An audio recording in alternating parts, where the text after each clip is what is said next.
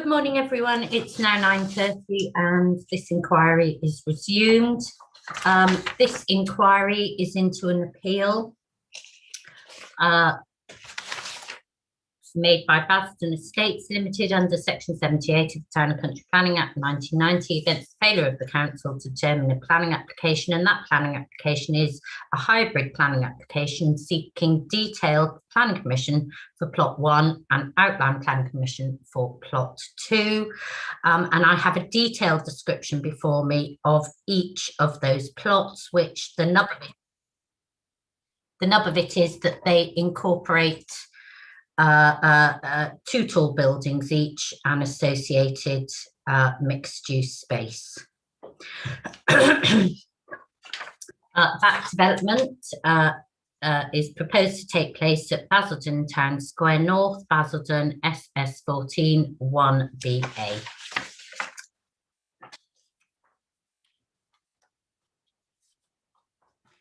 Could I just check, please? Have we got any interested parties, any local residents who wish to address the inquiry? Thank you. I did say that I'd check each morning. And if there are any, we'll try and slot you in at an appropriate time. Any housekeeping matters? On my part, can I just remind you that I'm expecting at the end of the day, I'm expecting a SIL compliance statement, and I'm expecting a summary of the Section 106 provisions. If indeed the SIL, you know, between you, you've seen sight of the SIL statement and that's going to give me the summaries that I want, that's absolutely fine. I just want something that's going to lead me through the 106, so I'm not ploughing through it. If it's helpful to intervene at this point, I think you might have hit the nail on the head there. Having had a look at the SIL compliance statement, I think certainly from my instructing solicitor's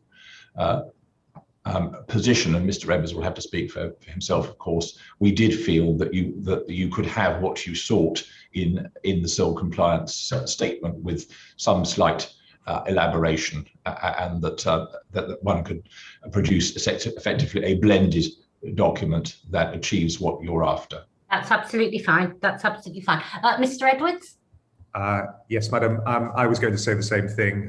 There is a blended document. It is essentially now, as of this morning, agreed as between the appellant and Basildon Borough Council. There is still, as I understand it, outstanding issues with the County Council, but no doubt will be updated on that by the appellant in due course. Thank you. And I'll expect that by the end of the day, please. If you can just send it through to the case officer, the earlier it comes, the better. Now, yesterday we dealt with all matters relating to timetabling, and indeed the timetable has been published. We heard an introduction to the scheme from Mr. McCower. We then heard from Mr. Lowndes on townscape and design. Mr. Hill was mid cross-examination. Could I now invite Mr. Hill to continue his cross-examination of Mr. Lowndes? Thank you very much. Certainly, ma'am. Mr. Lowndes, are you with us, and can you hear me clearly? Good morning, Mr. Hill. Good morning, ma'am. Yes, I can hear you very well. As the inspector reminded us, we were midway through my cross-examination. Insofar as it relates to your townscape evidence, of course, we'll have a second meeting, I think probably next week, when we'll deal with matters of broader planning interest, including development plan and other relevant policy, and the tilted balance. So I'm obviously excluding from the scope of the questions I ask you today, Mr. Lowndes, any of those matters in line with the inspector's programme. So can I pick up, please, where I left off yesterday? And we spent some time looking at the very recent decision on the Market Square Orwell's proposal issued 17th of December last year, less than a month old. And we covered some of the issues in that decision which relate essentially to context and the character of the town centre, setting the baseline. I'm not going to go back over those points. But I think we agreed that there's a lot of common ground in terms of the assessment of essentially the baseline character of the town centre between us, and that you were content to accept the account that Mr. Rose sets out in the first part of his decision letter. Yes. Thank you. Now, just to pick up where we left off yesterday, I think you agree, I don't see how you could not agree, that with planning permission for a 17-storey tower as part of the Orwell scheme on that east-west axis that has been so much the focus of your evidence, Brook House will no longer be the sole building of that height in Basildon Town Centre. That is right, as a matter of fact. Yeah. And although Brook House plainly has other unique qualities about which I think we're largely agreed, one of them won't be that it's the tallest building in Basildon. Again, that has to be correct. Now, just sort of segueing across from that, I mean, while reading through the design evidence, it's quite clear that that a great deal of the excitement associated with Brook House is derived from the contrast between its vertical form and the adjoining horizontal forms, correct? I think that's right as well, yes. And if we accept, and we plainly do accept, that there is excitement and townscape quality derived from that contrast between horizontal and vertical forms, perpendicularity, one might encapsulate it in that word, then within an area as extensive as Basildon Town Centre, there are plainly other locations where that excitement could be generated, yes? Do you mean generated by other tall buildings? Yeah, I mean generated by other examples of perpendicularity, the contrast between vertical and horizontal forms. In 65 acres. No, I don't accept that. Don't accept there's any, okay, it's very important for me to get that down. Okay, I don't accept that. I don't accept there that. Are any other locations within Basildon Town Centre? Now, can I qualify my answer? I've got to get that down, Mr. Allen. Yes. It's very important, and it informs Understood. my approach to your evidence. I don't accept that there are any other locations that can generate the excitement in Basildon Town Centre, which is the same as the excitement which is generated by Brook House. That's a really important qualification. And that wasn't my question, was it?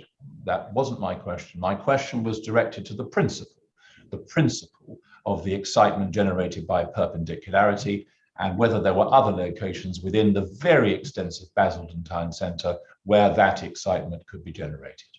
I reiterate my first answer, but I'd like to continue my qualification, which is that perpendicularity, that excitement is generated by a very, very specific Newtown movement-led move, which was to provide a tall building in contrast to the horizontal context at the centre of the Newtown. That is the role of Brook House.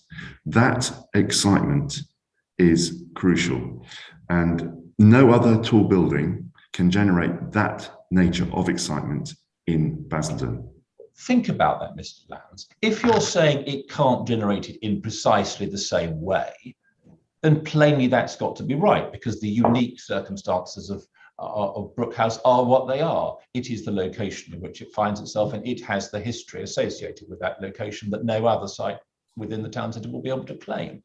But I'm looking at a much broader architectural and townscape point, and I need you to step away from the specific circumstances of Brook House and the low-level horizontal range that sits to its west and will continue to sit to its west. We need to move away from that and look at other opportunities within key locations, key civic locations within the town centre, where that excitement can be generated in a different way. Well, Correct I think that?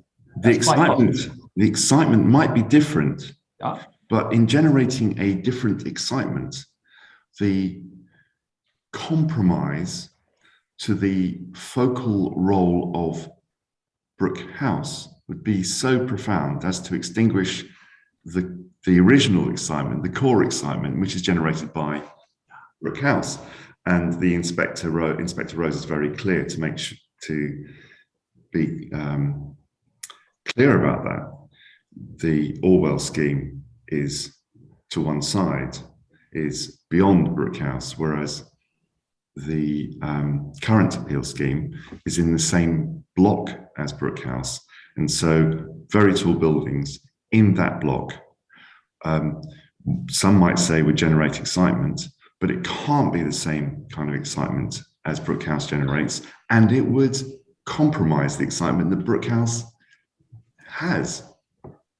Well, Mr. Lowndes, patently, we fundamentally disagree on that, and I will have to leave the inspector to take a view on which approach she prefers, and indeed, even if she finds favour with your approach, whether that is sufficient to defeat all of the benefits that are associated with the appeal scheme, which we'll come to in the second week of the inquiry. Very well. Well, I put those points to you, and we've seen your approach, we've seen your answers, and I've recorded them very carefully, and I'll be making submissions on them. What I do want to do, just before we look at the appeal scheme in a little bit more detail, is agree with you, seek your agreement, that of course the baseline, as we presently understand it, walking around Basildon Town Centre, it isn't a static one. We've already seen the Orwell decision, but of course the council is expecting and indeed planning for, in its latest development plan documents, an additional 4,000 or so dwellings within Basildon Town Centre, isn't it? It is, and it recognises that a significant number of homes have to be accommodated in the town centre, but of course that is an assessment which is made without being measured against townscape. So it's a sort of generic ambition, but each individual project has to be looked at in its own right in relation to townscape considerations. Yes, I fully understand and accept that, of course, but it's right, isn't it, in terms of the inspector's assessment of the baseline condition in Basildon Town Centre, the future holds a very considerable amount of new built form overlain onto the original 1960s structure. Yes. Yeah.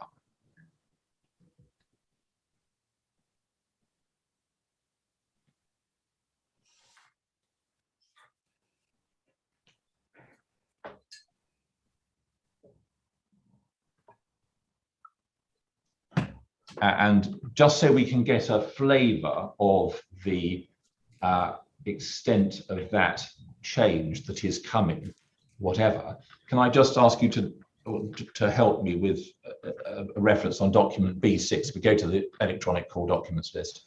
Yeah. It's within the B series of documents, and it's, I think, B46. I think this is the latest document the council's produced in the sequence of documents that's been emerging over the last month.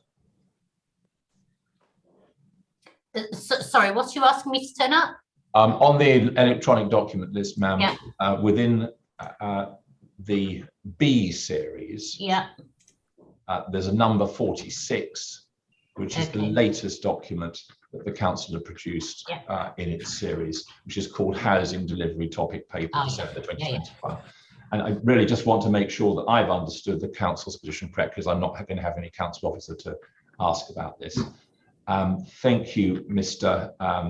Lowndes, if you've got that. I have. I just want to look at 2 pages, really, just to make sure I've understood this correctly, as it's relatively recent. Page 6 of 18. That is the, there's a figure there entitled Basildon Town Centre Urban Capacity Study 2021 Potential Development Sites. And that is showing, isn't it, the areas within the town centre that the council is looking at the present time to deliver substantial new housing. And those are the blue outlined sites, I think, aren't they? That's right, yes. And if one scrolls down to the next page and one gets some sense of the the numbers involved is what the council are looking at the moment.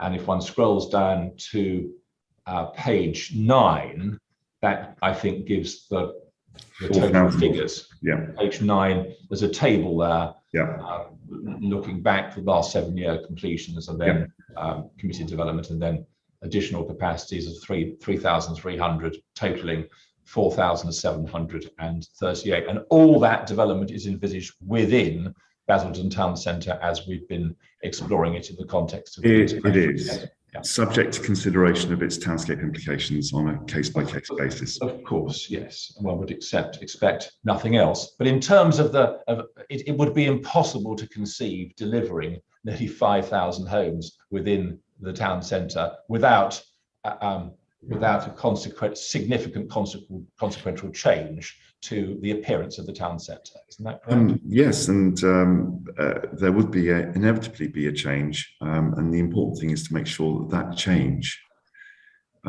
takes place in a form which respects the important townscape characteristics of the town centre. Indeed, and that's why, Mr. Lowndes, we have devoted, with council officers and many others, years of work to ensuring that we bring forward a scheme that respects the townscape characteristics of. Well, that's not. We don't. You don't agree with you in that respect. You've been called in the last few weeks to defend the position that we haven't done that, but we've spent years trying to ensure that we do that. And of course, the inspector's now charged with the task of deciding who's right about that. Yes, but the council don't like the scheme for the reasons that it involves such a significant and detrimental change to the townscape character.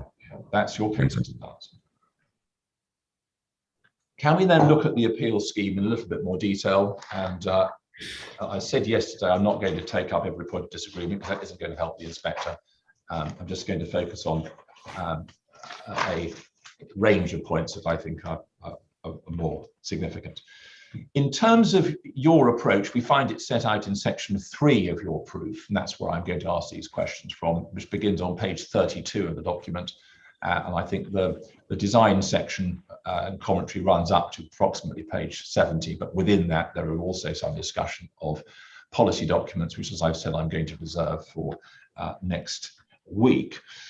In terms of the general approach and the scheme description, page 33, paragraph 3.3, the concept of retaining a podium and sitting the taller elements on the podium. I mean, you in paragraph 3.3 say the form and appearance of the podium upon which these elements will sit is clearly in the spirit of the town centre's modernist origins and proposes an architecture that's genuinely characteristic of local distinctiveness, low and horizontally arranged with colonnades and elongated openings. And you say, other than for the use of render bands, the materiality of the podium element is also considered broadly appropriate. So we are in a broad agreement about that design approach, aren't we, to the appeal site? That is a good start. The podium arrangement and approach is a very good start, yes. And then on 3.5, we have, in relation to the architectural design and elevational treatment of towers A and B, you say that does draw some reference from the modernistic characteristics of Basildon. So you're accepting there is some reference back there to the townscape which presently exists in the town centre. Yes. But then, as you go on, you say that isn't sufficient to outweigh your concerns in relation to height and massing. I do say that, and as I said yesterday, the effect of the architectural treatment, the elevations, the disposition of components simply serves to emphasise the height and scale of the 4 towers, and that is, they are the things which generate the townscape harm. That's your case, yes. It's the height and massing of the towers. 3.6, you say you disagree with part of the committee report. Can I just understand? I mean, we'd assumed that the planning committee considered the committee report, accepted its contents, and issued its putative reasons for refusal based upon the contents of the committee report. You don't agree with that part of the committee report. What is your mandate for disagreeing with the council officers in that respect? Let me just get the committee report, that's okay. I'm just asking you about your paragraph 3.6 opening sentence.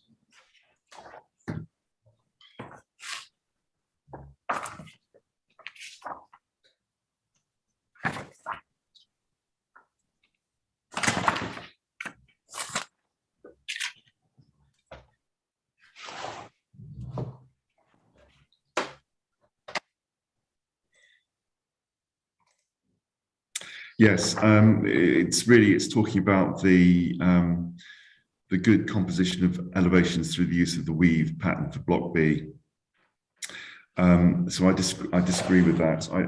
I don't think that it's for the reasons I've previously explained. I don't think that actually works well, particularly in relation to setting a context for Brookhouse. So it's a small point, but it relates to the specific commentary on the weave pattern for Block B. Right, so you don't agree with the council officers on that point. I just wanted to check what your mandate was to, bearing in mind you're here to give the council's case, what your mandate was to introduce new points of criticism that haven't flown from the council officers. My mandate is to look at the architecture of the proposed architecture of blocks A and B in detail, and in relation to my understanding of the impacts that architecture would have, to actually take a view on the combined effects of that architecture.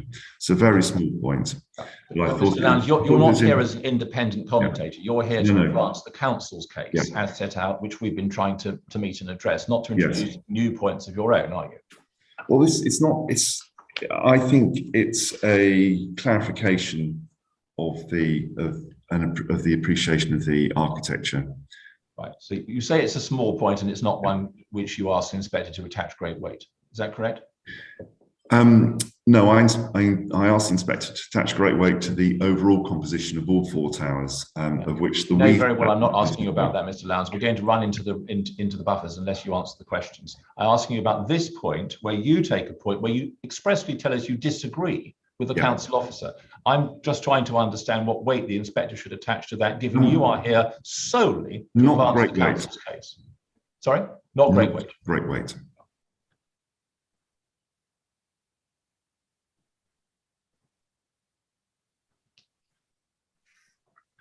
And then also in 3.6, I just want to understand, really, this is something that will come up when we come back to policy next week. You say, even if the principle of such tall buildings in this location were to be acceptable, there remains a fundamental requirement to deliver exceptional exceptional quality architecture for such buildings. Now, we're all familiar with the need to achieve high quality design. There's no debate whatsoever about that. Can you just help me with where the policy hook is for your test of delivering exceptional quality architecture for buildings? It all goes to the fact that tall buildings are by their very nature more prominent, inevitably more prominent, and therefore there's an extra expectation that the qualitative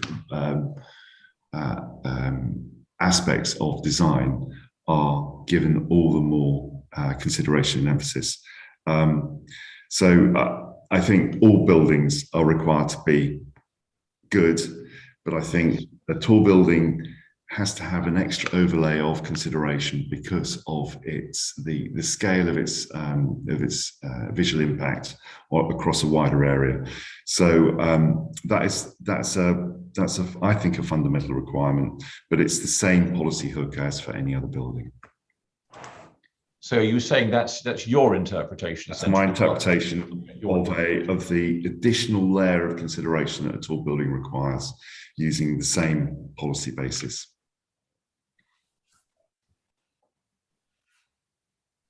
And you're not directing me to a specific policy within the development plan which sets that exceptional test, because as you know, within the planning firmament, there are relatively few occasions where exceptional is used as Yeah, policy. I think, I'm not directing you to anything in the development plan which is different from consideration of any other building.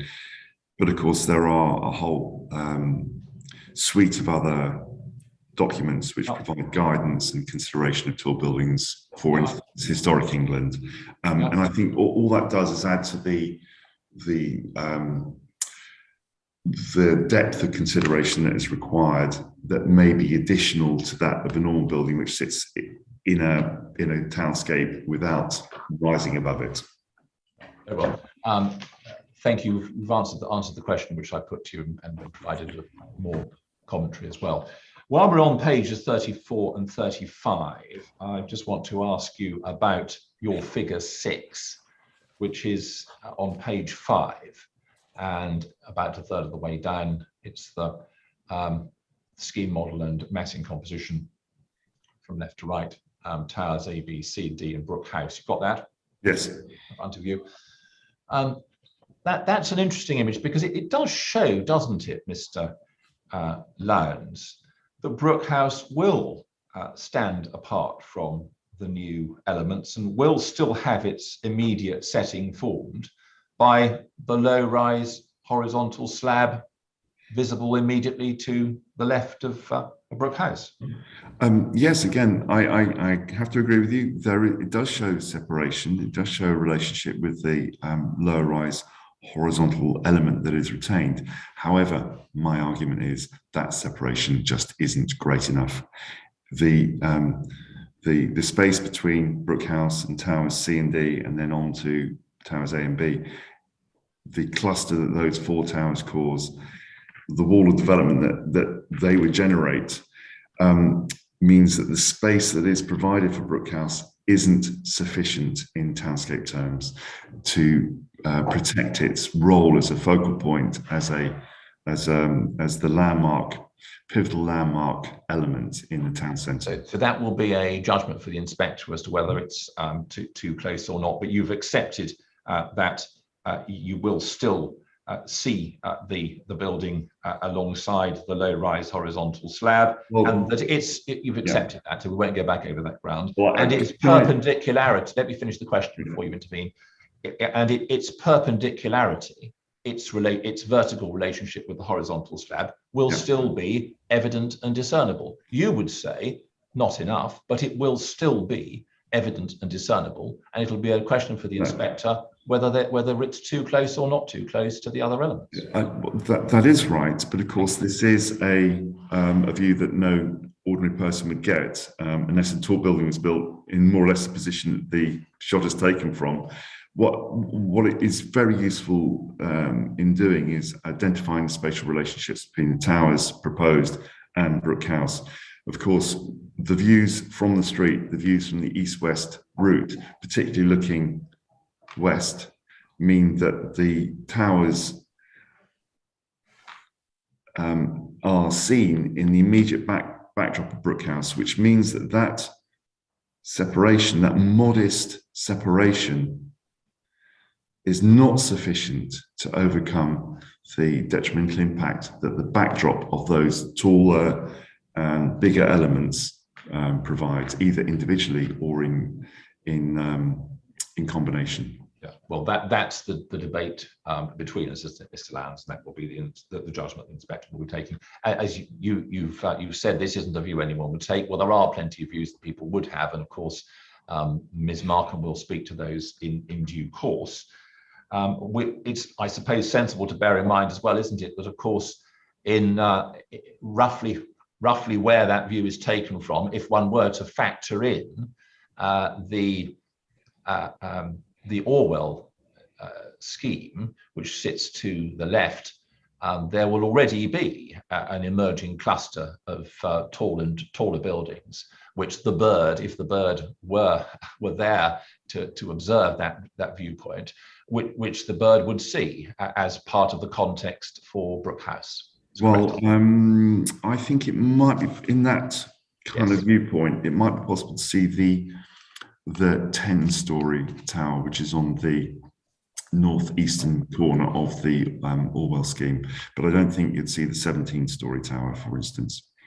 Well, I'll leave the inspector to take a view on that, and it's plainly not possible to overlay that at the present time. Well, but it's right. If one look, the inspector is sufficiently familiar with the layout of the town centre and the location of the Orwell site to be able to take a judgment on. Yeah, in that view, the 10-storey tower of the Orwell scheme would, of course, not compete with the preeminence of Brook House in the way that the 4 buildings of the appeal scheme would.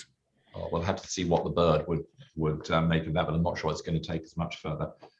Thank you on that. In relation to master plan guidance, which you come to on page 36, I'm not going to ask you questions about the sequence of policy documents that emerge from the council seeking to form a platform for regeneration. We know they go back to 2012. But there's been debate on that in the context of the Orwell appeal, and we'll touch on it insofar as we need to do so when we look at the planning materials next week. In relation to the emergence of the high-rise design concept, which you address on page 38, paragraph 3.22 and thereafter, I do want to ask you a little about what it is you're saying in these paragraphs. 324 and 328 in particular. 324, you say it's stated, and you give a reference to the DAS, that in terms of economics, a high-rise approach was required given the costs of redevelopment, along with the number of units being required to balance scheme viability. Such an approach discounts the importance of context as an important component of establishing an optimal scheme. And then in 328, you say the placemaking strategy is not based upon a proper understanding of the character and appearance of Basildon Town Centre, but on a desire to maximise development opportunity regardless of the sensitivities of context. So you're essentially saying that the design is driven by viability factors. Now, we reject that, of course, and Mr. McCower will speak to his design in the next session of the inquiry. But I do want to understand what you're saying. Viability is a relevant consideration, isn't it, Mr. Lowndes, when one is bringing forward a scheme on this scale? Viability is a consideration, of course. But in my section here, I also talk about the design access statement talking. This is the only place I can find any explanation as to why the lower rise options, which were originally presented to the council at the early pre-application stage, suddenly and radically shifted to do very high rise options. And the design access statement talks about economics, environment, and townscape. But it doesn't really provide very much information. So all I'm doing is reflecting my understanding of the sudden and radical shift from a lower rise approach, which is set out in the design access statement, to the one which involves towers. So my appreciation is that viability is one such consideration, along with environment and townscape. And there is no point advancing a scheme that isn't viable, is there? None whatsoever. And while we're on that point, I mean, the only material before the inquiry, I think, which tests this from the council's perspective, is the development appraisal results from the Town Centre Regeneration study that I put on my list as CD B41. Can we just have a look at that, please? Yeah. So it's, if you're looking at these electronically, ma'am, it's in the B series. I've got it. Number Thank you. And the document is the Cushman and Wakefield one, which I'm sure you've seen. Yes. And we don't agree, I know, about the weight to be attached to these documents. There's the statement of common ground dealing with the emerging material. We suggest very limited weight should attach to it. You suggest that moderate weight should attach to it. Just as we're on this subject that flows directly from your paragraphs 324 and 328, can we look at, I've got a hard copy of this, but I'll try and give you the correct pages if you're looking at it electronically. I am. Page 2, I think, on the PDF. one's got there a list of sites. Yes. And I think it would be common ground that UC03, Marks and Spencer / Town Centre North broadly approximates to the appeal site. Yeah. And this document then conducts a number of development appraisals based on various assumptions in relation to the scale of development and, of course, development value, and looking at Section 106 contributions, affordable housing, and benchmark land values. I'm not going to ask you any detailed questions about it, but just looking at the results. If we look at page 4, we can see that UC03, M&S / Town Centre North, is the second site Yes. in the list, and that's tested under 2 scenarios, A and B. And if we run our eyes along the page to the 7th or 8th column, there, scenario A relates to maximum building of 8 stories, and scenario B relates to a maximum building or height of 11 stories. You see that? Yes, I do. And that the viability of that is assessed, and one can see that both those schemes are seriously underwater, seriously in the red, from the last column where the residual land value is explored and set out. There then follows a series of scenario testing exercises. Page 6 reduces the 106 requirement, tests A and B again, and again, scheme seriously underwater in the last column.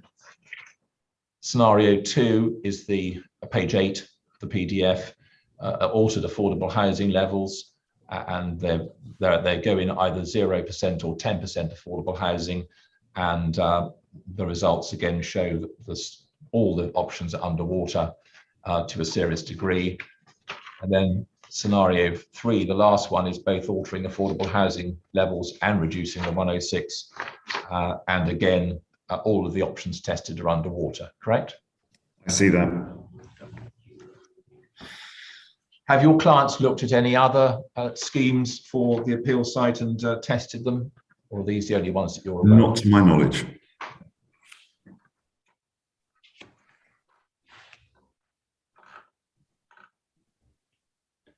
Very well. Well, thank you. I've explored that point with you, and thank you for your help on it.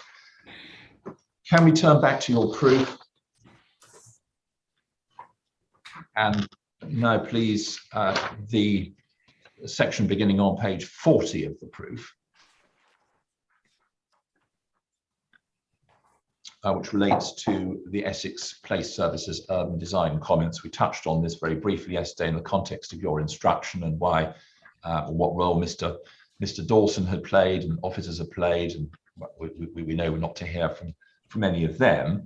But you do there pick up on the fact that the principal urban designer of Essex Place Services, who was providing detailed design commentary on the scheme, Mr. Martin Ivatt, wrote a letter to the council, which is paragraph 331, making observations which you describe as broadly positive in design terms and generally supportive of the design approach adopted by the appellants. And that letter is, I think, found in probably more than one place, but certainly in Miss Markham's appendices that I did put on my list. Yeah. Perhaps we can look at it there just to make sure we're talking about the same document. I've got page 260 of 303 in the internal pagination of the document. Perhaps you could just check and see whether that accords with your materials.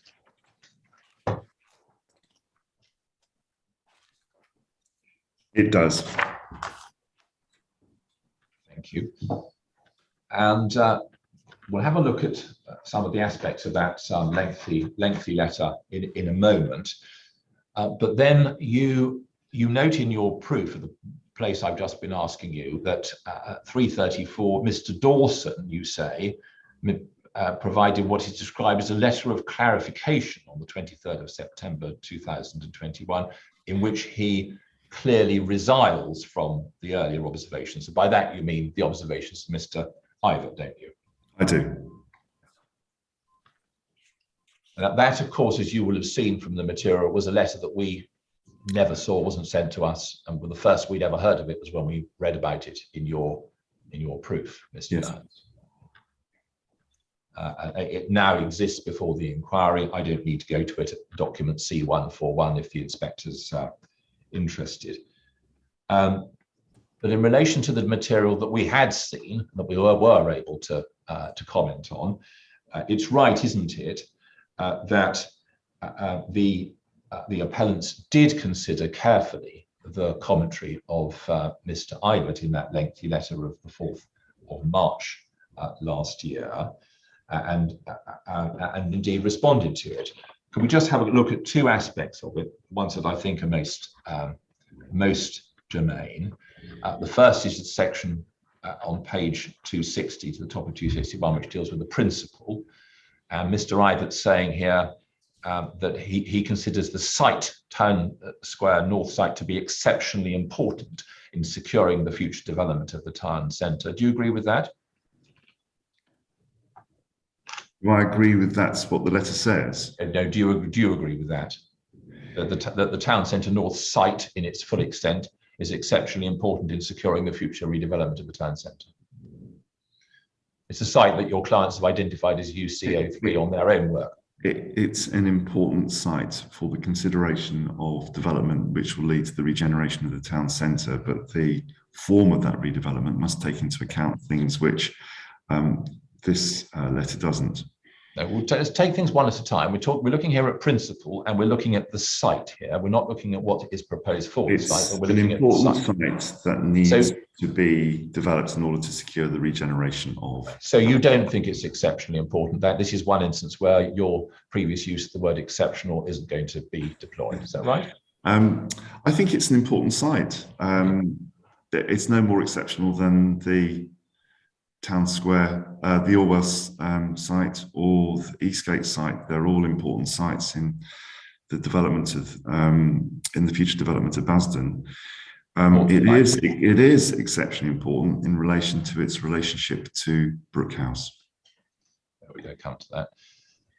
Then Mr. Ivett says the site is highly prominent in views both externally and internally to the town centre and will act as an important waymarker. Do you agree with that?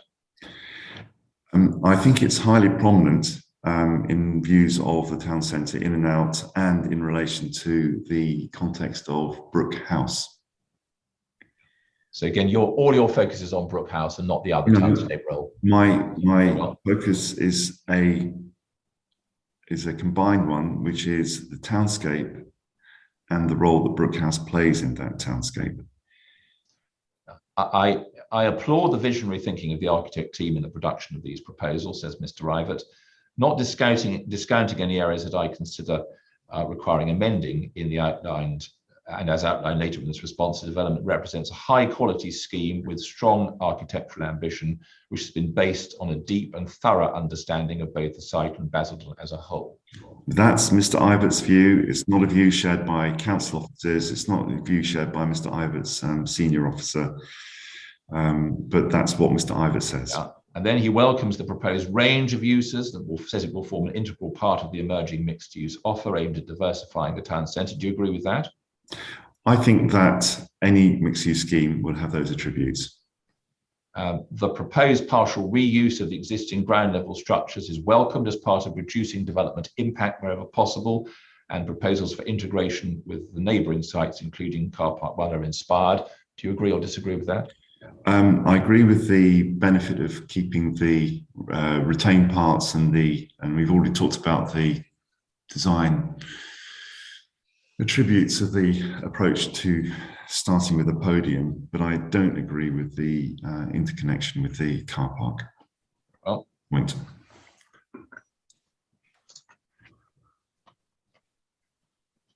And then the last passage here, the site helped to sew the town centre back together again, enlivening and giving renewed emphasis and purpose to areas of public and private realm which have long been forgotten. Do you agree with that? I don't. I don't think that the scheme as seen by Mr. Ivett would achieve what he calls a sew back. Right. I think it would be more. I think it would be detrimental. It would actually tear the fabric of the town centre in a way which more harm is caused than good.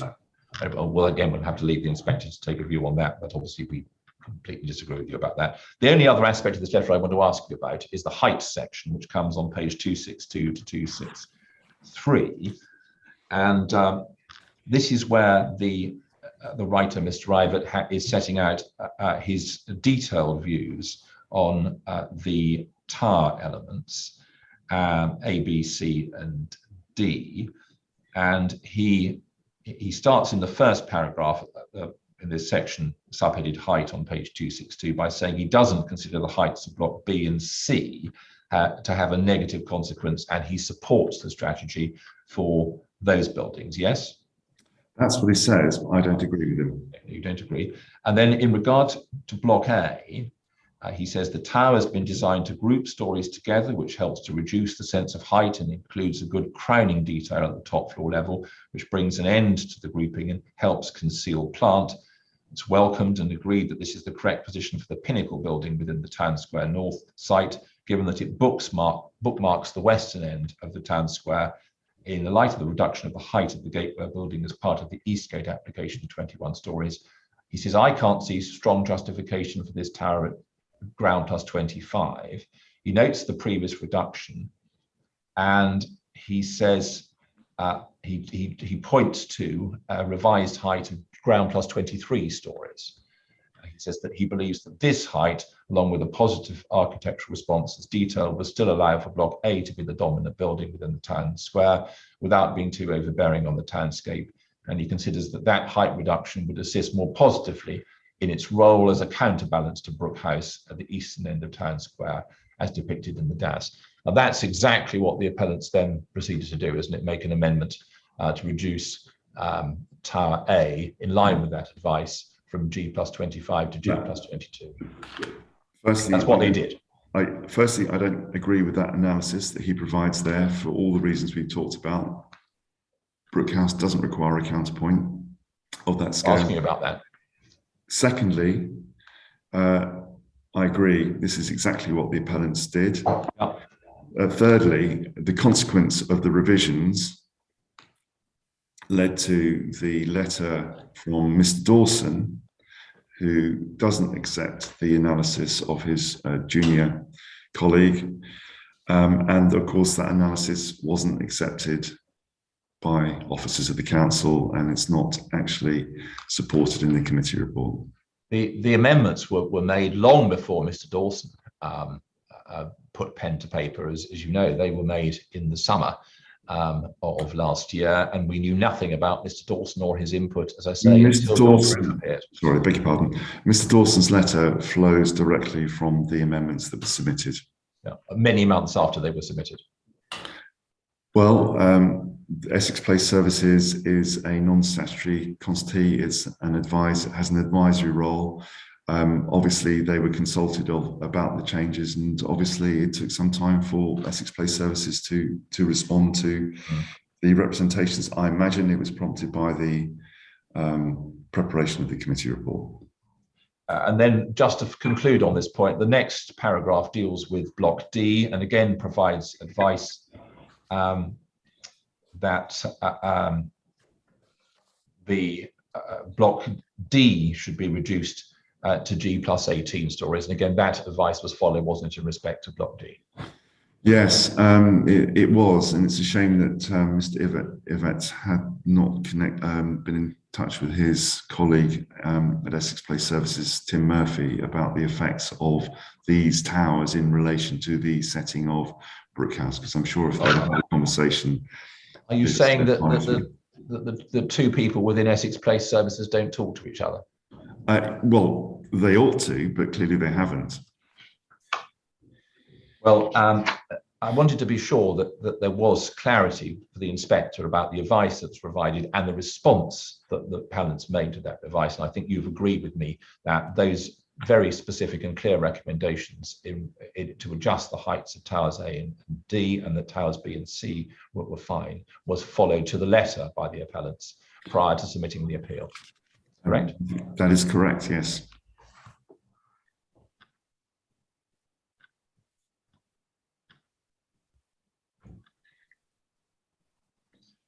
Good. Let's move on then, please.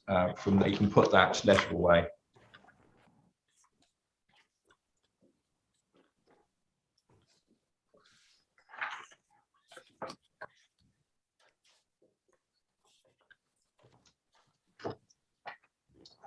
Yes, now section 5 of your proof is the next section in the, taking it sequentially, where you set out a series of judgments, Mr. Lyons, don't you, on the sensitivity of certain elements and your views about levels of change.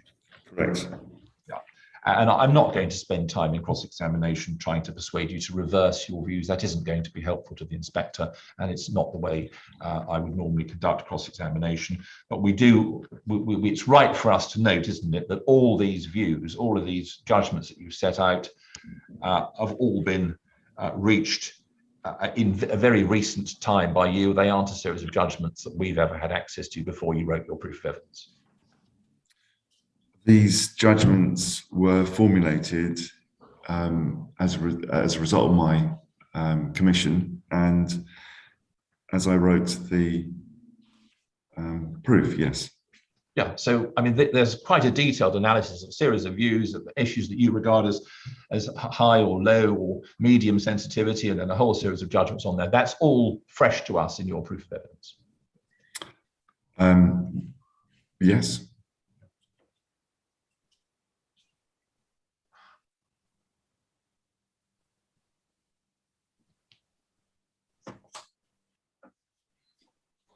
Now, and I assume formed by you in those few weeks that we heard you had to undertake your instruction the back end of November prior to the submission of proofs on the 14th of December. Yes. Prior to that. Yes is the answer. It was helpful to have already been immersed in the townscape of Basden as a result of the earlier appeal. So that was a good starting point. But I think the formulation of my judgments emerged once I'd been instructed. Just a couple of points of detail then. 511, please. You say in 511, under the subheading built form, height, mass and scale, the town centre has a clear modernist urban design rationale that's characterised by buildings of 2 to 4 stories, which have a consistent roof line and strong horizontal emphasis in the built form of massing. You say the horizontality is in deliberate contrast with the tall vertical form of Brooke House. Just want to understand what you're saying there, because I'm not sure we haven't got the cart before the horse. The horizontality was there long before Brooke House. You're quite right. You're quite right. The horizontality was there first, and Brooke House is the adjustment to provide that verticality. And then 515, you say on the next page, 57, the introduction of the cluster of towers would profoundly compromise the original master plan concept of creating a single vertical landmark to contrast with the lower built form, which forms such an important part of Basildon's distinctive character. Can I just ask you to look at Mr. Murphy's proof of evidence, your colleague, Mr. Murphy? And I put that on my list, I think. Yes, I've got it. Page 14.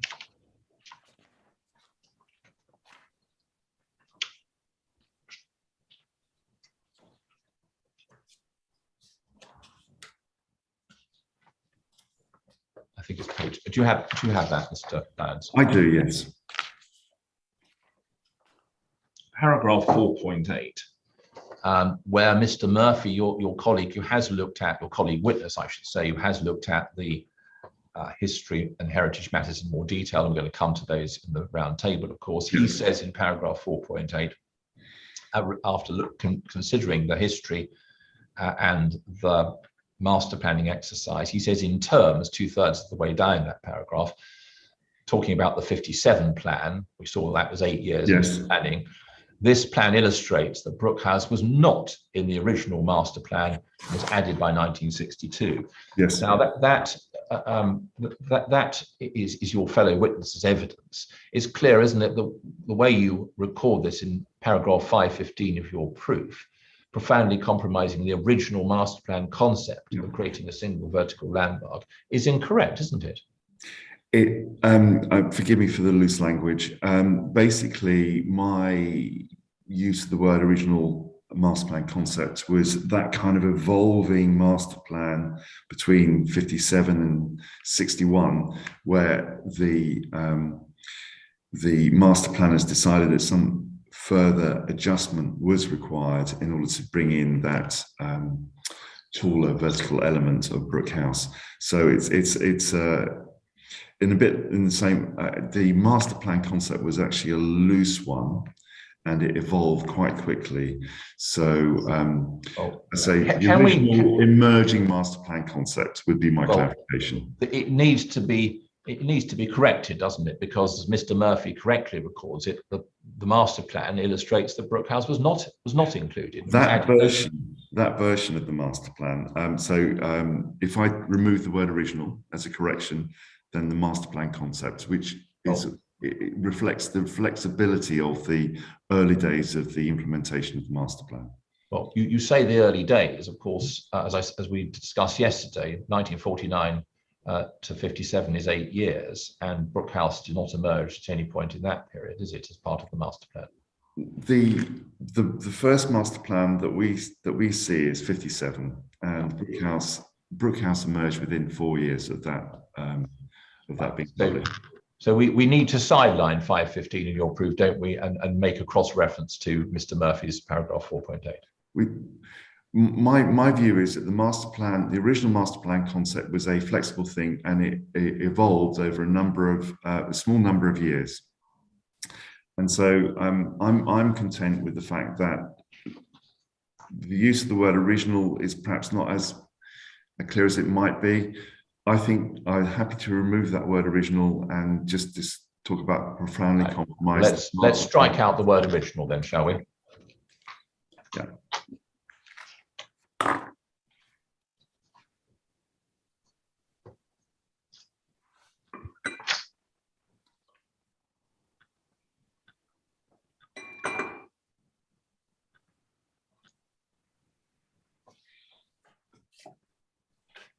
Now, in this section of your proof, you come on at page 60 to conduct an assessment of effects on townscape character and assessment of effect on individual townscape receptors. As will have seen in Ms. Markham's rebuttal proof, she doesn't agree with you that the Landscape Institute methodology provides a mandate for looking at individual buildings as receptors in an analysis of this nature. Do you agree with her about that? I agree with her with regard to the Townscape Institute's methodology, but I think that the Landscape Institute's methodology. That's what I just said. I thought you said townscape. Sorry. I thought I said landscape. Sorry, but it may just be an issue with the virtual. It's the drilling. But I think it's helpful for the inspector to actually further elaborate that approach, because the Landscape Institute obviously deals with landscape, and there isn't a Townscape Institute that deals with townscape. I think it's perfectly appropriate to sort of go one step beyond what the Landscape Institute requires. And I think that in the case of Basildon, a town centre with important receptors, built receptors, it's perfectly appropriate to elaborate the methodology to provide this specific consideration of. Where do you explain in your proof that you've tweaked the long-established Landscape Institute methodology to suit your purposes in this case? I don't. And it's not to suit my purposes, it's to actually give a better understanding of the role that Brook House plays in the townscape itself, and the effects that the proposals would have. So it's really to help better understand those impacts. But you agree with Ms. Markham's interpretation of the guidelines? Yes, I do, yes.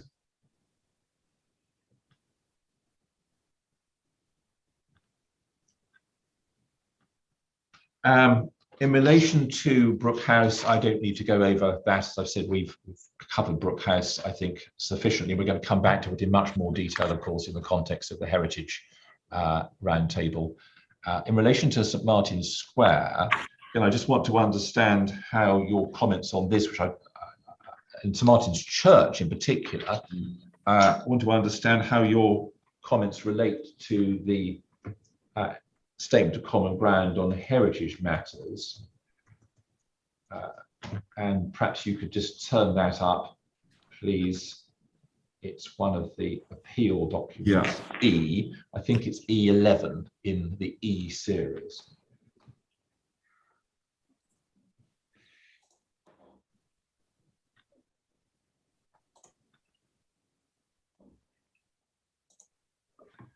I've got it. And you spent some time yesterday, and indeed in paragraphs 5, 49, 50, 51, talking about the church. If we look at page 4 of the PDF, using the PDF numbering for the Heritage Statement of Common Ground, which is E11, we can see agreement between the appellant and the council that the appeal scheme would not harm the following heritage assets: 226, the Church of St Martin of Tours, a non-designated heritage asset. So that's agreed between the two parties. How does that relate to your evidence yesterday and in your proof that there is in fact a harmful impact on St Martin of Tours? I talk about it in townscape terms in the same way that we talk about Brook House in townscape terms. I talk about the effect upon the Campanile and upon the church in terms of their the harm in townscape terms. So you're not departing from the view of the council and Mr. Murphy that there is no harm to the church as a non-designated heritage asset. You're not seeking to depart from that. You're seeking somehow to distinguish that that issue from your view that there is a townscape harm, quite separate and independent from any harm that might be assessed on its significance as a. I think I've been very clear. Yeah. I think I've been very clear that I've been talking about the townscape context within which those non-designated heritage assets sit, and I'm talking about a townscape harm, not a harm to the. And the Campanile doesn't feature in your evidence in this part at all, I think, does it? You talk about the church in St Martin's Square, but I don't think you mentioned the Campanile. That's a. I think. Well, I agree. That's yes, a new point yesterday, perhaps arising from your comment that Mr. Rose found it an attractive building, as indeed Yes. it is. Yes, it is. But that's not considered in your written evidence, is it? The Campanile? It's not here now.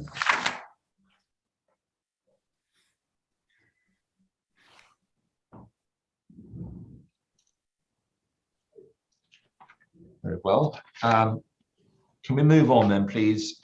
You then, in section 6, is again looking at policy conflicts. I'm going to come, as I said earlier, to policy matters next week. I've just got a few questions for you about the design code point, please. And you deal with that in your proof on pages 69 to 71. It's quite a short point. And we can deal with that quite swiftly, I hope. Can you help us with why it is that, although the application was submitted in October 2020, at no stage in the succeeding 12 months were the applicants, then appellants, asked to provide a design code to support plot 2, as it were, as a freestanding document? Can you explain why that the applicants then appellants were not asked to do that by the council? I'm afraid It's now considered to be so important. I can't. Can't it? Okay.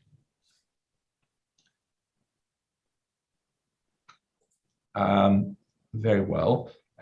And then can we just go back to the core documents again, and another one that I had on my list, which is the general statement of common ground, E10, I think that is. I've got the right reference.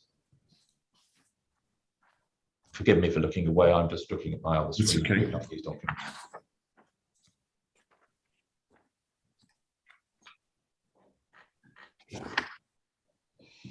Tell me when you've got I've got it. E10. And E10 has as an appendix, I think it's Appendix A, the agreed list of planning conditions as between the appellant and the council. I think I need to ask you to look at page 33 of 52 within the PDF. I'm looking at it in hard copy, so if you give me the condition number. Yes, I will. Let me just. Oh, it's condition it's 19. 19. Yeah. And condition 19 is headed up Design Code Phase 2 and says prior to the submission of any reserved matters applications for Phase 2, this is pre-reserved matters, a detailed design code for Phase 2 shall be submitted and approved in writing by the local planning authority. The design code shall have regard to the key principles of the Basildon Town Square North Design and Access Statement DAS dated October 2020 and the addendum dated July 2021. Now, as I said, that's an agreed condition, isn't it? That the officers have proposed and that we've accepted, yes? Yes. And I assume you, as an experienced planner, consider it to meet all the relevant tests for planning conditions. Otherwise, it wouldn't have been included in the list, would it? That's right. And it plainly binds in, doesn't it? Binds into any approval the DAS as originally submitted and as amended in July of this last year. Yes? It does. That's absolutely right. But I think that the reason that the condition is there and is agreed is because we don't have a design code for Phase 2 for towers D and C and D, and it's very difficult to actually assess the implications of the proposals without that design code. Why didn't the council ask for it earlier then? I beg your pardon? Why didn't the council ask for it earlier if it was so hard to consider? I think it must have been an error on their part. They realised the omission. That's why it appears as a reason in the reason for refusal. The design code is obviously very important, and I think appreciation of the nature of design codes has advanced quite significantly in more recent months, with the emphasis that the government has brought to it with its own guidance. And I think it's now generally appreciated that best practice requires the design code in order to better allow a proper consideration of the impacts of those elements which are in outline form. And the illustrative scheme that is set out in the design access statement, both the original and the addendum, simply doesn't provide enough information or certainty of information about the design qualities of those towers. Well, I hear what you say, Mr. Lance. You're just a very long answer. Can I just very long answer. finish? So we have. Excuse me, I would like to hear what Mr. Lowndes has to say on this.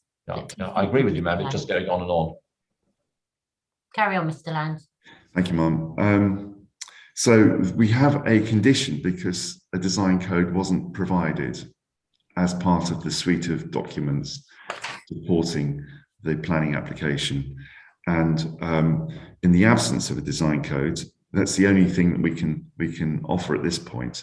But without the design code, we can't genuinely understand the qualitative aspects of the outline part of the application. Thank you, Mr. Lowndes. Okay, well, I hear that. As you realise, Mr. Lowndes, we regard that as a very belated point for the council to take. We've been perfectly content to proceed in accordance with the planning condition as proposed and agreed. And indeed, as you will know, we sent a draft design code to the council in December, for any comment, for any informal comment that it might have, in anticipation that we might be successful on the appeal, and that design code would then come into play in order to satisfy condition 19. Have you seen that draft design code? I think it was received by the council in January. It has been circulated to me. I have had a look at it. I don't think it is adequate in terms of the contemporary expectations for design codes. It's just a rehash of the design access statement. I think Are we going to be getting any formal response on that? I'll have to take instructions on that.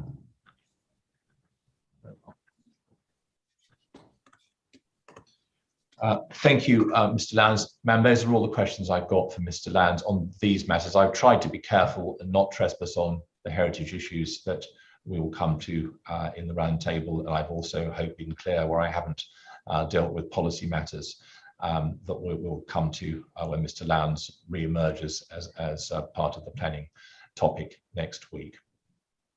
I think I'm pretty much exactly on my 2-hour estimate. Thank you, Mr. Hill. Okay, then it's now 10:41. I think that we'll break now, Mr. Lowndes. Yeah. I appreciate that. Thank you. Yeah, I think we'll have a break now. We'll come back. We'll have a half-an-hour break, and we'll come back at 11:10. Thank you. The inquiry is now adjourned.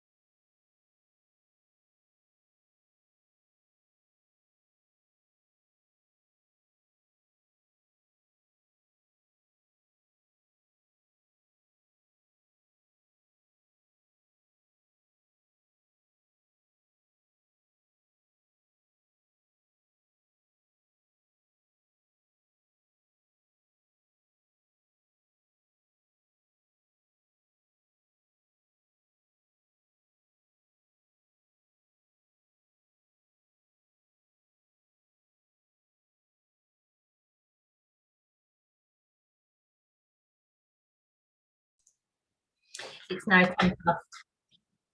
now 10 past 11 and the inquiry is resumed. Miss Hall, I've done it, haven't I? I knew you would. Can I invite you to cross-examine Mr. Lowndes, please? Thank you. Good morning, Mr. Lowndes. I think you need to unmute yourself. There we go. Good morning, Ms. Hill. All, but I'll let it slide. Started, hasn't it? I'm so sorry. You know what? I'll just answer to either. It's absolutely fine. Okay, thanks, Mr. Lowndes. Just to let you know where we're going, I'm going to start off by asking you a few questions about the purpose of introducing Brook House into Basildon Town Centre to start off with. Then we're going to have a look at the implementation of the kind of original design intent of Basildon Town Centre. Then we're going to have a talk about sort of the merits of the existing townscape and trying to define what's special about it and what's of merit. And then we're going to have a chat about then where you go from there in terms of judging harm. Does that make sense? It does. Great. Okay. Well, let's take us right back to the 60s then. Could we turn up Mr. Hancock's appendices? And it's the Kenneth Brown article I want to go to first. You may have that somewhere else. Mom, it's also in Lucy Markham's appendices, but the article that Mr. Hancock has produced is a slightly bigger copy, so I find it slightly easier to read. I've got it. Sorry, can I just turn that up, please? Thank you. I've got it. And then once you're there, the way it's photocopied is there's sort of 2 pages on each sheet of A4, and it's the sort of facing page that I want to go to first. So it's on the first side of A4, but it's page 2 of the article, and there's a bunch of text underneath the annotated master plan. Are we there? And then there's a little blue picture of the staircase, and underneath there's a paragraph that begins from the outset. So sorry, Miss Hall, could you just provide me with the page reference again, please, in the... Mr. Hancock's page appendices aren't paginated, I'm afraid. It sits at the back of, it's Mr. Hancock's appendix A2, but they're not paginated. But there are only 4 or 5 pieces of A4. Yeah. And then when you get to the Kenneth Brown article with the hand-drawn pilotes. Thank you.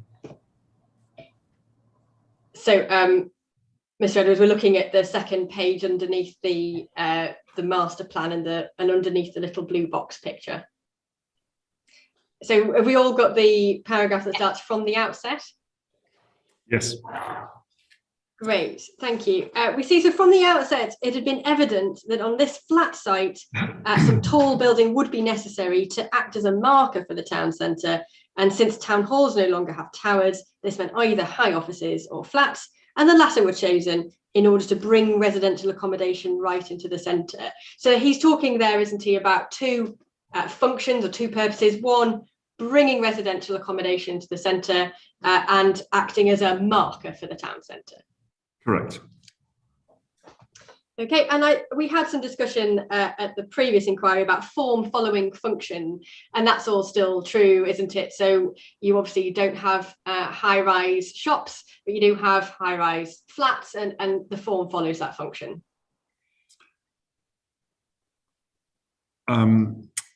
Yes, you can have high-rise office buildings, high-rise residential buildings.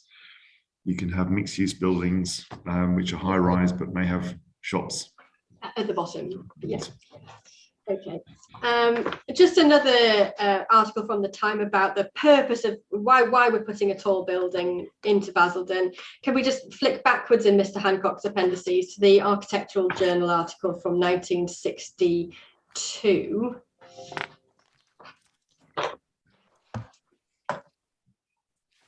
And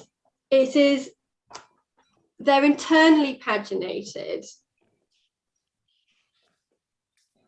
And it's right at the top of the, well, there's a, it's I think the 3rd page of the article, internal pagination 1383, and you see some floor plans. Well, there's cross sections, aren't there? so their floor plans on the left-hand side, and then text down the right-hand side. Forgive me, I just had some power problems. Okay. I think I've resolved them now. If you could start that sequence of questions again, that'd be really helpful. Of course, yes, Mr. Lamb. So I just asked us to turn up the Architectural Journal article from 1962, which is just a couple of pages I've got that. further Yes. back. And it's the page that has the little numbers right at the top right-hand corner, 1383. And we see some floor plans down the left-hand side, text down the right-hand side. Yes. Great. And it's just at the end of the first part of text at the top, there's a sentence that starts, this residential block. Yes, I see that. This residential block, oh, sorry, Mum, are you there as well? Yes, sorry, yes, I'll say Okay. if I'm not. I'll say if I'm Okay, not. thank you. This residential block has been placed in this position to bring some life and activity into the central square at night. The square would otherwise be dead when the shops are shut. So these flats provide a valuable variety of use, and it's hoped that they won't remain lone pioneers for too long. So again, the purpose that this journal article is talking about is activity and bringing residential use into the core, isn't it?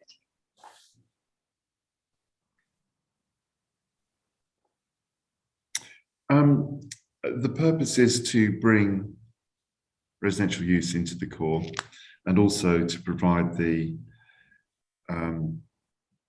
visual and architectural contrast that's required in relation to the lower rise horizontal buildings. Yes, yes.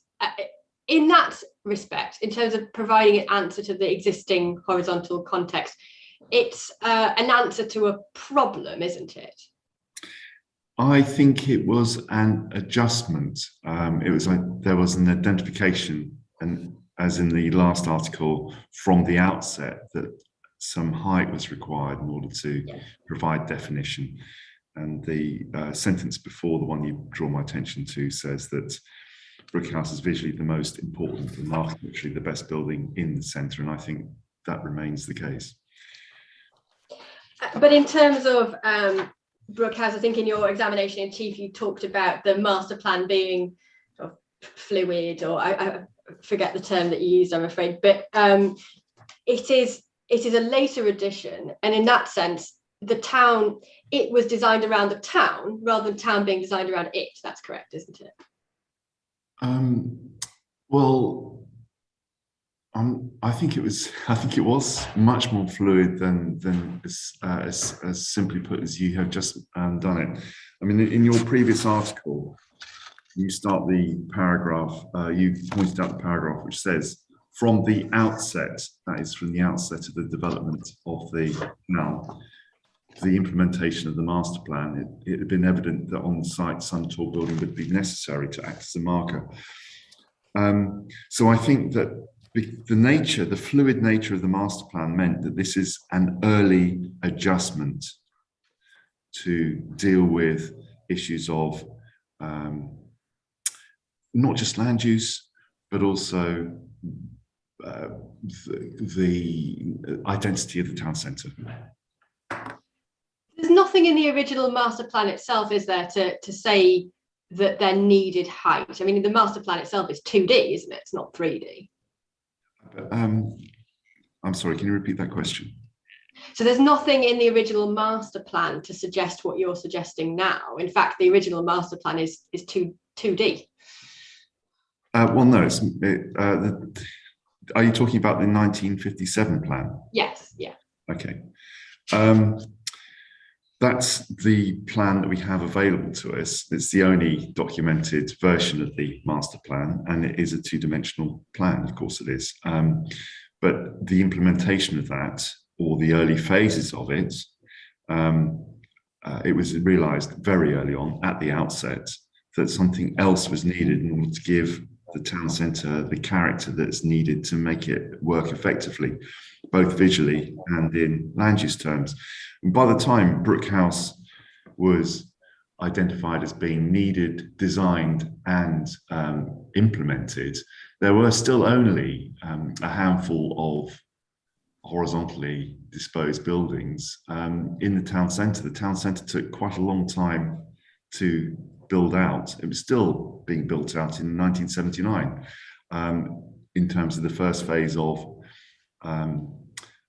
growth. And I think that and of course, we've also seen how there was originally identified a town hall. The town hall position changed. So that's an indication of the fluidity of the early and original master plan. I wouldn't say they were making it up as they went along, but they realised that they had to be flexible in the way that the master plan evolved in order to deal with issues as they arose. I'm gonna leave that point about fluidity there, but just bringing us back to the original topic of purpose. Can we agree that two of the purposes, one, a landmark function, and two, activity? Yes. Yes, perfect. Thank you. Right. In terms of the implementation of the master plan and whether we got what was intended, the chapter heading I've got for these questions is essentially deviation from the ideal. When we read Kenneth Brown's article, it's clear his view is, isn't it, that this was not an early success? Sorry, your chapter heading is deviation from the ideal. Yeah, so we had a master plan, which was a new town ideal, and Kenneth Brown thinks they didn't do a very good job, doesn't he? Well, I think we mustn't assume that the first lines on the drawing were going to be the outcome of the master plan. It's much more. I think they were much more pragmatic at the time. These developments, these new towns around London, were being built at speed and at scale. And I think that it was flexible. They did evolve it as they went along very quickly.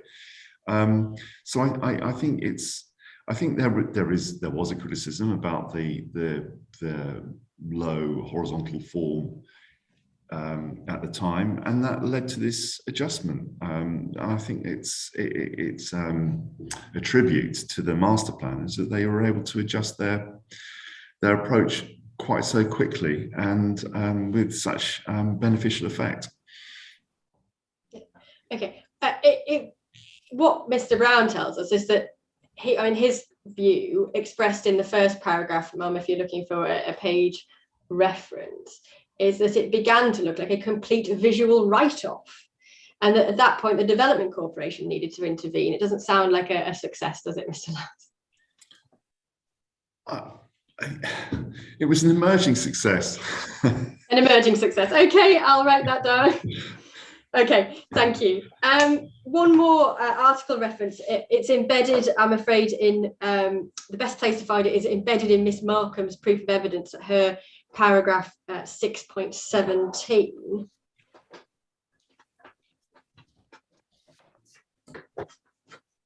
So we can put Mr. Hancock's appendices away now. Thank you. I've got 6.17. Then you've beaten me to it.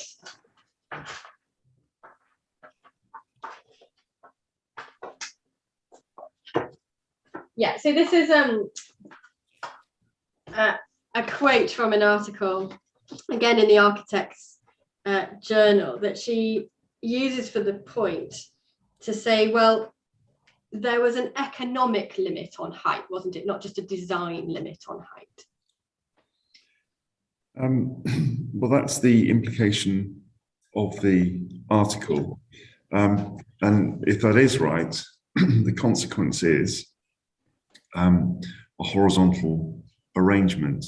But of course, that horizontal arrangement came forward in a time where that's precisely the physical form of the buildings that were being constructed in those circumstances, in the rebuilt bomb-damaged towns in the Second World War and in new towns.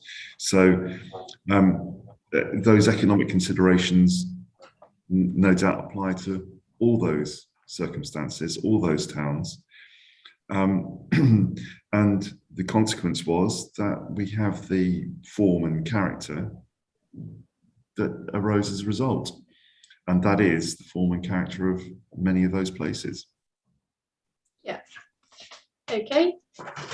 Thank you. So we can, just in terms of when we are looking to judge merit, then, to what degree do you say it is relevant to compare Basildon Newtown with the other new settlements?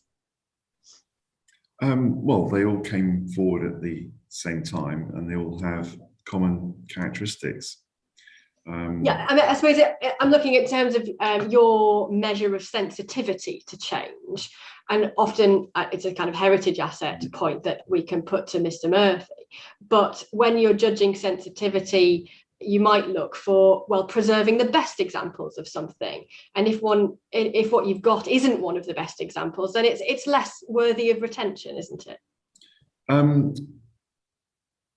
From my point of view, I'm not sure that actually does follow. I think from my point of view, I look at the distinctive sense of place, the qualities and characters of place that are enjoyed and appreciated by the residents of and the visitors and the workers of those places.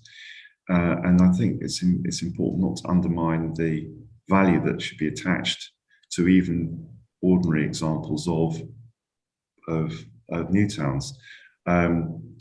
Maybe Basildon isn't the best example, maybe there are other better preserved new towns, but Basildon still retains a sense of its origin, of its purpose, and I think that sense of place deserves to be respected and to be properly considered when assessing impacts of new schemes. Well, don't misunderstand me, Mr. Lyons. I'm not suggesting that because there are better examples that Basildon is therefore of nil value or even of very, very, very, very little value. What I am seeking to agree with you is that there is a scale of sensitivity to which Basildon may be said to be lower than, say, Harlow. No, I'm not sure that's right. I think that Basildon has a very good set of bones, modernist Newtown bones, and in places perhaps the relationships are as good as in Harlow, and I'm thinking particularly of Brookhouse. I'm thinking particularly of Brookhouse as a building, as an object in its own right, and as an object which sits and performs a role in the wider townscape. So I think that's as good as it gets. And I think Mr. Murphy includes some references to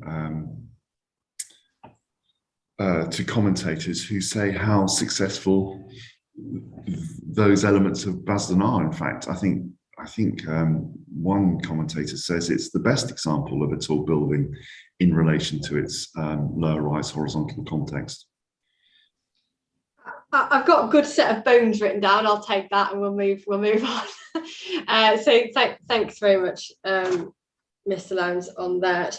I'm going to move on to a chapter of questions about, it sort of flows from there, about the merits of the existing townscape and therefore sort of what is the test for whether something is acceptable or not.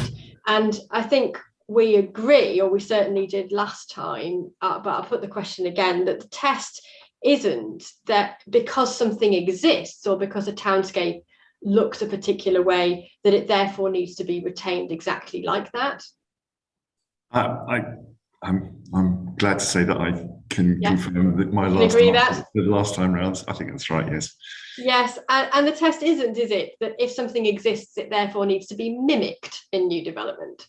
I don't think that's a legitimate test, no. Okay. Although, obviously, if something exists, it needs to be respected. Respected, yes, no, that's absolutely fine. I think that's exactly where I get to on my next page of questions, which is that there are a set of principles that we can talk about that need to be respected. So I think we can agree that. Absolutely, and that respect flows from both architecture, but also from physical form, from height, from scale, from mass, from relationships between existing and proposed forms. Can we have a look in your written evidence, please, about where you tell the inquiry what you think are those kind of key principles about how we judge respect or not. And I've got a reference written down. I was looking in your proof to where I thought you did that, and I think it's 256 to 258. And can we start there? And if there's somewhere else you want to take me, that's absolutely fine. But can we start with your proof at 256 and around there, please? Do you mean 263? Oh, sorry. I do mean 263. I'm so sorry. Yes. Yes. So yes, there I summarise what I see to be the key townscape characteristics of Basildon, and then what I do is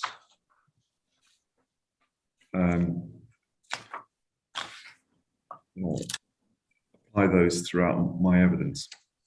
Yeah. So can we just pause on the 8 points that you've got listed out? So this is your summary of key townscape characteristics. So I'm assuming, because you've included this list, that when we are looking to judge whether a development proposal respects or doesn't respect the townscape, some assistance can be derived, you say, from judging a proposal against what it does to these townscape characteristics. I think that's right, yes. That's right, yeah. So you set it up as a kind of metric for how to judge impact on what is special about Basildon. Yes. Yeah, fine. They are referenced primarily, aren't they, when we look at the 8 points that you've got, to sort of, a lot of them are spatial features. So we've got, pedestrian precincts, grids, circulation spaces, public realm. That they are spatial features primarily.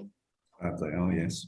Yeah, and also you consider of the activity, active retail frontages. So activity and use are also relevant. Yes. Yeah. Then you've got. But I mean, I think that point 4 about continuity of active retail frontage is a reflection of those very long undivided retail frontages within a very consistent building alignment. So it's as much about the physical manifestation of the use as it is about the use. Yes, I understand that. Yeah, so the legibility of the use, I suppose. Yeah, but it is an architectural reflection of the activity. Okay. Okay, and then what we've got, when you talk about particular buildings, the only particular building you've drawn our attention to, rather than sort of broader spatial concept, is Brook House. Well, I talk about, in broad terms, the built morphology of the town centre. Yes, but in terms of picking out particular buildings, it's Brook House, isn't it? And in the building morphology section, I draw attention to the long and low buildings which are organised, or which of which Brook House is the focal point. So yes, I name one building. In terms of those horizontally arranged buildings with the focal point, that is, when you refer to it there in your point 3, are you talking about the east-west corridor? Are you talking about that arrangement immediately surrounding Brook House and the immediate contrast between Brook House and the lower horizontal buildings? No, I'm talking about a more general. I'm talking about both. I'm talking about a more general arrangement, which was the prevailing, and broadly still is the prevailing form. Mm-hmm. And I suppose as part of that, the specific relationship between the more immediate buildings, which are around Brook House, but I'm talking about it in the widest sense of Brook House sitting in the town centre as the single landmark building of height, and the role that plays in helping define and give character to the town centre as a whole. Okay. Thank you. In terms of reaching an overall judgment, then it's obviously a degree of planning judgment for the inspector as to, well, the extent to which any of those principles are harmed and the extent to which harming those principles is unacceptable. So there's a huge amount of judgment going on there, isn't there? There's one step of judgment in terms of the extent to which any of those principles are offended, and then a second set of judgments as to whether that is then still a bad thing. Yes, I think that's right. Yeah. Because we need to see loss of these long, low, horizontal arranged buildings and any harm. I mean, it's clear from your proof that you see that as harmful. That's a fair point, isn't it? You see those loss of the long, low, horizontally arranged, well-proportioned buildings of 2 to 4 stories as harm. What I see as potentially harmful is an ill-considered replacement of those buildings. And that's really helpful. So loss though, just in terms of the loss, that would be acceptable to you? I don't think it's possible to be so general about it, because I think there are some long low buildings which actually are quite important and the loss of which would be problematic. An example would be the eastern part of the appeals site where it slides under Brook House. And of course, the proposals retain that those long, low horizontal elements, either in total or replicated.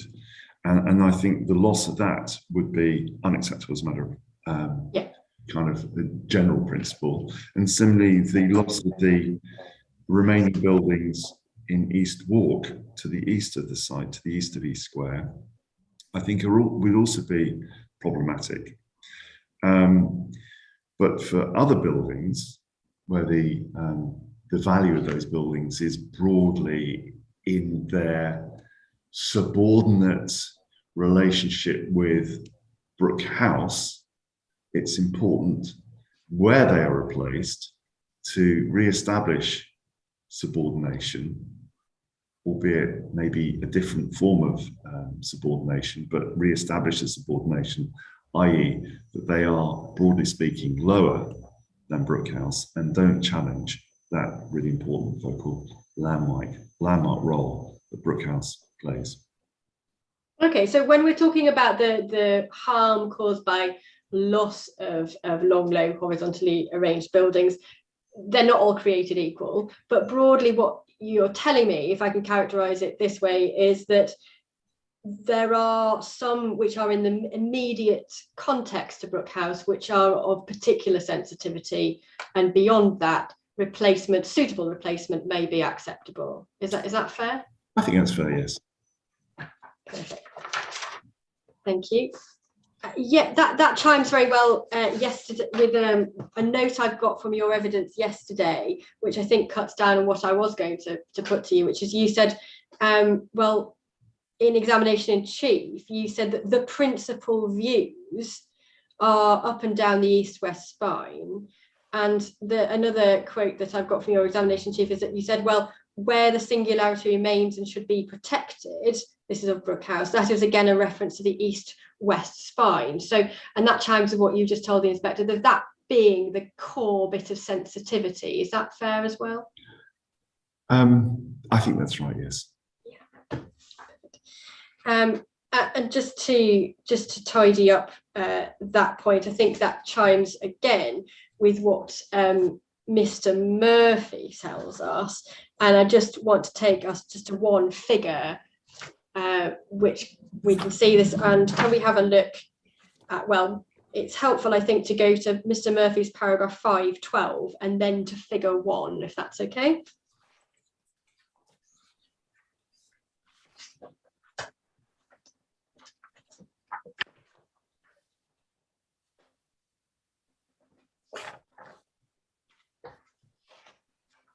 I've read it.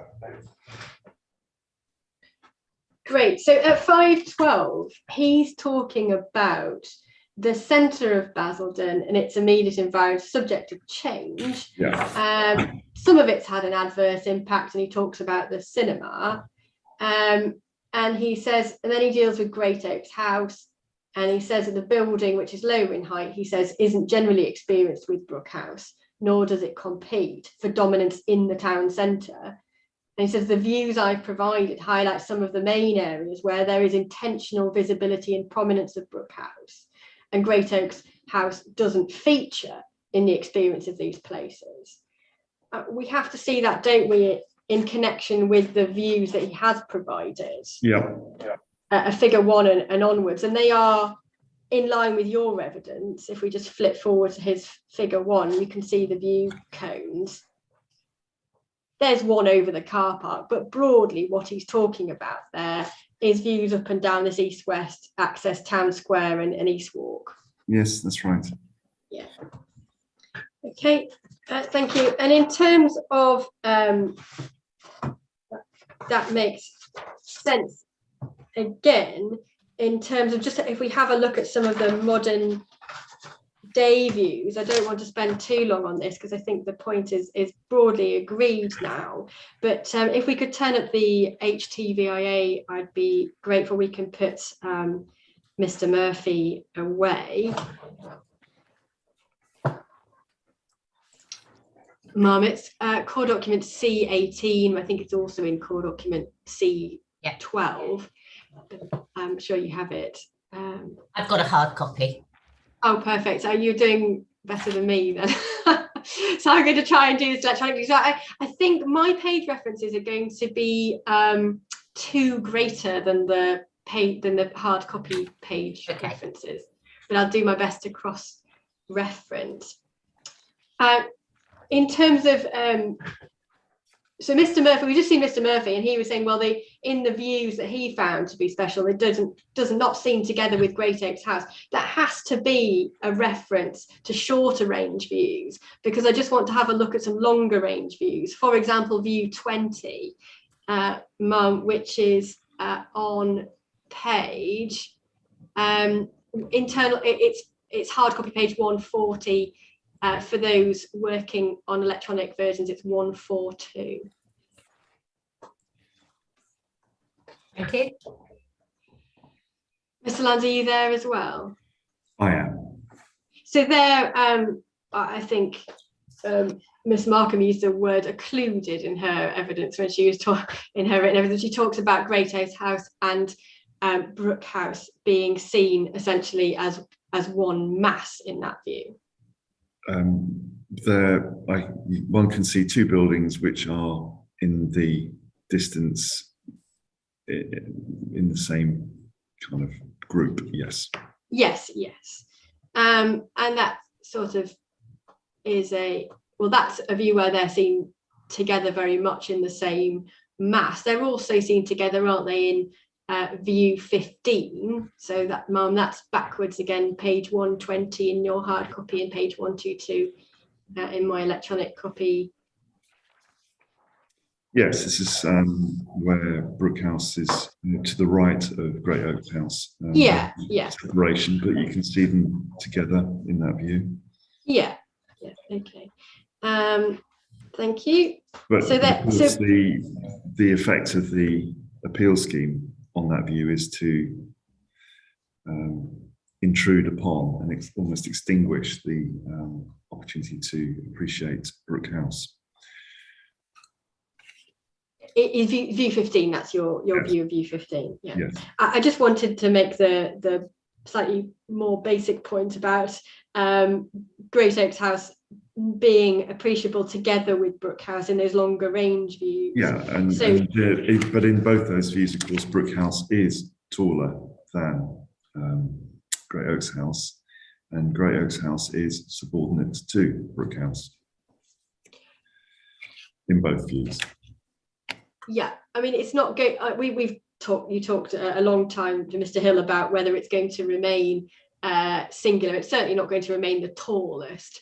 And a good example of that potential relationship. Maybe view 16, if we move on to view 16, it's hard copy 124, electronic 126. If we look at the cumulative view, so skip forward to page 126.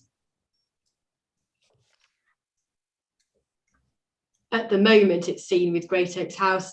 And if we look at the black wireframe, that's the Orwell scheme, isn't it? That's right. Poking out the left-hand side. Yes, that's right. Again, it's a kind of occluded view. So there you'd see the two masses merging together. Brook House would be lost to the combined cluster of those proposals.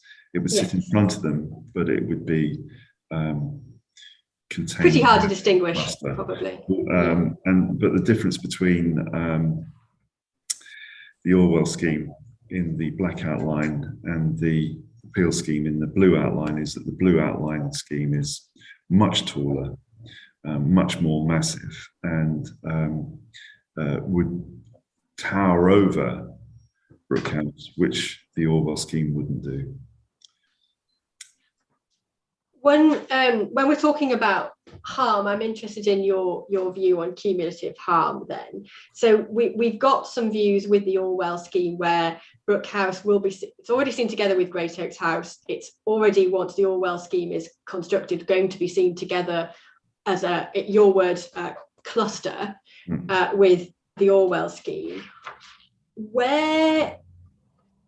What is the basis for your view then that once it is part of a cluster, being part of a larger cluster is harmful? I think my benchmark for that would be what Inspector Rose says, which is in some views, the singularity, or one view, the singularity is eroded by Orwell, but not extinguished.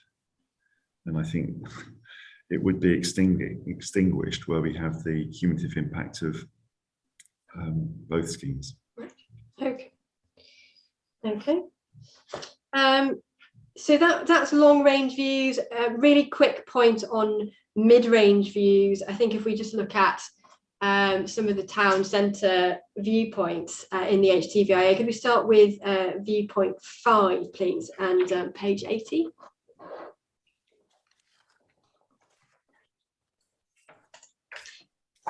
Yes. Sorry, I'm just I'm going to sneeze a bit now, I think. Try and turn my microphone off so you're not affected by that. But right, page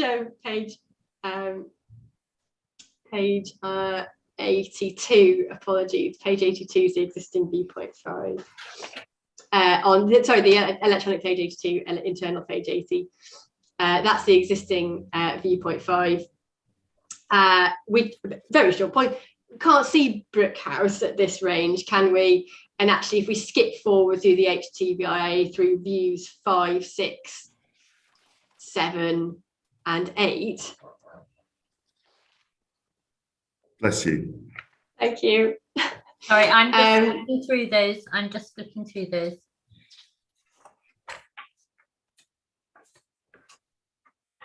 Okay. Yeah. Thank you, Mum. Brook House just not visible at that range, is it? Well, it's visible in 6 and 7.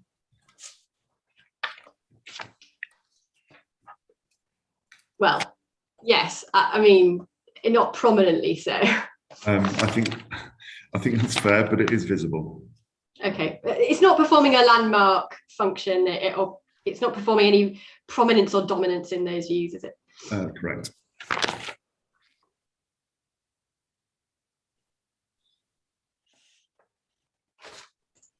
Thank you very much. Okay, so the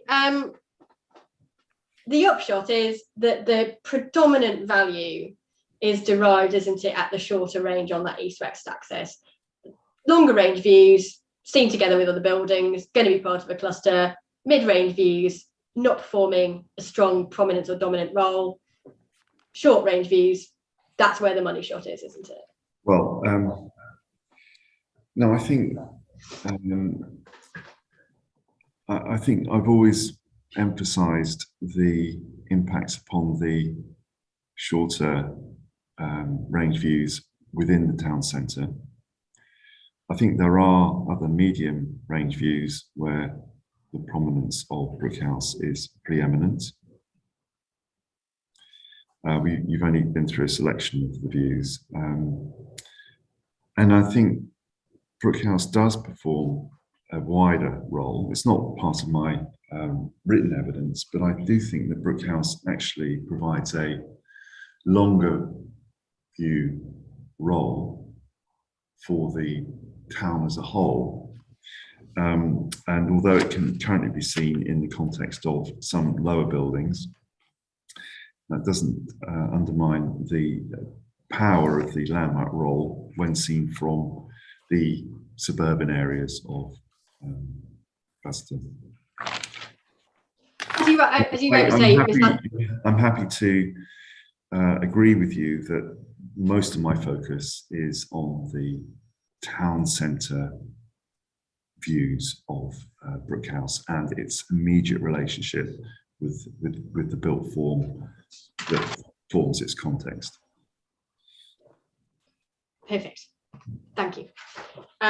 Before you move on, Miss Hall, could I just ask Mr. Lowndes, you referred to medium range views. Yes. And you said Miss Hall took you through a number of them, and you've just commented that you do think that it's, for want of a better word, weighs heavily in other views. Could you take me to those, please? Yes, of course, ma'am. I think that view. So we've just gone through 5 to 8. So I'm going to take you to view 4, which we looked at yesterday. That's page 76 in the hard copy. So I would say that's a medium range view where Brook House has a preeminence. Okay. Just moving forwards.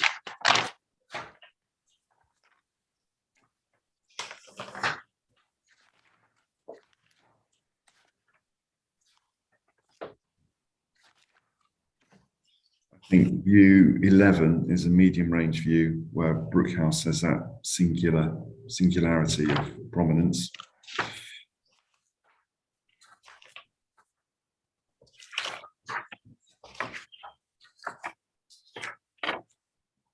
View 13, which we also looked at yesterday, medium range view,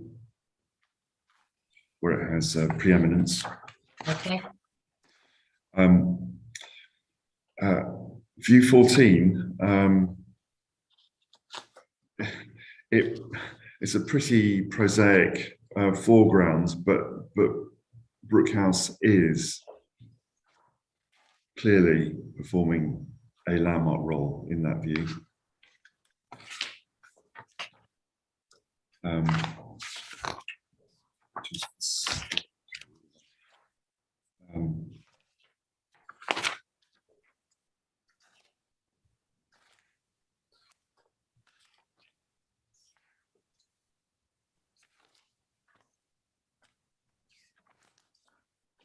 Yes, I think that's it. I think that's all. Thank you for that. Thank you, Miss Hall. Thank you, Mel. That's helpful. Of course, Mr. Lowndes, when we're looking at those viewpoints that you've just taken the inspector to, just want to pick up one in particular. It's not just the existing views that we need to have a look at, is it? We just need to double check where we'll be once the Orwell scheme has been put in place. So, for example, you took the inquiry to view 11, which is page 104 of the HTVIA. And yes, Brook House appears peeking above the trees in that view. But if we scoot down to the cumulative page 106, it will be read together with the black wireframe, which I think is the Orwell scheme as well, isn't it? Yes, but of course, in that particular view, the Orwell scheme is well separated from Brook House and is broadly hidden by the apartment building on the left-hand side there. You know, I think it would, even with the Orwell scheme, in that view, Brook House would retain its preeminent singularity, which would then be compromised by to a greater extent by the appeal scheme. I just wanted to ask you, so separate but taller. The Orwell scheme will be separate but taller, won't it? Separate but taller. I don't understand. It will be separate and nearer, so it appears to be taller. The tallest element, which would be taller in absolute terms, is it around the corner? Is the bit you can see the least of. Yeah. Okay. So that's fine. Okay. I just want to check whether I've got any more for you, Mr. Lowndes, but I'll just check the team WhatsApp to see if I've got people shouting at me. But otherwise, I think we're done. Thank you very much. Okay. Nobody's shouting at me. So thank you very much, Mr. Lowndes. I don't have anything further for you. Obviously, we'll be chatting again later in the inquiry. We will. I look forward to it. Thank you very much, Ms. Hall. Could I turn to Mr. Edwards, please? Would you like to re-examine your witness? Yes, of course, madam. Thank you very much indeed. Thank you. Good morning. Still just the morning, Mr. Lowndes. Hello.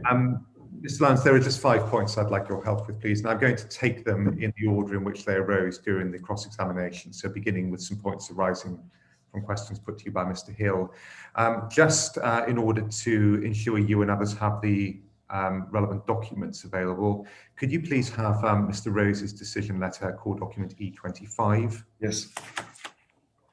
And you will need 2 other documents for the purposes of re-examination. The first of those is C141, which is Mr. Dawson's advice to the council on landscape matters. It's the letter of September of last year. Okay.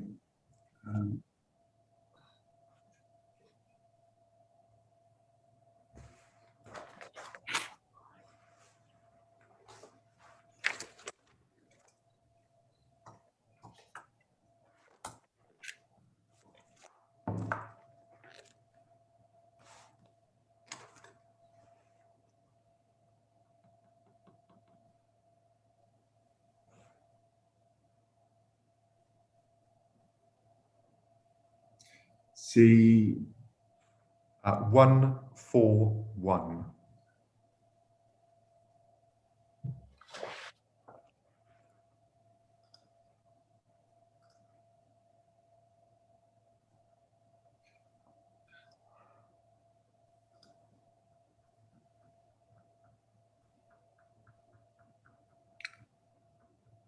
September.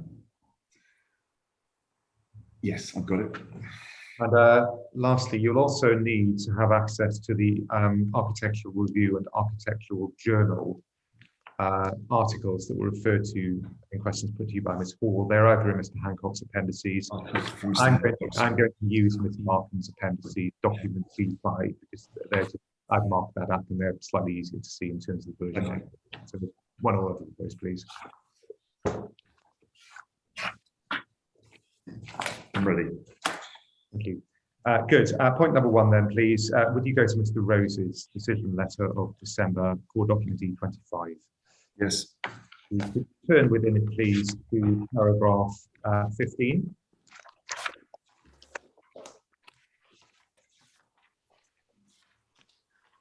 Yes. In paragraph 15, Mr. Rose identifies in general terms the degraded and outworn nature of the town centre. Essentially, that's the point he's raising, and he indicates that there is a consensus that these areas are in need of regeneration and the benefits would accrue from an appropriate mixed-use scheme. And perhaps you would just record, if you would, Mr. Lowndes, that consensus reflects a consensus at the Orwell scheme between the appellant, the Rule 6 parties, and the council. So the council agreed at that point. That's absolutely right. It wasn't a question of whether the existing building should be redeveloped. It was a question of what that redevelopment should be. Very much indeed. And does the same apply so far as the appeal scheme is concerned and the appeal site is concerned at this appeal? Absolutely, that's right. With the exception, but there's also a consensus about the importance of retaining that lower bit at the eastern end of the block. Thank you. Subject to that, that is the reservation you entered in when Ms. Wall asked you questions. Yes. And more broadly, so far as achieving regeneration benefits of the nature described by Mr. Rose in paragraph 15, and indeed the consensus, both at that previous inquiry and this, is that an outcome that is essentially only capable of being realised through this appeal scheme, or would any appropriate regenerative scheme those benefits? This is not the only scheme. There are no other schemes before us, but any number of schemes can fulfil those requirements. Thank you. That was point number one. Point number two, again, arises from some observations or some questions put to you by reference to Mr. Rose's decision letter. So move forward in the decision, please, paragraph 45. Yes, I have it. Just remind yourself of that paragraph, please, Mr. Lowndes.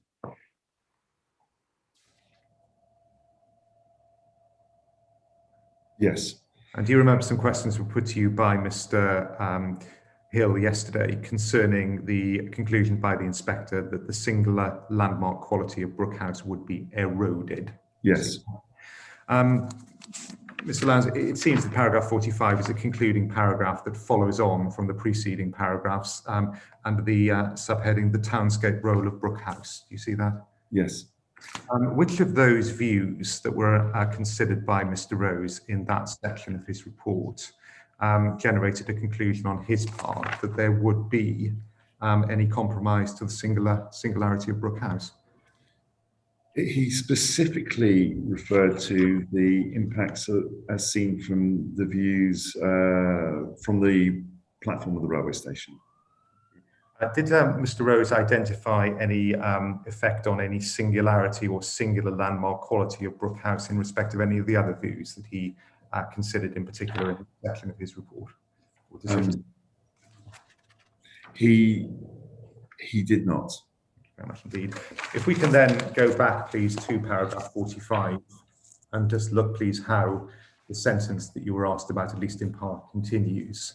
After referring to erosion of the singular landmark quality of Brookhouse, Mr. Rose says this: the proposed development would not have a material adverse impact on the primacy and captivating townscape function of Brookhouse as the centrepiece of the new town. Do you see that, Mr. Lowndes? I do. Is that a conclusion that you consider as a matter of judgment could be applied to the impact of the appeal proposal? It is not a conclusion that could or should be applied to the impact of the appeal scheme. Quite the opposite. Thank you very much indeed. Good. Third point then, please. You were asked some questions about the issue of the absence of the design code, which is one of the concerns expressed in the reason for refusal. And some questions were put to you about, well, why wasn't this point raised by the council during the application process? Do you remember that? I do.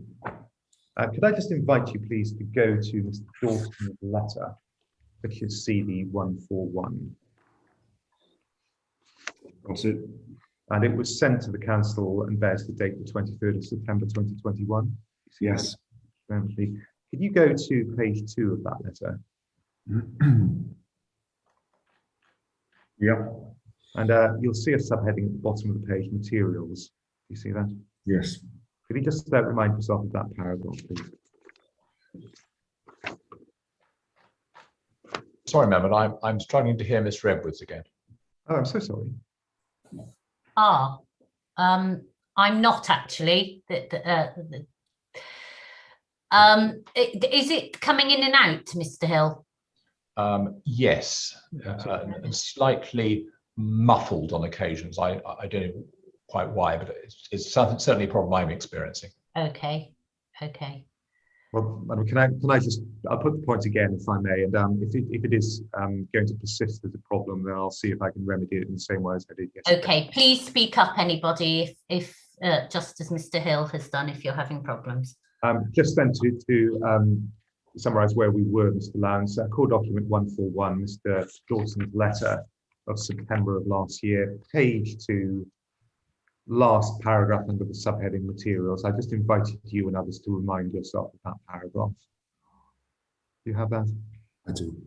Do you see in that paragraph, and is there in that paragraph a reference by Mr. Dawson to broadly the desirability of a design code? I do, absolutely. He identifies the benefit of having a design code. And if we turn over the page for completeness of Mr. Dawson's letter, you will see a subheading NPPF. Yes. And if you look, please, at the third paragraph under that subheading, a reference to paragraph 129, is that a reference to the policy within the NPPF concerning design? Yes, he's drawing the council's attention to the requirement, the benefit of actually having a design code to help support outline application, consideration of outline applications. So therefore, to the extent that the council raised a concern in its reasons for refusal arising from the absence of a design code, does that accord with the advice that was given to the council by Essex Place Services in advance of them reaching that resolution? It does accord with that advice, yes. Do you agree with that advice, Mr. Lowndes? Absolutely. Good. Thank you very much indeed. And then finally, please, please say, Mr. Lowndes, if you're not able to help factually with this, but so far as the presentation by the appellant council of a draft design code, my instructions are that that was provided to the council on the 3rd of January 2022. Is Yes. that your understanding too? Yes, when I read the rebuttals, I noticed that Mr. McCower actually said that he was going to be appending a design code to his evidence, which didn't materialize. Elsewhere in the rebuttals, I think it said that a design code was going to be submitted to the council. I asked the question in early January whether that had been in fact the case, and a day later the design code was sent to me. So I think that's right, it wasn't received until January. And the design code has not been put before the inquiry by the appellant, has it, Mr. It has not, no. Good, thank you. That concludes the third point. The final 2 points arise from questions put to you by Ms. Hall, and indeed a question put to you by the inspector. So we can take those in turn, please. Yes. The questions put to you by Ms. Hall that I'd like your help with, please, concern those arising from the articles in the Architects Journal and Architects Review. Now, you will find those, as I indicated, either in Mr. Hancock's appendices, or as I am going to use within Miss Markham's appendices. So whichever is easier for you, Mr. I've got them, yes. Okay. Can we go, please, in sequential order, firstly, to the article in the Architects Review of November 1962 by Kenneth Brown? Yes, I've got it. Just give me a moment, and I'm going to look at this electronically, if I may.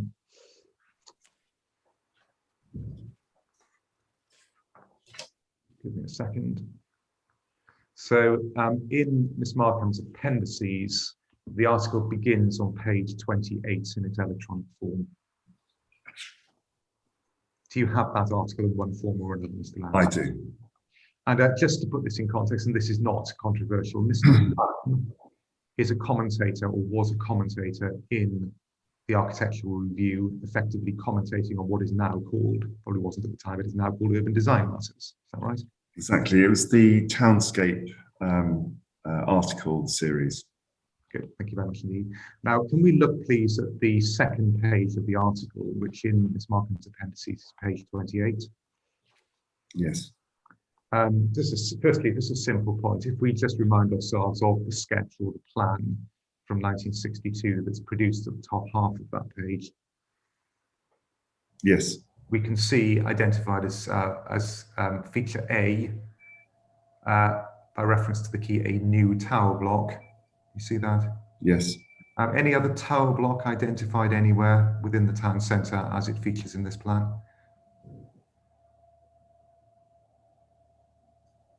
None. Okay. Is there any indication in any of the drawings, both from the late 1950s or early 60s, of the evolving Basildon town centre that indicates any additional tall building or tower block other than Brook House, Mr. No, there aren't. Thank you very much indeed. Can we then just have a brief look at the text that sits below that image, please? And in fact, the part of the text that Ms. Hall took you to. So if you look at the blue-coloured photograph, which is figure 3, you see. Yes. And just to the bottom right of the bottom right corner of that photograph, a paragraph beginning from the outset. Yes. From the outset, it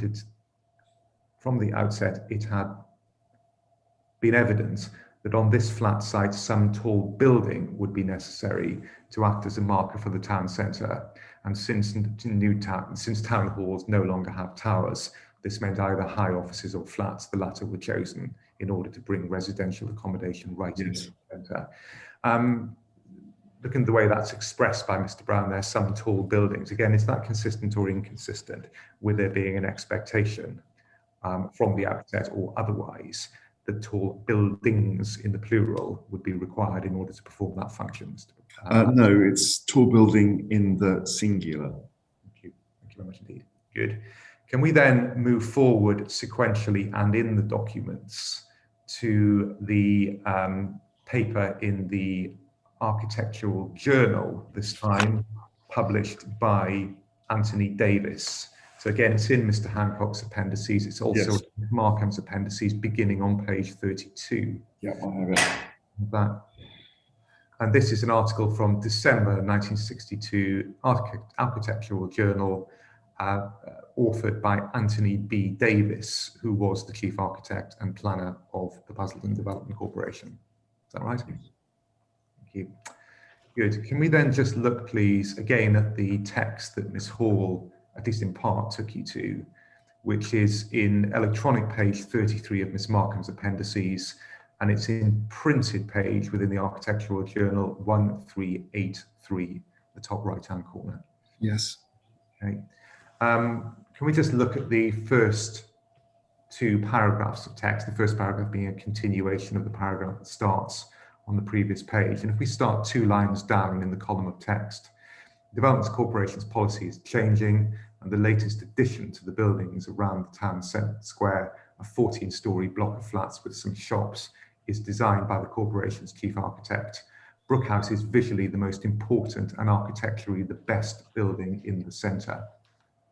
So in terms of that comment, Mr. Lowndes, it's a comment from Mr. Davis, who was the chief architect and planner. Is that assistance to the inspector, do you think, in terms of identifying what was the intended purpose and function and effect of Brook House? Yeah, yes, I think it's of assistance to the inspector. I think it's absolutely clear what the thinking was, what the intention was, and what the role, the singular role that Brook House would perform in helping create the townscape appropriate for this new town. And looking at the position now, some 40 or 50 years later, actually, Brook House, visually the most important and architecturally the best building in the centre, is that an observation that can be applied to Brook House equally now? It is, yes. Thank you very much indeed. Good. And then if we can look finally, please, on this part of the examination to the next paragraph of text.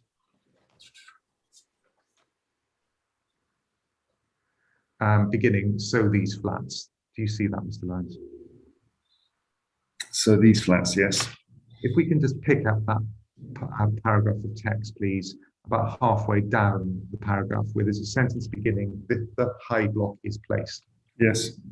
The high block is placed on the northeast corner of Town Square, set dramatically on a 24-foot high pilotis at the top of a broad flight of steps leading from the sunken area to the east.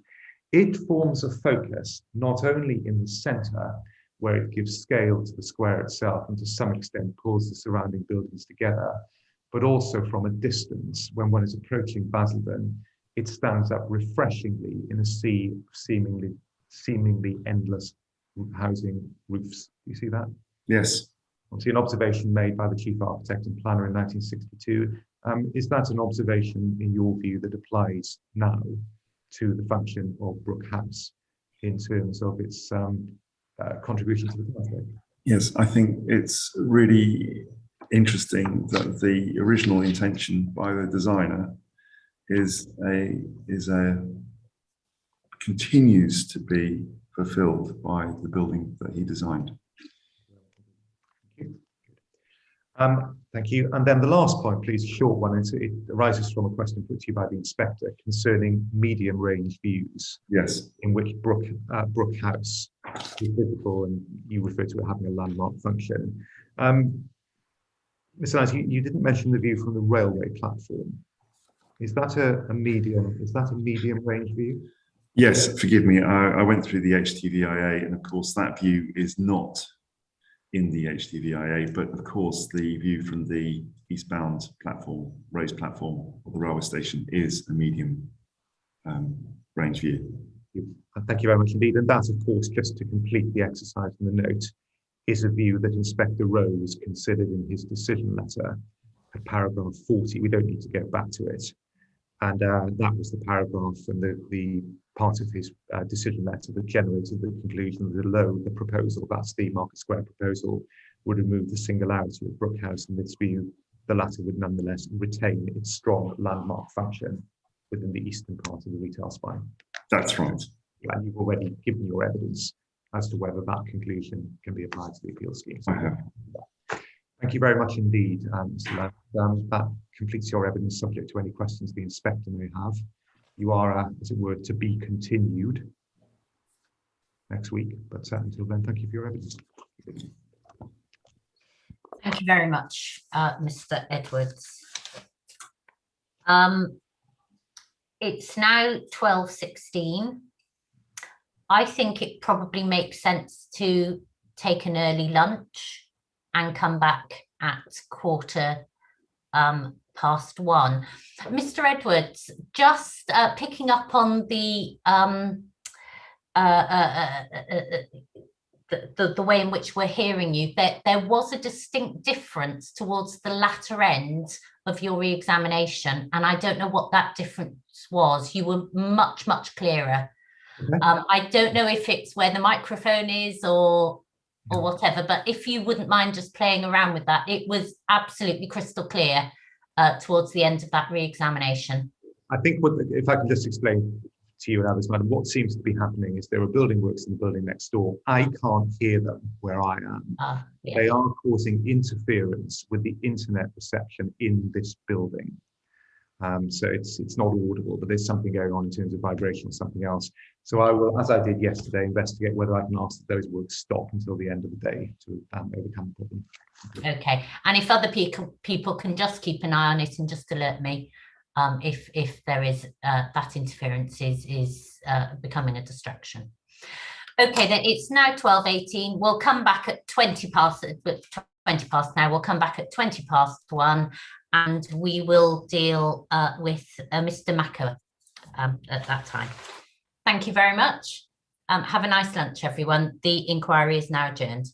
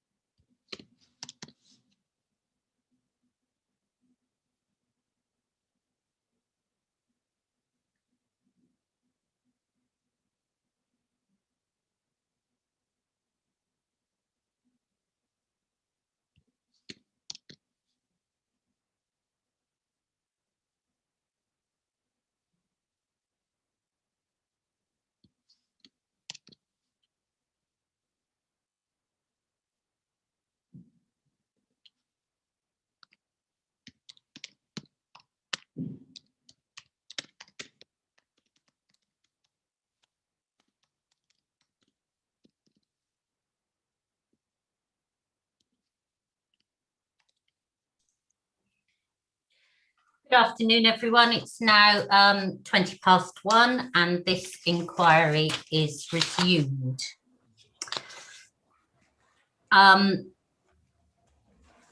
We had just dealt with the evidence of Mr. Lowndes yesterday afternoon and this morning. So it's now the evidence of Mr. Makower. Could I please ask Mr. Hill to introduce your second witness to the inquiry, please? Thank you, ma'am, and good afternoon to you. I hope you received the note of the documents to which reference may be made, with a couple of supplementaries at the end, which hopefully aren't too hard to track down. So yes, ma'am, I now come to Mr. Makower, and as you know, we have two witnesses whose evidence comes at this stage in relation to townscape and design, and Ms. Markham will come next. And just for your convenience in terms of the presentation of the evidence in chief, I'm going to leave looking at the viewpoints to Ms. Markham's evidence. That's material that comes from her practice, and I think it's probably more efficient to deal with those points all in one go via Ms. Markham. So we will be looking more at the DAS issues and some of the design issues with Mr. Makower, and then we'll come to the views with Ms. Markham tomorrow morning, I suspect, if we abide by the programme as it currently stands. So, ma'am, I have thought about how we deal with this evidence in chief, and just before reintroducing Mr. Makower, I'm obviously conscious of the fact that Mr. Makower made the presentation on the first morning, which gave everyone, I hope, a helpful synopsis of the scheme. So I'm not going to tread over that ground again. It's been recently covered in the inquiry, and I'm sure it won't help you to go over those points again. I'm just asking that you, although that wasn't formally evidenced as such, that you absorb that material as if it were provided as evidence by Mr. Makower in chief. So I'd like to start, please, by introducing Mr. Makower now formally to the inquiry, and I do that by reference to his proof of evidence. And if you could just take out your main proof of evidence, Mr. Makower, can you confirm to us what I hope is already known, that you are Tim Makower? Yes, I am. And that you are the founder and principal of Makower Architects? Yes. And that you have a Master of Arts degree and diploma in architecture. You're a member of the Royal Institute of British Architects. You have 42 years of experience in architecture, and you set out some of that in your introductory section of your proof of evidence, and that covers a wide range of experience with a wide range of names very familiar to those of us who've worked in this field for decades. Yeah. And what I would like to do, you set out on pages 2 and 3 of your main proof, some examples of projects that, and indeed 4 and 5 of your proof, examples of some schemes, some projects, some commissions in which you've been involved in the past 40 years or so. I'd just like you, because that list is extensive and important, I'd like you to help the inquiry and the inspector in particular, with some reference to which of those schemes have directly helped inform your approach to the commission you received on behalf of Basildon Estates Limited, that have shaped your approach to that and informed it in a way which you say should commend it to the inspector now determining this appeal. Yes. Okay. Well, I'm going to start with one that actually I haven't mentioned in my proof, but it's live now. It's Catford Town Centre, and it's a case, as are all the other ones I'll come to mention, all of which are mentioned in the proof. It's a case of movement, mix, and massing, which are the three strategic themes that I've sort of summarised in my proof for Basildon. It's a case where those three themes come together to regenerate not the entirety of a town centre, Catford in that case. It's a live project, it hasn't gone into planning yet, it's getting very close now with Barratt London, but they are regenerating, bringing to life a currently dead piece of a town centre, movement, mix and massing. If I refer firstly to some of my significant past portfolio projects, and secondly to some of our live Makar Architects projects, I would say that all of them, and Basildon Town Centre, Town Square North, very much as an example of this, they all thrive on, they rely on, they are founded on the principle that towns and cities are organic. And you know, my quote from Frederick Gibbard is relevant in that way. They are organic, they're living. And that master plans, and I do work on a lot of master plans, are tools. They are tools for development, and they change over time. That's highly relevant for Basildon, where of course in '57 Brooke House wasn't conceived. Meanwhile, Brooke House didn't set an end to an originally established goal. It was a part of a process, and so on and so forth. Looking at Basildon, also looking at King's Cross Central, where I led the master plan. You know, a very extreme case of successful heritage-based urban regeneration within London, really transformative at many levels. King's Cross, at a high level, is an example of a heritage project, a heritage-based master plan. I have, including for Catford and other less obvious heritage projects, I have a very broad definition of the word heritage. Heritage is an inheritance for one generation to pass on to the next. It is inherent in a definition of sustainable urbanism and sustainability and the health of towns and cities as a living form of health, not a health now and you know, next minute you're in your coffin and being remembered through memorials. No, it's a living process, and sustainability is a living process, of which living heritage, the ability to pass pieces of towns, elements of development, obviously the spaces between buildings as much as the buildings, on from one generation to another, to change, to go on changing, adapting, but to go on being successful. Living heritage and sustainability lie at the heart of all of these projects. In King's Cross, in the case of King's Cross, heritage in the more pure sense of the word was also at the heart of that project. It was a placemaking project. It's now been all but delivered, and it's proved to be a great success. Mix, one of the mantras for King's Cross actually was mix, mix, mix. Well, my part of the Liverpool project, which was a retail-led urban regeneration project for Grosvenor, Liverpool 1, my part of it was primarily retail and leisure. But it was a multi-architect, multi-building master plan, of which we were only one part, in a way similar to Basildon Town Centre. And the mix of work, living, visiting is a crucial part, as well as the movement elements. These are all highly pertinent. Movement, mix, and of course, in the case of Basildon, bringing mix back into the town centre are highly relevant aspects of my past experience. Looking now at Stratford, the major master plan we're currently delivering in Stratford for Lend-Lease, the International Quarter South, that is also a case exemplary in all the other projects I've mentioned: massing, urban space, placemaking, the carving of built form, and the carving of urban spaces between buildings, through which people move and dwell, also in and around which people activate and act and enact their lives.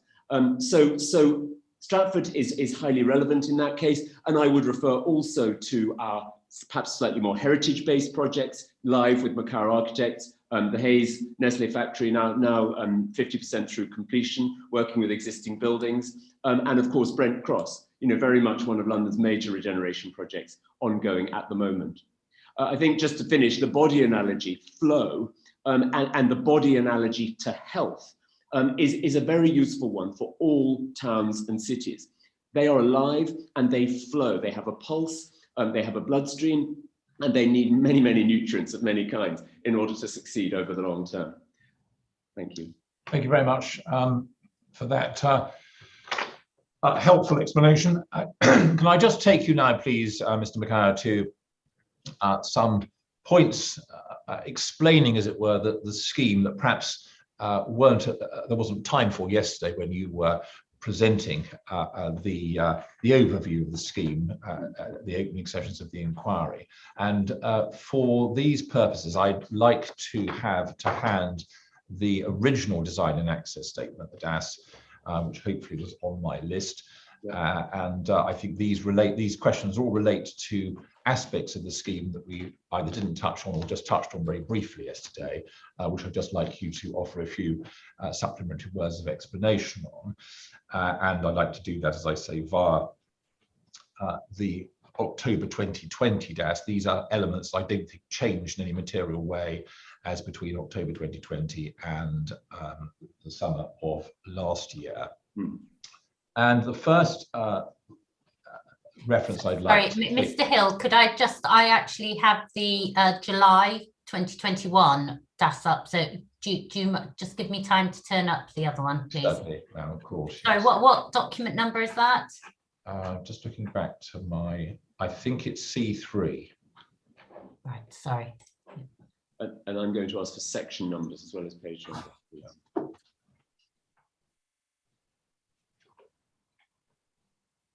Thank you. So C3, and this is the October DAS, and I want to look at page 68 to 71 in that document, which are extracts within section 4, which is entitled Concept. Yep. And I'd like to start on page 68, please, which is headed Key Interventions.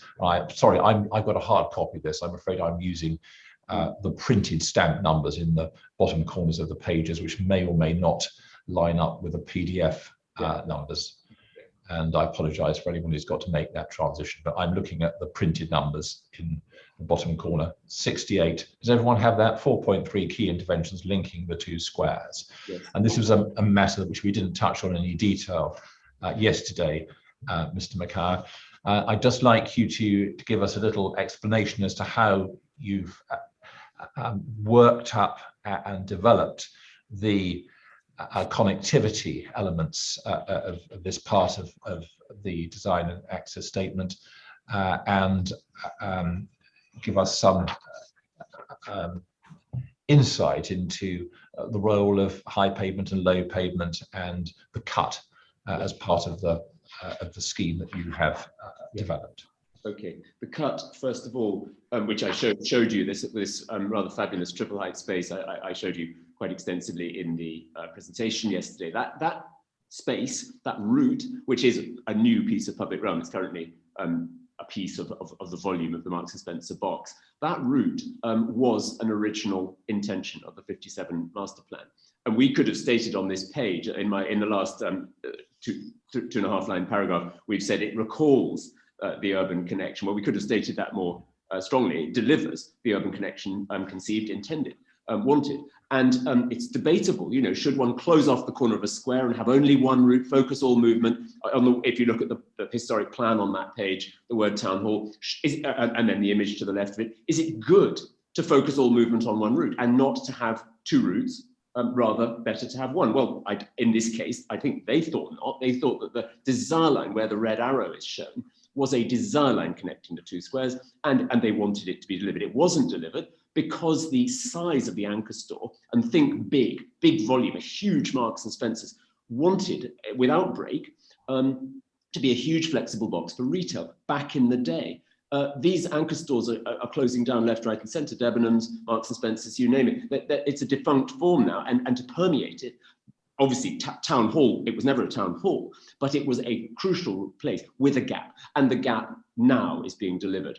And in a sense, Tower A as a new second additional landmark for the western part of the town centre has a civic role in, echoes of Brooke House's civic role. It's not a town hall, but it certainly has a civic role, and the flow of people here, not just at ground level between two squares, the two main squares of the town, but also up the cut to the first floor level, which is currently not an accessible public level. This is the South Galleries that I showed you yesterday. If you look at the sort of arrow, the words, the cut and high pavement on the page that we're looking at, you see that arrow going down the page, but it's also connecting first floor and then second floor level. The words high pavement there, I showed you this very dead space, the one where somebody said, he was going to be skinheaded. In one of the quotes from the film, but that very dead existing route, it's a functional route, but it's very dead in terms of activation or lack of. That is connected into and is transformed from an entirely inactive space, high pavement now. It's not entirely inactive, it actually has the entrance, the secondary entrance to a solicitor's office, the entrance to the Northgate House residential, a snooker hall which feels dead, even though I think it is still open, and the Edge, which is an active cafe. It's got four things, but they have small doors, and 95% of that linear length, high pavement, connecting Town Square and then the vertical core on the left, and then rightwards towards Great Oaks car park. 90% of that frontage is literally blank.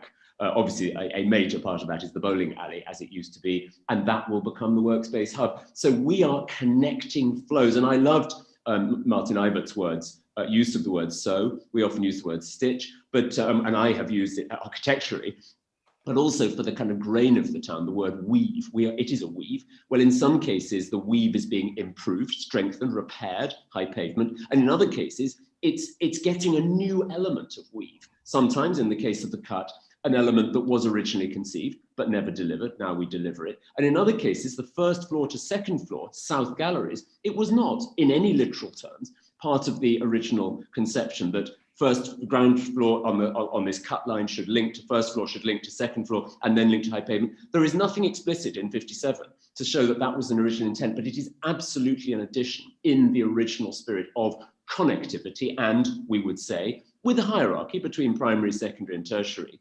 a bringing to life of those routes, and of course making sure that they're safe and functional. Thank you. Just within these 4 pages, if we just turn on to page 71, yep. There's a tangential point that I just wanted to ask you about in the context of this, the last page on key interventions. There's a heading, Podium Garden, yes. Amenity and Biodiversity, and one can see there the schematic with yep. The garden shown on the roof of the podium immediately to the west of Brooke House. Yes. Yes. What's your view on how that extensive proposal for the podium garden will yep. affect the amenities of Brooke House and the residents of Brooke House looking out yes. in a westerly direction? Yes, well, it's funny, in my presentation yesterday, I mentioned the improvement, a sort of tangential, but we think very valuable improvement to the outlook of Northgate House. I showed you a piece of flat roof with a ladder lying across it, which will become a green roof also with the roof lights down into the hub. I did not mention the improvement, and it will be a great improvement, by quite simply greening the roof above Boots. We have very carefully we are not developing the roof above Boots. There is no development there. The gap between Brooke House and Tower C, intentionally set westwards of Tower D. They're offset from each other to maximize that distance. It's 60 meters, it's a big gap. And in that 60-meter gap, there is a great deal of grey tarmac with some plant on it, flat roof. But that roof finish can, with new technology nowadays, and with the intent to green this project and its roofscape as much as possible, some of which is accessible and community gardens and so forth, but other parts of which are not. But to green wherever possible, yes, we're greening it, and it will be a benefit to Brooke House. It's worth saying that Martin Iverts pointed out that new experiences of and relationship with Brooke House will be opened up by the new dwellings and other roof spaces, which currently are effectively dead and nobody experiences at the moment. So Brook House is sort of gets a new element to its set of relationships through this project. Yeah. Next place in the DAS I'd like you to look, please, is pages 108, 109, 110, 111, which is under section 6, scheme description. And headed 6.4, places and components. Yep. There are subheadings: elevated galleries, low and high pavement, Great Oaks rooftop, and then podium roof gardens. And I'd just like, again, to offer you the opportunity to make any further comments on, in particular, low and high pavement in the light of the observations that Mr. Lyons was making yesterday in chief. In relation to whether or not there would in fact be a positive impact on these routes arising from the scheme. Yeah, thank you.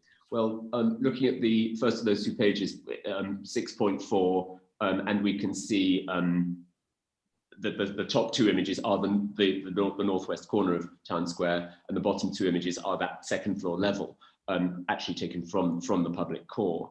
I mentioned yesterday with direct relevance to Liverpool One, the theatre of shopping, and the joy of movement is a phrase lots of us use in many ways. And people, what's a destination? Why do I go to a place? Why do I go there again and enjoy being there? Well, people watching is as much part of going to a town centre, partly for shopping, as pure retail or other functions are. And flow is a functional thing to get from A to B, but flow is also a joy. So here we have, I won't repeat, but here we have those connected levels. You can see the cut, the first floor, which is a new realm, if you like, completely blank, never was publicly accessible before on this side, Town Square, with that diagonal stair. And by the way, there is an additional lift tucked in behind there. And then diagonally, weaving up, a weave of verticals, horizontals, and this very marked diagonal, weaving up to the second floor, connecting, joining the dots, sewing the town together. If we look at the bottom right-hand image, we are, and this is an early sketch, we are at the second floor, the upper floor of the Workspace Hub. We're very glad that this gallery includes Northgate House. It's people are living there. We're very glad that it faces south. We think the light, both the sunlight and the bounced sunlight, will be excellent there, looking down on this sunny edge of Town Square. Moving to the next page, firstly, the lower two images, high pavement. Again, I won't repeat, but it's quite a good image to focus on, the bottom right one, how an entirely blank edge of empty bowling alley becomes an extremely not blank, an extremely open and accessible, visually accessible, activated set of workspaces. And we think we've debated, how much workspace is enough, how much workspace is too much, not enough. What is the nature of this Workspace Hub? Well, it's a substantial piece of workspace. We believe it will have the critical mass to draw people in. It will also connect, not just physically, but also in terms of social lives, and of course the overlaps between work life and home life, in a way that's relevant to now. We think it's relevant to Basildon. We think it's perhaps even more relevant with post-COVID ways of working and so forth. The upper image is low pavement. And I will just mention that within our gift of our project, it's the stuff on the left. The stuff on the right, and this is made clear throughout the project, that we can be a catalyst, and we will be a catalyst for further change. The stuff on the right of that upper top right image is illustrative potential for Great Oaks car park to reinvent itself as a mobility hub, to reinvent itself, reference to the amazing car park in Peckham. There are many car parks which are gradually becoming far more than just a car park. And we don't know what will happen to it, but it's got potential. And there are many positive conversations, including with Basildon Local Authority, about how low pavement, of which we are one part, can get better. And I will also mention that the potential for a nursery. And then there were discussions, quite exact discussions, about ramp access and connecting to the ramp, which low pavement leads to at the far end of that photograph, top left, the ramp down to St. Martin's Square. If there is a nursery, it's only an if, and if the project goes ahead, if the nursery locates itself within the project, which we think would be a wonderful thing, then it has potential through the outline portion, the eastern portion of the proposal, to connect further than is in the current illustrative scheme. It would be a further adaptation of the current design, all to the better, I think, because flow and activity on these secondary routes is a great plus, and we begin that process. Thank you. And just turning through to the last page of these 4 that I was focusing on, page 111. Yes. Back to the podium roof gardens point. We have a view in an easterly direction this time. Yes. Opening up a new aspect and context for Brook House. Yes. Do you consider that to be a desirable element of the scheme proposals? Very much so. That's what I was referring to, being complemented by Martin in Martin Ivett's letter, and I think, you know, there's no doubt this crystalline, this wonderful iconic facade of Brook House is a beautiful thing. Even though the building has seen better days, and for it to gain relationships, active living relationships, at a good distance, it has to be said, and then this lovely greenscape, some of which is not accessible, but much of which is between the two, is a great positive for Brook House, not only its significance, its setting, and its ongoing life, and the part it and other members of the town centre play together and in relation to each other. Thank you. And the third and last element of the DAS I wanted to ask you about is the hub, and that's pages 202 and 205 of the C3 document that we're looking at now, which I don't think we spent much time on yesterday. I just wanted to give you the opportunity to explain in a little more detail, 202 to 205, section 9, detailed proposal, hub and podium, how this is anticipated to operate, and to what extent it in its own right represents a positive feature of the proposals. Obviously it isn't housing, it's something else, part of the mix of uses that are coming forward. I'd like you just to explain the purpose of it and the value you attach to it.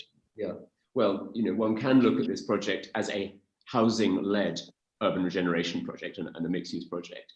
And we certainly want the housing to be successful. And one could say that why would people want to live here? There are many reasons. We think it's a very high quality offer for residential.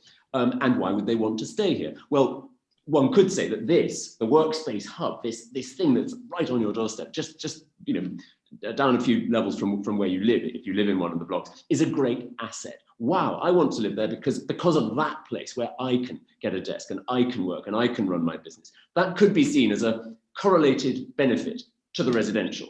I think everything I just said is true, but it's by no means the only motive for creating the workspace hub within our part of Basildon Town Centre.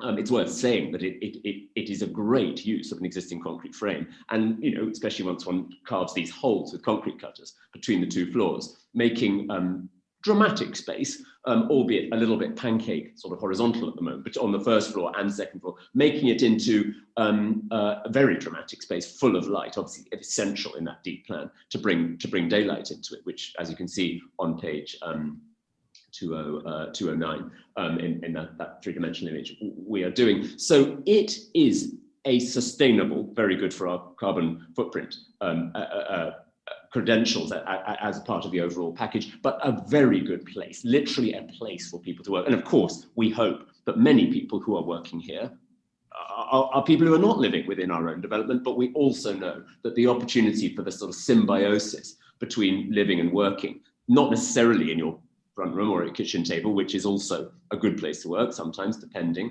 but also nearby. You know, the MPPF actually calls for as short journeys as possible, you know, wherever possible, enable short journeys. We don't insist on them. People can go wherever they like. They can use the train to London, you know, lots of freedoms in all directions, but the possibility of working not only at your kitchen table, nice place to be, but also nearby. And this whole SME spirit, you know, the commercial economic spirit. It used to be Ford, now it's Costa, but you know, they're based outside the town centre now, these businesses. We hope the South Essex College, you know, seems to be going well so far, but that's only the beginning. Talk about catalysts. This will be another catalyst for the town centre, and I think a connector of people's lives, not just routes with 4 entrances to 4 different areas within our site, but also people's lives, weekday, weekend, day and evening. So we're very excited about what this does, not just for our own residential offer, but for the wider town. Thank you very much indeed. Those were the 3 points from the DAS that I wanted to offer you the opportunity to comment on further, Mr. Mackay. So thank you for that. The next section of the evidence in chief uses your rebuttal proof as a prompt to run through 5 or 6 issues which are contentious as between ourselves and the council, and then there are a few points related to those where I need your comment in the light of what Mr. Lowndes has just said to the inquiry on behalf of the council. Can I ask you then to take up your rebuttal? Yes. I'm obviously not going to ask you to read all this, but there are 1 or 2 paragraphs that it would be helpful just to read to act as a platform for some supplementary questions. I want to start, please, with matters of general character of Basildon Town Centre. And I'd like you just to read paragraphs 1.3 and 1.4, then I'll come to some supplementary questions. Thank you. Okay. In 247 and 248, Mr. Lowndes mentions general consistency and horizontal emphasis, and contends that the general consistency in the height of the buildings and the horizontal emphasis of their massing is a key characteristic of the town centre. There is no evidence that this was the design intent of the creators of Basildon. Conversely, the words of the Development Corporation, at which time, by the way, Anthony Davis was the assistant chief architect. He was obviously promoted later on, but it was Tweddle who was in charge at that point, and they wrote it together as a group. So that article, and I've wrongly stated here that it was 1960, written in 1960. That's incorrect. It's 57. So that was just a mistake. Sorry about that. Quoted at 8.8 and 8.9 of my proof show that the norm of low height was not desired and was seen as a problem. That's a quote word. They use the word problem of height in urban design terms.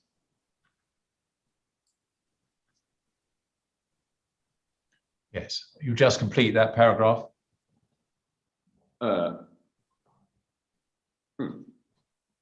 copy, my copy doesn't. Okay. My copy goes on, in my view, as an architect of many years' experience, the planning system is failing if it seeks to preserve an existing condition which was plainly suboptimal when it originally took shape, and is not otherwise deserving of preservation in the public interest for clearly articulated reasons. I hope that accords with the inspector's version.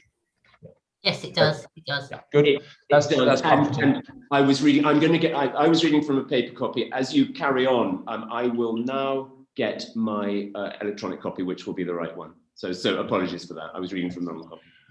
Well, I want, before we move on to the next passage, just to ask you a supplementary question about the characteristics of the existing town centre in the light of those words that you've drawn to the inspector's attention, written in 1957, about the norm of low height not being desired. And you'll recall the exchanges between myself and Mr. Lowndes this morning about the excitement flowing from what I called perpendicularity. Yes. And the contrast between vertical and horizontal form. Yes. And I want in particular to ask for your views on whether Mr. Lowndes can be correct that Brooke House, as it were, has the monopoly, and that there is no other opportunity in Basildon Town Centre to deliver something similar or even better than the relationship that Brooke House has with the low-rise block immediately to its west.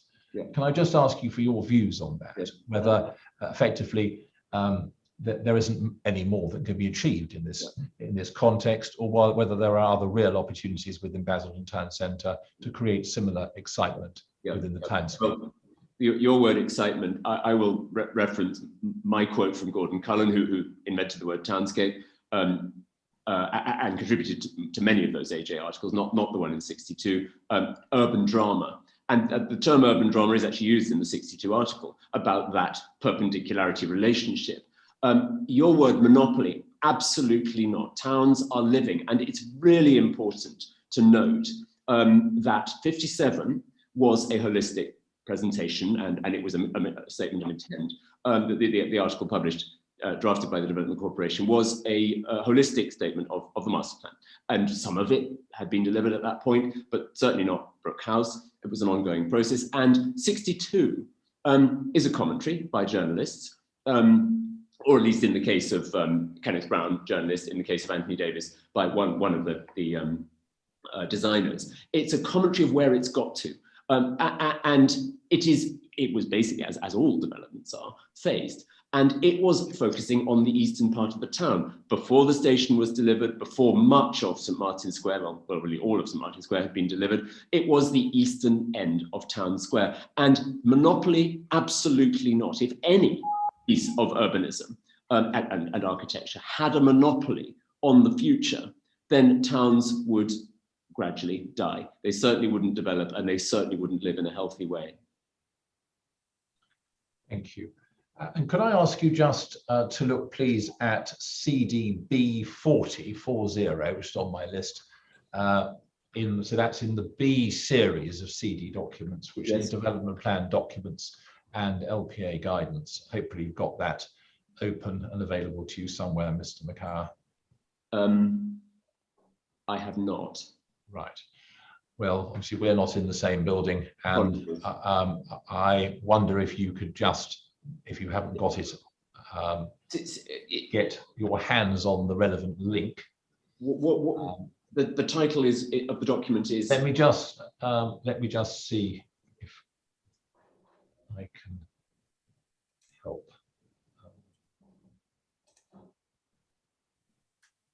This is the Council's Basildon Town Centre Urban Capacity Study. We made that and Graham Harrington planning advice document of September 2021, which was one of the documents that was sort of emerging during the last months of 2021, with some dispute about their weight to be attached to them. Thank you, got that. B40, and in terms of the council's own expectations about the introduction of new point blocks and new vertical forms to contrast with the horizontal ones, can I just ask you to turn to page 55 within this document, which I think is the last page. Option D. Which has an optimizing capacity scenario D option. Of course, this is all material that is yet to be consulted on and is just emerging, but it's all we have at the moment in terms of how the council might expect to deliver its 4,000 additional new houses within the town centre. As you just cast your eye over that without focusing at all on the details, because I don't think that's going to be profitable, do you see the council's consultants introducing new vertical forms to contrast with the prevailing horizontal forms? Yes, absolutely. There are point blocks on podiums. It's worth saying there's an image from the We Made That 2020 master plan, which I showed yesterday, in the latter part on skyline and scale, which looks to the east from the west along Town Square, which again shows propositions of vertical forms in dialogue with each other, and no monopoly dominated by Brook House, town continuing to change and skyline with it.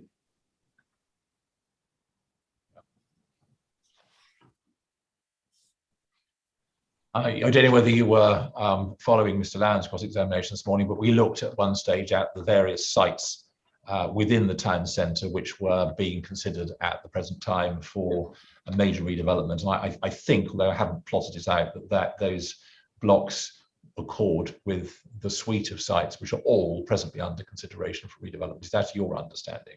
The UC sites?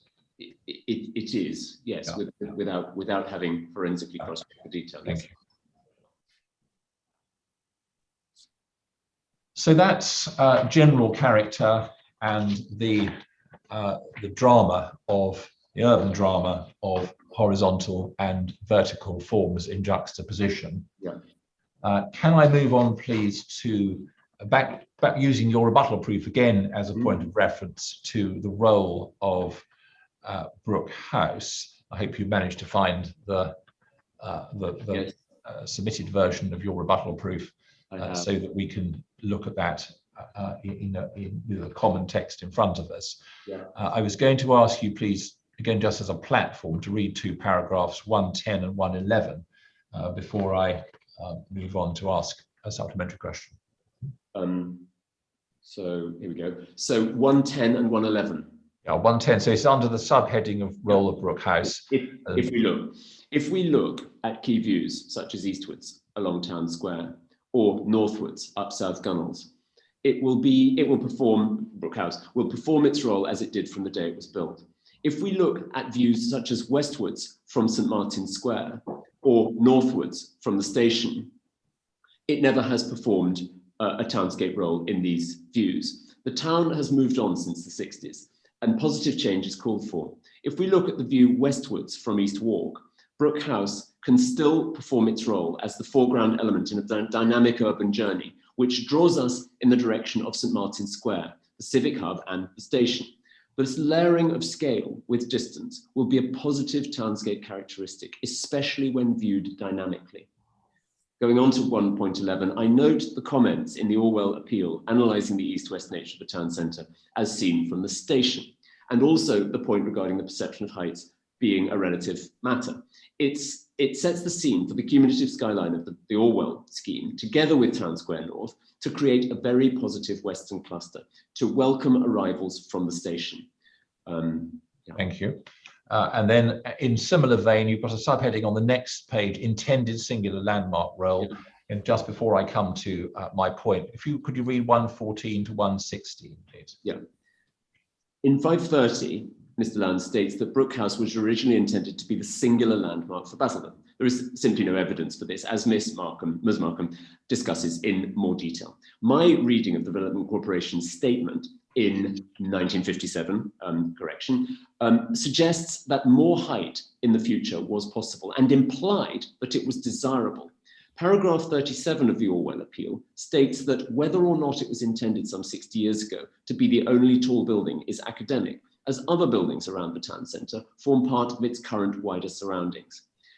Moving on, in addition, the Orwell appeal confirmed that the removal of the brackets unintended singularity of Brookhouse was acceptable, and that Brookhouse can still perform its landmark function between Town Square and East Square, Eastern End, with the introduction of nearby tall buildings. Furthermore, I believe a shift towards plurality, counter to the word singularity, which has been so much used so far, is in the nature of sustainable and successful urbanism, and that the evolving of town centre identities in general and is relevant to the many proposed regeneration projects ongoing in Basildon in particular, of which Town Square North is a part.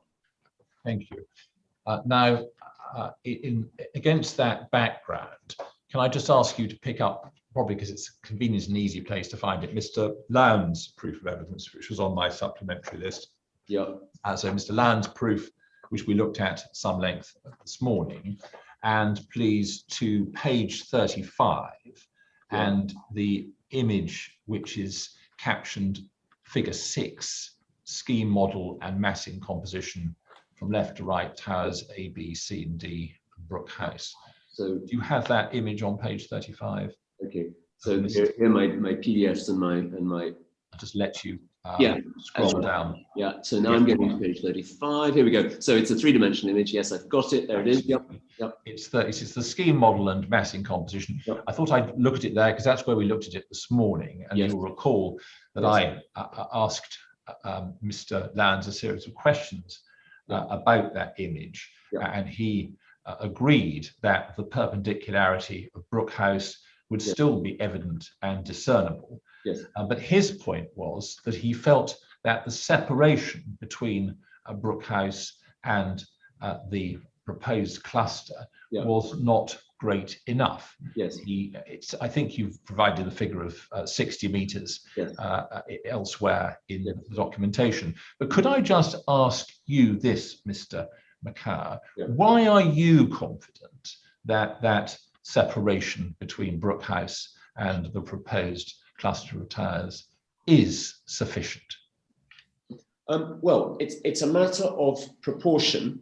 I won't say this is driven by, but this is a factor, the necessity to create not only optimal but viable use of land, use of space, use of elements, and this is a big element of town centres, and that's mandated by the NPPF. I won't say that that is the fundamental driver for making sure that the composition and hierarchy and dialogue and dynamic between elements, and these are upper elements, they are skyline and roofscape elements of a town centre, and the evolution of a town centre moving from one stage in its life to the next. And some of those elements are old and some of those elements are new, but the composition of those elements achieving effectively the right closeness, the right relationships between things that are close together. And I don't know if it's a familiar concept that, degrees of compression and then the contrast between compression and expansion is a good thing for the composition of urban form and skylines.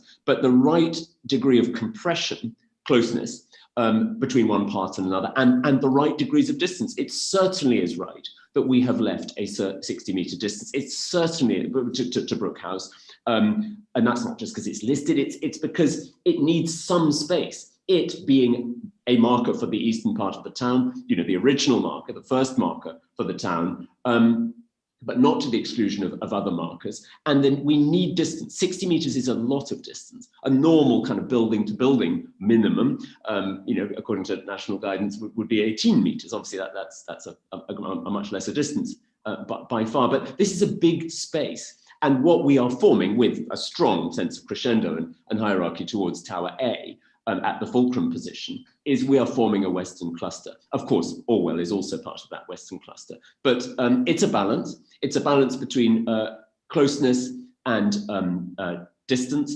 And certainly we are very glad that we have left that big, broad, open space where the podium allows airspace and yes, the opportunity to green some roofs before the cluster begins, the Western cluster begins at the wing of Tower C, and then in the back there, the rising up of Tower D, offset from Brook House. Thank you. So as you explained, it's a matter of judgment. Yes. You're confident as an architect that your judgment is the correct one in this case. Yes, it's a very purposeful composition of offset forms, including Brook House, as well as more distance to Brook House in the offsetting. Absolutely, it's a highly purposeful composition through which much iteration and optioneering was done in order to work out, what was the best solution. Thank you.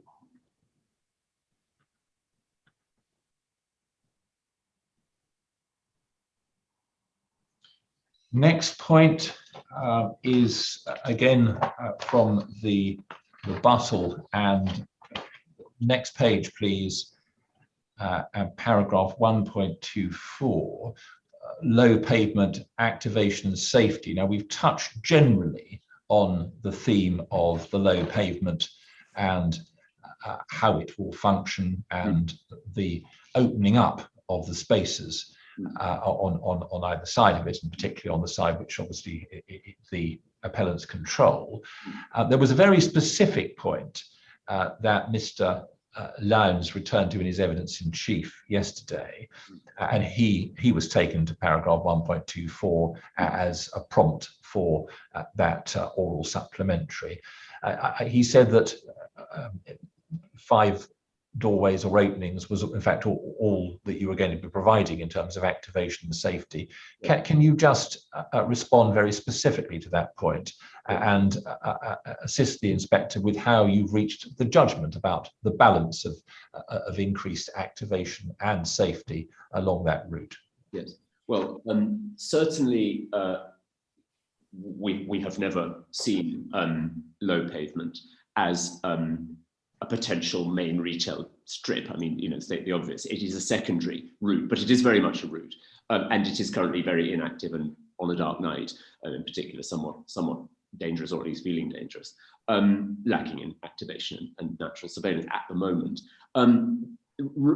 Building on its secondary nature, the quantum shift with our interventions, and remember the difference between the western part detail and the eastern part outline, with our interventions being only part of that space and part of the ongoing change to that space. Actually, there's a lot at the eastern end, which is, currently, as far as we know, on the drawing board, of which, which is beyond our site boundary, and then, of course, Great Oaks on the northern side. But our part of low pavement, and it's secondary, it's life as a secondary route, but it wants to be a good route. Secondary routes can be very good, very safe, very pleasant, and active, not to the competition of, and they shouldn't be to the competition of, primary frontages. It's not a primary frontage, but the quantum shift in activation, people coming and going, quite simply, coming and going from the entrance to Tower D, from the entrance, it's one of the 4 entrances to the Workspace Hub. From the entrance, it's a secondary entrance, one of 2 entrances to Tower B.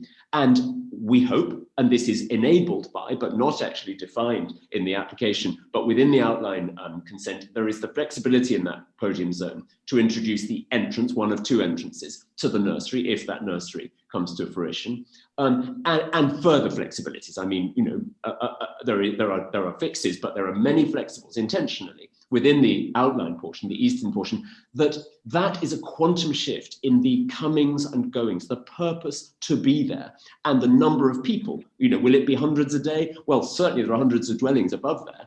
Cycle stores, the Workspace Hub, certainly, several hundred workspaces, actual sort of work positions within the Workspace Hub. And we are sure, especially, I think all the more so because of the existence of the car park, you know, the car park will be used to park cars and hopefully as a more sustainable mobility hub in the future. People will be coming and going by that route. It is a key route, not the primary space, but a key secondary route. And we radically change it. So I disagree with the kind of de minimis, hardly makes any difference implication of Mr. Lowndes' comments yesterday.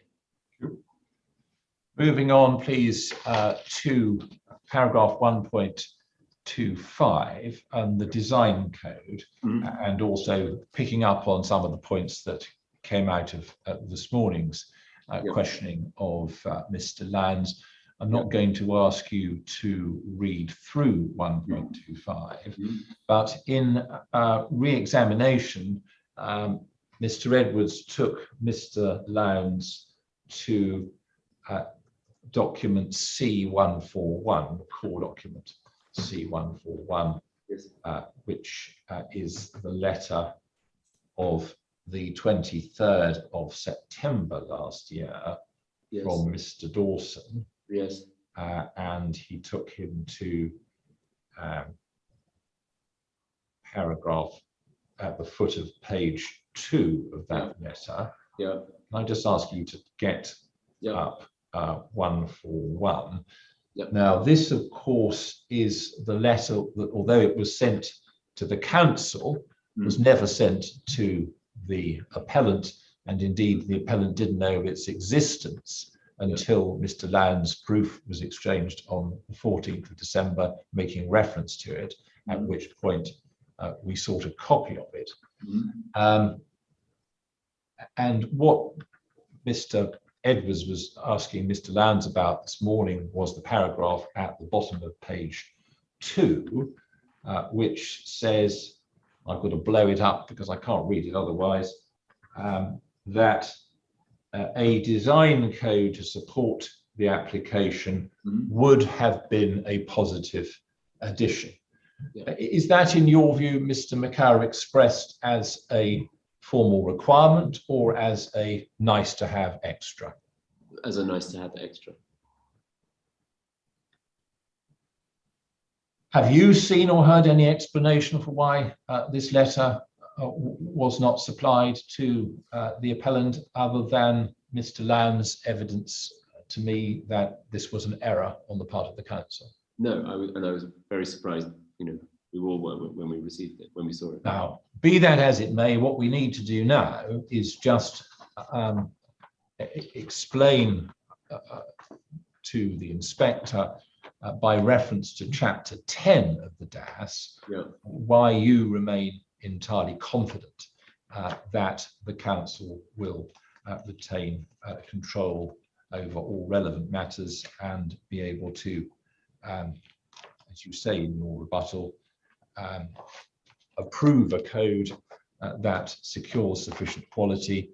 And I'd like you, with that exercise in mind, just to turn to section 10 of the DAS, where we started, document C 3 and take us through, not at great length, but just take us through the key elements of section 10, the parameter section, which you say would be engaged in that exercise, and just walk us through section 10 of the DAS. Okay. So, and with the preamble being that, you know, for example, at our Stratford project and on all projects where a code, parameters and code are part of the project, obviously it's often master plans and outline applications, the balance is always to be struck, and it's always a distinct balance, distinct to the circumstances of the particular project, as well as the dialogues and conversations between those involved. A balance between fixity, prescription, and flexibility. Flexibility is a good thing, both qualitatively and quantitatively, and the purpose of our Eastern Wing being an outline section is for flexibility, but that is not in any way negating or taking away from the certainty, albeit not fully defined at this stage, of delivering quality. And of course, the RMA, the fact that RMAs will follow, which will be fully detailed and applications obviously based on this outline consent, determines that no hold on quality has been lost. In this case, compared with other projects, King's Cross being an extreme example in my past portfolio, in this case, flexibility has been thought to be a good thing. So this is not a fully prescriptive, and we believe quite rightly so, not a fully prescriptive, it isn't called a code, but it is effectively a code. But it's certainly a flexible and not fully prescriptive code. So just quickly jumping through the pages, I'm on page 2, 3, 4 now, the first 10.01. So what we do is we define with a contextual commentary, really, setting guidance and a series of both fixed and flexible parameters. We define plot boundary building lines, both for the tower elements and their secondary wings, and the space with flexibility. You can see that at the bottom of page 325, 10.2, you can see those sort of hatched zones. We're looking at the yellow half, which is the Eastern Wing, the outline portion. Just getting just make sure I've got the page numbers correct. Yes. Are you looking at the printed page numbers in the bottom? Well, actually, do you know? Let's just. It's 10.2 plot boundary. It's the page called 10.2, and there's a plan diagram and a 3D.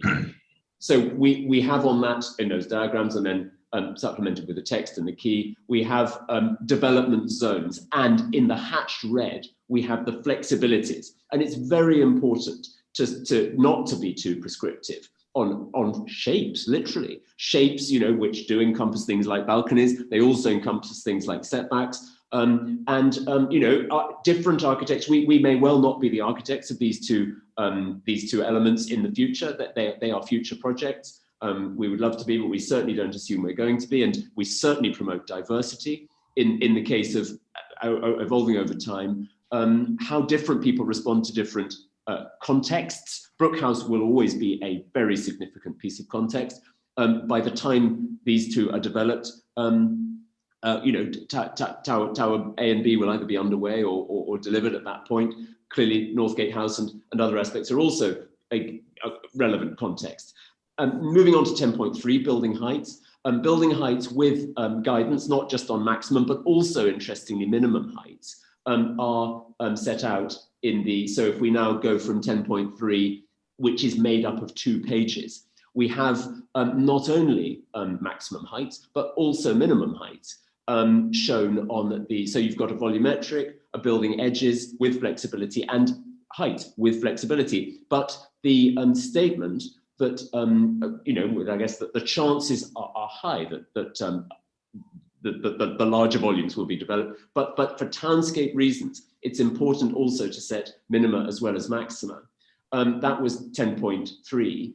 10.4, again, with clear guidance, but not absolute fixity in all areas, sets up locations for land use. 10.4, land use podium, land use upper.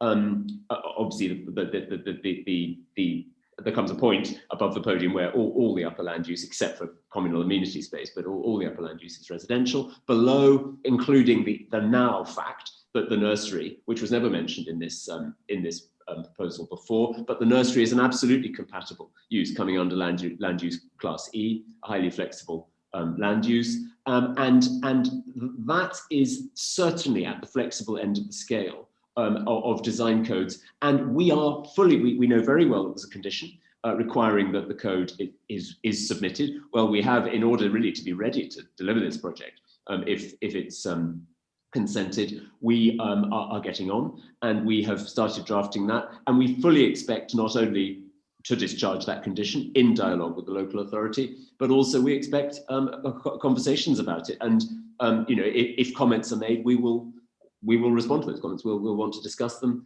and develop the document as a collaborative thing. We're now at page, that was 10.4, and 10.4 also has 2 pages, so you can see land use in its zones as you move up through the plans. You can see the more public and highly flexible, and workspace uses are allowed for within Class E. Similarly, so the nursery would also fit compatibly in that, which has now been talked through and set up as a potential within the Section 106 only recently.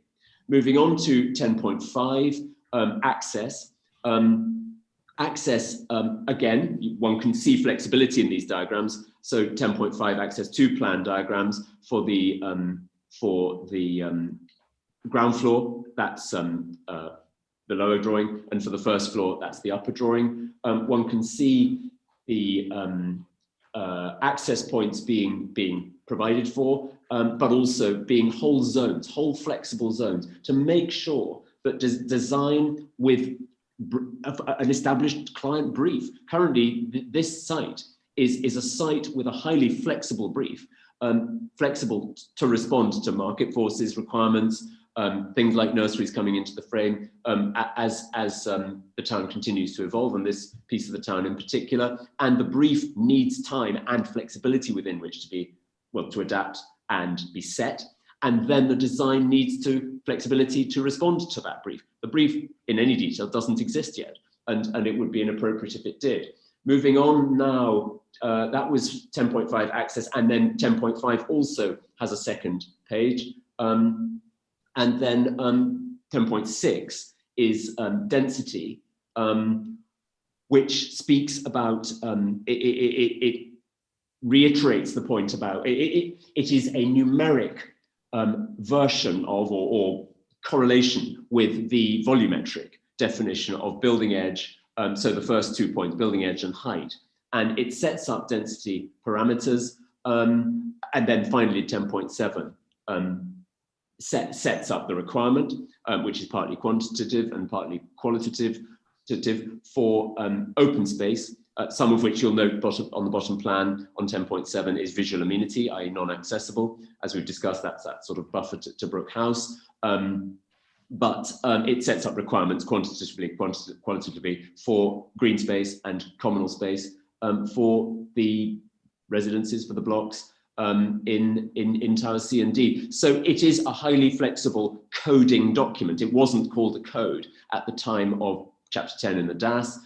We were never asked for it to be a code, and we don't believe it needed to be that. But we do know, and we fully accept and acknowledge that the condition which requires a code, and we are, if you like, getting the ball rolling by drafting a first version, which certainly has a lot in common with DAS Chapter 10. But we fully expect comments, and we hope there's a good reason, i.e. the project is consented and we're moving forward, to be engaging in dialogue with the local authority on getting that signed off to discharge the condition. Thank you very much for that, Mr. McKay, very helpful. And then I think there's just one last matter, and that would take us back, please, to a rebuttal, if you've still got that within reach, hopefully the submitted version. Yeah. Last page of the rebuttal. You've got a heading, belief in positive change and a future facing spirit. Can I just ask you, please, to read 130 and 131? This is the last page of your own rebuttal. 1, 2, 3, might be page 5 on the PDF. So page 5, 130 and 131. Yes, thank you. Okay. In 534, Mr. Lowndes says that the scheme will bring a high degree of change to the town centre, as if that is intrinsically a negative. He does not mention that change could, and in my view will, be positive.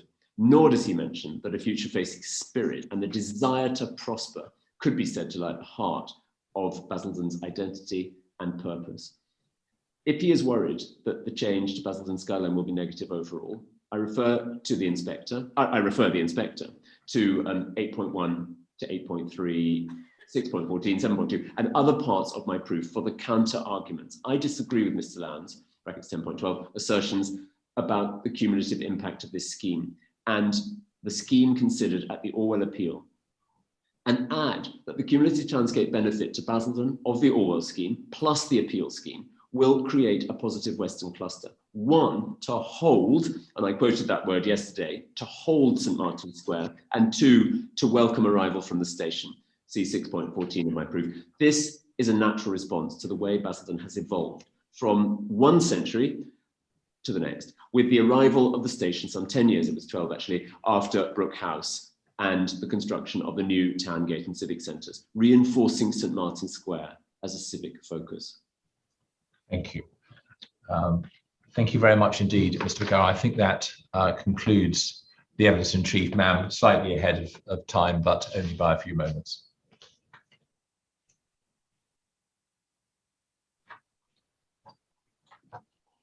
Thank you very much, Mr. Hill. What's the time? It's just coming up to 2:30. I mean, it is a logical time to have a break now. How do people feel about having a 20-minute break as opposed to a half an hour break, as we've only been going an hour? Does that suit everyone? Yes, very much so, yeah. Suits me, Madam Secretary. Okay, then. Well, let's come back then at 10 to. We'll come back at 10 to 3. Okay.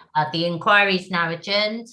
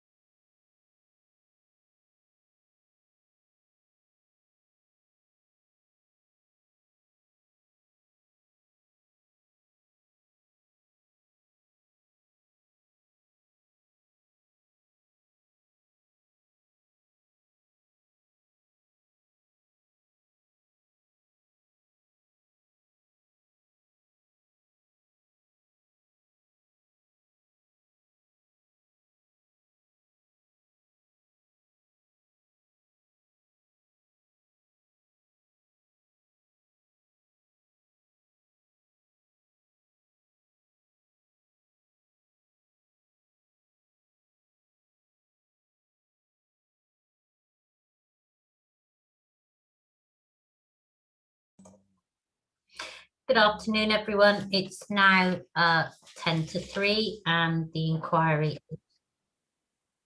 inquiry is resumed. During the adjournment, I received the Community Infrastructure Levy compliance statement. I've had a chance to have a quick look through. I can confirm that it certainly fits the bill, and I'll be looking at that in detail in due course. Are there any other housekeeping matters? Anything else we have to pick up on? Okay then. Also, during the adjournment, I received the documents for Mr. Edwards, so thank you for that. I've got them all turned up or in hard copy in front of me. So please, Mr. Edwards, I invite you to cross-examine Mr. Makower. Yes, Madam. Just before I do so, I hope a third communication from Council has made its way to yourself and others. There was just a small correction to a paragraph of Mr. Lowndes' evidence. It's just a factual matter, but I picked it up overnight and obviously wasn't able to speak to Mr. Lowndes until he finished his evidence. So hopefully that can be taken on board. Good. Thank you very much indeed, Madam. Good afternoon, Mr. McCallum. Good afternoon. Mr. Makower, there are 4 topics I'd like your help with, please, and it may be useful for you and others for me to identify those at this stage. And those are these. Firstly, Basildon Town Centre and it's the context within which the scheme has been formulated. The Basildon Town Centre, the context in which the scheme has been formulated. Yeah. Topic 2, the proposal, facts, objectives and outcomes. Yeah. Topic 3, scheme evolution and your brief. Yeah. And topic 4, I'm going to call it other matters. And there are just a few discrete points relating to the scheme and matters in issue in respect of it that I'd like your help with, please. Yeah.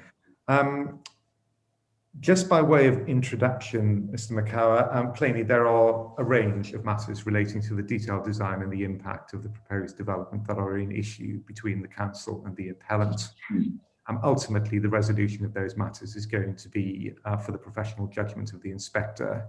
So, like Mr. Hill yesterday, I'm not going to deal with every point in issue, and I'm sure I'll be excused for not having done so in circumstances. Secondly, can I just establish with you, Mr. Makower, what the parameters are of your evidence, and that in particular to be given tomorrow by Miss Markham. Now, plainly, Miss Markham is appearing as an expert witness at this inquiry to assess heritage impact and to assess townscape impact. Yeah. Ms. Makower, you plainly are the scheme architect, and from your experience that you've relayed to the inquiry, you have experience in urban design matters. But in terms of assessment of the townscape impact and the heritage impact of the scheme, yes, it is to Miss Markham's evidence that I should address my questions, I assume. I accept what you say. I mean, we see the project and we see design as a holistic subject as opposed to siloed. So there are overlaps. Well, plainly there are overlaps, and I'm going to ask you about what you took as the context in which you formulated the scheme under my first topic. But if I can just foreshorten it by asking for your confirmation of this. Mr. Makower, you are not appearing at this inquiry as an expert witness in respect of heritage matters or townscape impact matters, are you? You're appearing as an expert witness in your capacity as an experienced and qualified architect. That's correct, but I have a lot of expertise in those fields as well, as you can tell from my support, my CV. Thank you. Well, we'll see how we go, Mr. Makower, but I've set the parameters of what I intend to do with you. No, I agree with that. Thank you. Could I just ask you just to clarify one point, please, before we delve into topic 1? And that one point will involve you going to your main proof of evidence, please. Yeah. And would you open your main proof of evidence at page 12? And I'm using the internal or printed pagination. Yes, yes. Yes. And if we can look together, please, on page 12 of paragraph 5.7, you say that I will summarize a new coding document which is submitted as an appendix to our proof. Is there a coding document as an appendix to your proof, Mr. Makower? No, there isn't. No, it was submitted on the 3rd of January. A draft as a starting point for dialogue with the local authority. Thank you. So we can note next to paragraph 4.7 that in fact there isn't a coding document produced as part of your evidence, is there? That's right. That's right. And as far as the document that was provided in the form of a draft design code, I think it's my instructions anyway, and perhaps if you're able to do so, you would agree this was provided to the council on the 3rd of January of this year. Yes. It was provided to the council under the cover of an email from Miss Jones. Yes. And it was expressly provided in the email that this is not a planning inquiry submission, but it's part of our ongoing preparation for a successful outcome of the appeal. Yeah. And that document is not before the inquiry, is it, Mr. McCarr? Correct. Good, thank you. We can put that then to one side. We'll come back to that in a moment. So if I can turn then to topic 1, which is Basildon Town Centre and the context in which your scheme has been formulated. Yeah. I take it, Mr. McCower, there is no dispute between us that Brook House contributes to the character and appearance of Basildon Town Centre. Correct. There's no dispute. And there's no dispute between us that it is an important contributing factor to the character and appearance of Basildon Town Centre. No dispute. And in terms of your assessment as to the contribution made and the importance of Brook House, I'd like to take you to 2 documents, please. The first of those is the design and access statement in its original form. So that's core document C3 that you were referred to this morning. Yeah. Core document C3. Yeah. Okay, and just by way of introduction, core document C3 is dated October 2020. It was submitted as part of the suite of documents in support of the planning application submitted to the council, and it bears the name of your practice, McCarr Architects. But your practice were responsible for preparing this document, I take it. Yes. And were you personally involved in either the preparation or the approval of this document, or both? I was personally involved in the preparation of it, but not in any detailed way. We had a team led by others, and I did not sign it off. That was my colleague, Adam Pivoy. So I was thoroughly involved in that it was our project and I led it, but I was not involved in the detail of this document. That's very helpful. Thank you for that confirmation, Mr. McCarr. I take it, however, that you've obviously had an opportunity to read this document a number of times, I take it. And there's nothing that you identified in your evidence in chief or indeed in your written evidence that suggests that you disagree with anything set out in this document. And I can take it that's the case, is it? That there is nothing in my evidence that suggests I disagree with any of it. I haven't picked on anything. Right, and it was, as you say, it was a document prepared by your practice, albeit as you've indicated and in the way you've indicated under your supervision. Yeah, broad, well, leadership. I think to be accurate, I wouldn't use the word supervision. I would use the word, overall leadership, leadership of the project, leadership of the vision, leadership of the content, and the design. But no, I wouldn't say supervision. Actually, I don't think that's accurate. I don't supervise all work and all documents of our practice. I'm not going to quibble you about that. Leadership is the way you put it, and I accept that was an abstraction of your role. Now, can we just have a look at 1 or 2 references in the document, prepared in the way that you've suggested, and how your practice and your colleagues describe Brook House and the townscape generally? Yes. Can I take you, please, firstly, and I'm going to use, as I've said, the printed pagination. Yeah. CDC3, page 35.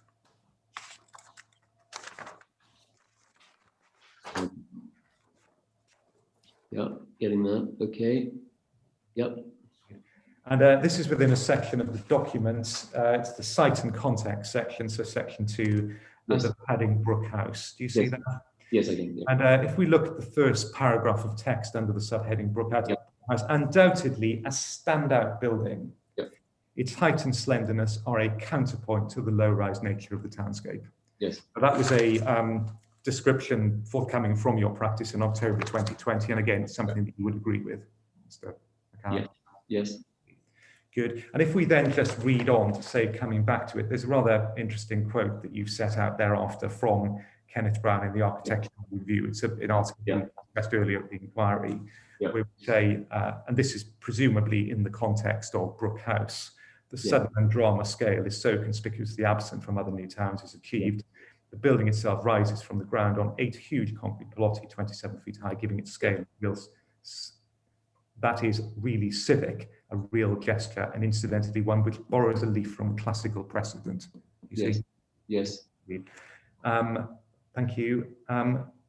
Good. And then if we look over the page, please. We're going to come to the typo where an S is added onto the word buildings. Yes.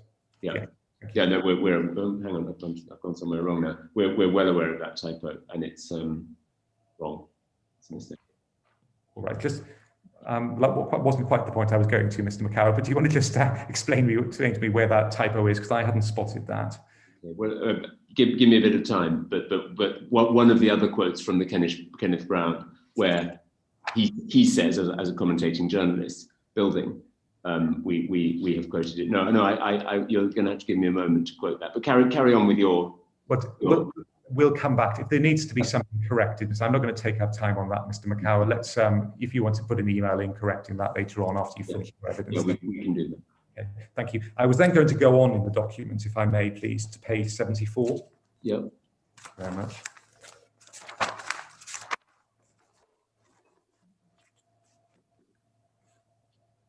Tell me when you're there.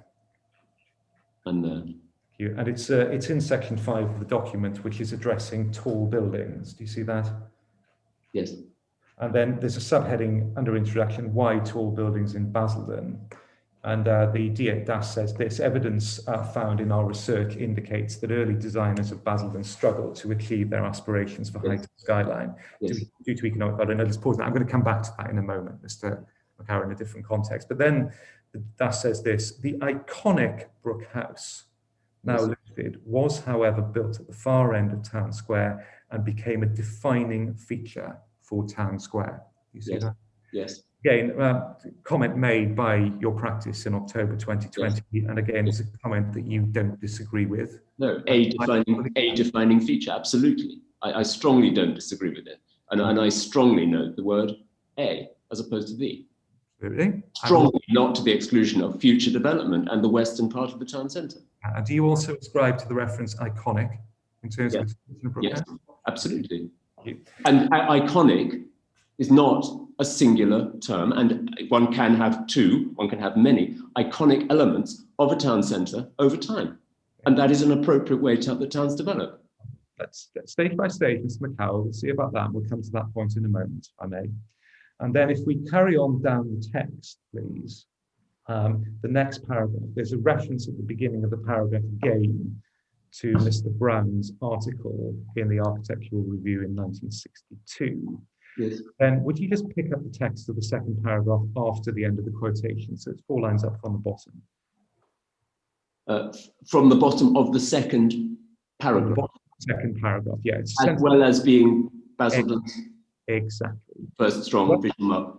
Yeah. As well as being Basildon's first strong visual marker, it also brought a concentration of desirable dwellings into the centre. Yes. And a benchmark for glamorous, high-rise town living. Yes.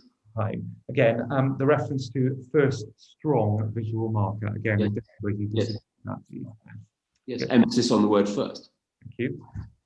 Yeah, I'm not eschewing coming to the point. We're going to come to multiple landmarks and all those in a moment, Mr. McCarroll. I just want your agreement as to the way the context. Absolutely. Thank you. And before we move on, and to save coming back to it, you have an image on the top right-hand side of page 74. Yes. That shows various features, including Brook House, and then the parameter of potential residential use. Yeah. And then boldly, with some lines coming out from it, you have the reference landmark opportunity. Yes. Yes. And we'll come to this in a moment, but under topic 2. But one of the objectives of the scheme, as you see it and as you have designed it, is to introduce another landmark building, isn't it? Absolutely. Okay, thank you.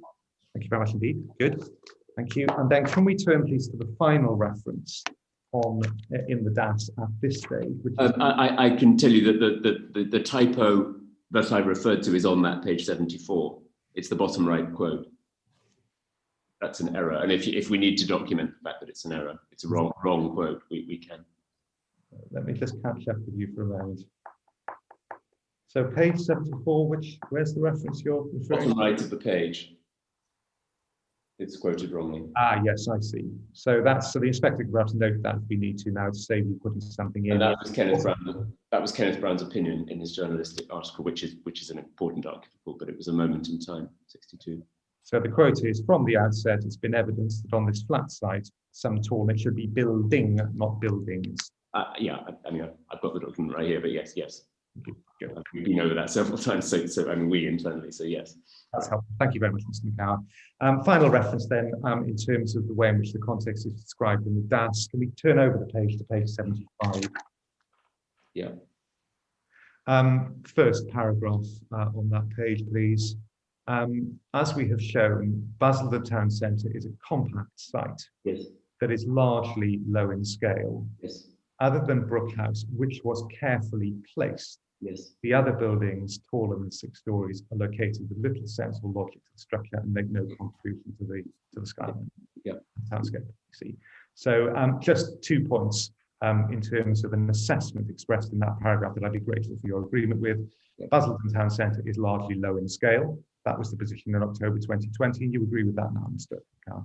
Yes, obviously that makes no reference to Great Oaks and other relatively tall buildings, but yes, it is a true statement. It is largely, certainly majority, low in scale, yes. And secondly, and we will come back to this in a moment, describing Brook House as being carefully placed. Yes. And that was obviously a reference back to the original concept for the introduction of Brook House in the early 1960s, wasn't it? Yes, carefully placed, successful, and not to the exclusion of other things in the future. Carefully placed and successful. I'm sure the council wouldn't quibble with you in terms of not to be excluded, and we'll come back to that in a moment. Yes. Good. You can put the DAS to one side, please. Could I invite you to take up the second document under this topic, which is the HTVIA?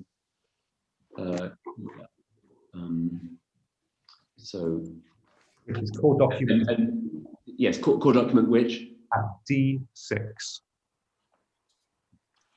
D6. D for Delta 6. Yeah, got it. Okay, D6, thank you. And I hope in core document D6, it's the July 2021 HTVIA.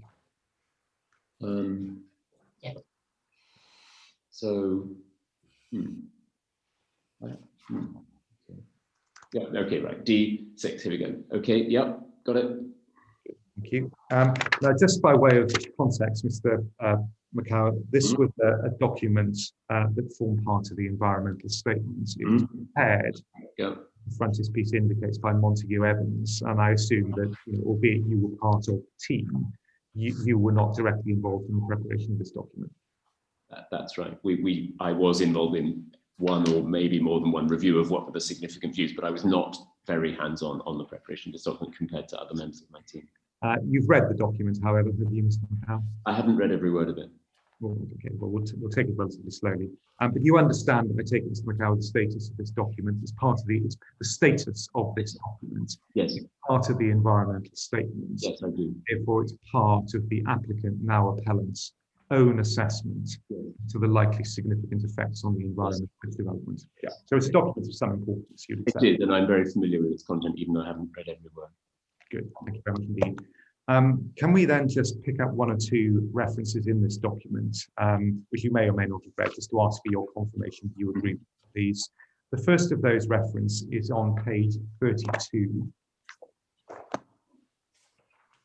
Yeah. Yeah, got it.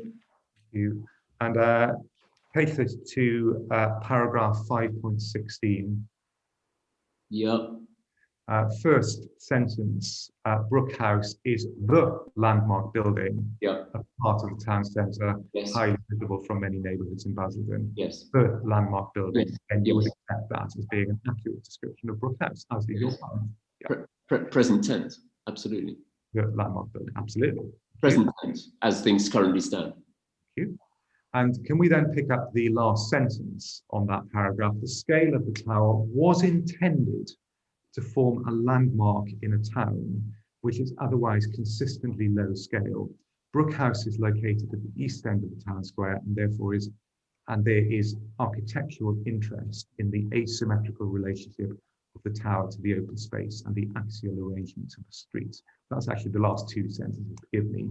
But the reference there, the scale of the tower was intended to form a landmark in the town, which is otherwise consistently low scale. Again, that's an observation you would agree with, Mr. McCall, would you? Yes, eastern end of Town Square at that time, absolutely. And now, as things currently stand in the town, absolutely, that is a correct statement. So, but just be clear, because I'll need to potentially make submissions on this in due course.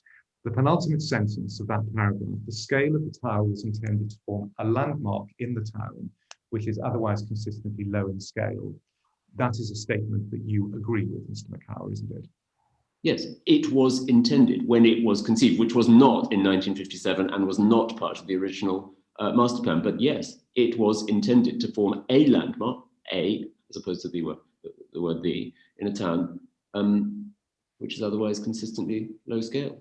Which is otherwise consistently low scale at the moment, and it was then too. That is not to the exclusion of the future. Thank you. Can we then move on, please, Yes. to page 33 of the same document?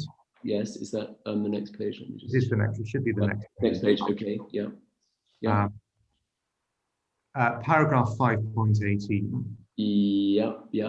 The town centre was mostly constructed between 1952 and 62. Yes. As a very consistent townscape character. And then this. Yes. The scale of Brook House means that it is a visually prominent, even dominant feature in the surrounding townscape. A visually prominent, even dominant feature in the surrounding townscape. Yes. Within the HTVIA, again, I take it you agree with the appellant's assessment of that prominence and dominance of Brook House. Well, I don't entirely agree with two pieces of that paragraph. The first one is that I think in a sense it's a fact, but it's certainly a kind of interpretation of the way things develop, that the town centre in its entirety, if you include, St Martin's Square and other elements of what happened at Eastgate, for example, and parts of St Martin's Square, the town centre was mostly constructed between 52 and 62. I mean, that's one can qualify that by saying, no, large parts of the town centre were constructed after 62. It's factual. For example, Northgate House and Marks and Spencer's. So that's really a point of fact, which I don't agree with. So the second point is that the scale of Brook House means that it is a visually prominent, even dominant feature in the surrounding townscape. Means that it is a visually prominent, even dominant feature in the surrounding.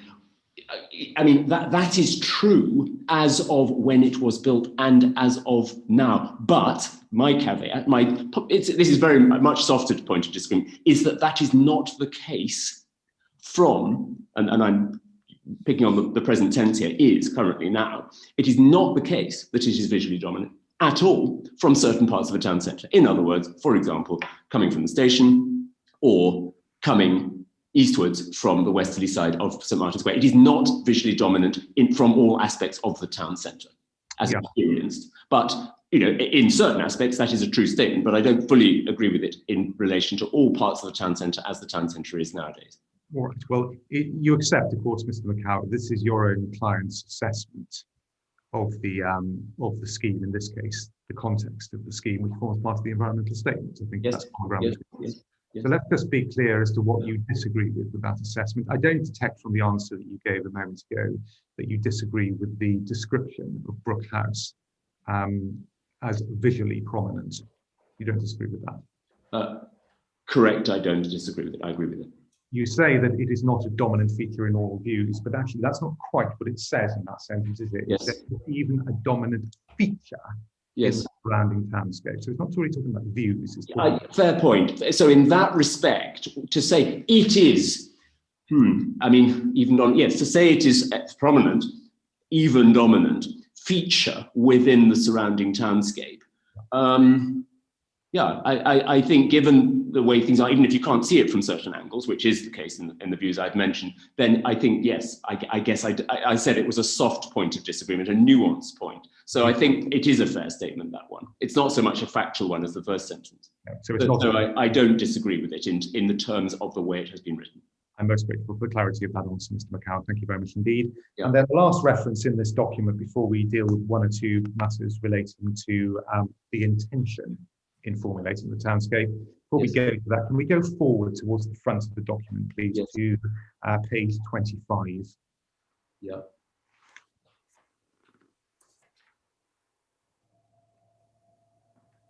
Yeah. Okay. And on page 25, can we look please together at paragraph 4.56? The tower is a feature unique to Basildon as a new town and was intended as a sort of impressive, tall physical landmark for the new town to identify the town's centre location and counterbalance the surrounding low-rise shopping centre. At 160 feet, it provided a visual focus. Through its scale and visibility, it helped the town centre to be recognisable from miles around. Again, part of the appellant's own assessment, is there anything in that description of the effect of Brooke House that you disagree with? Is there anything in that paragraph you disagree with, Mr. McCow? No, use of the present tense there, use of the past tense there. By no means to the exclusion of towns changing and things evolving over time and looking to the future. In the terms of the way that's been written, I don't disagree with it. But it is of limited terms, rightly caveated by what I've just said. Thank you, good. And then finally, please, before we just look at intention, you've obviously read the Orwell inspector's decision, Mr. McCow. Yes. We've got it before us in paragraph in document E25. I don't think we need to turn it up at the moment. Okay. But you will have read and digested what Inspector Rose had to say about Brooke House and its townscape role. I can see you've got the document there. So if you have it there, turn to page 7. Yeah, got it. Paragraphs 37 to 38. Yes. It can be said without controversy that Brooke House provides a landmark function within the town arising from its height, bulk and architectural design and detail. Whether or not it was intended is academic. And then this, nonetheless, Brooke House remains preeminent because of its distinctive form and contrast provided by much lower buildings along the main pedestrian spine. This is most notable around East Square, East Walk and Town Square. You see? Really. Again, I don't expect, Mr. McCow, there's any disagreement on your part with the way in which Inspector Rose described Brooke House and its relationship to the townscape in those paragraphs, is there? Well, if he implies, and I don't think he is implying, that preeminent is somehow something that mustn't change over time, then I disagree with it. If a grandparent is preeminent in a family, and there are lots of fantastic children and grandchildren surrounding that grandparent, all getting on very well. Some of those children and grandchildren are taller than the grandparent. They're different, they're younger, they act in different ways, they do different things. That can be a jolly healthy family. So I think the analogy of a family that changes and grows over time, and the analogy of relationships between grandparents and children and grandchildren is actually a reasonable one. And the word preeminent, I don't disagree with it the way it's written there, unless there is an implication in the way he wrote it, which I don't think there is.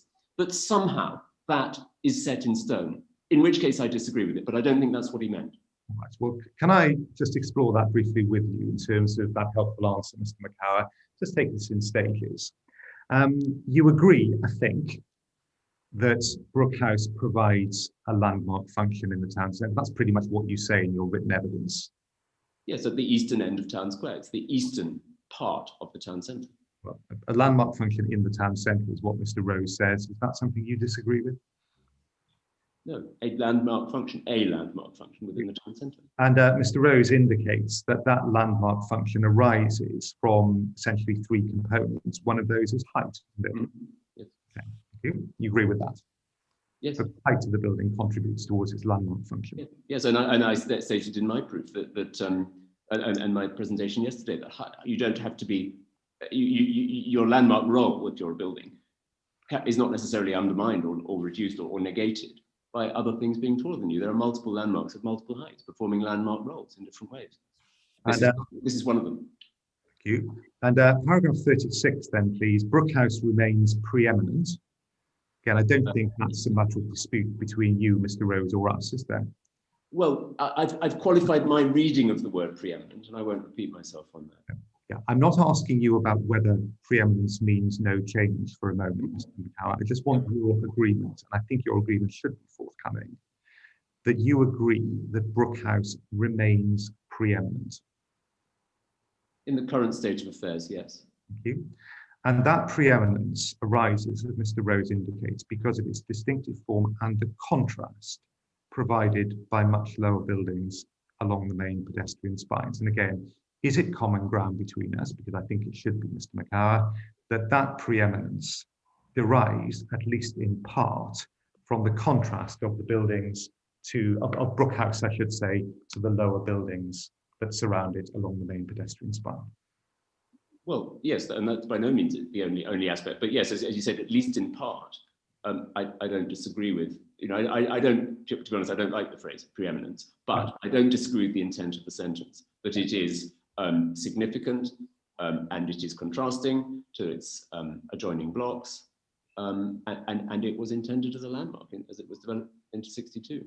And does it follow from that, Mr. McCower, that if a scheme were to come forward that would dilute the preeminence of Brook House, then that is a factor that you would invite the inspector to have regard to? Well, it is, the impact on Brook House is significant, but the idea of diluting the, in his words, preeminence or role, or the way roles are performed, of a certain building, dilute, completely avoids the crucial subject, which is setting, benefit, impact on setting, benefit, and significance. You said in response to that question that the impact on Brook House is significant. I presume that's... No, significance. The subject of significance, the significance of Brook House. It's a big picture, which is part. Yeah.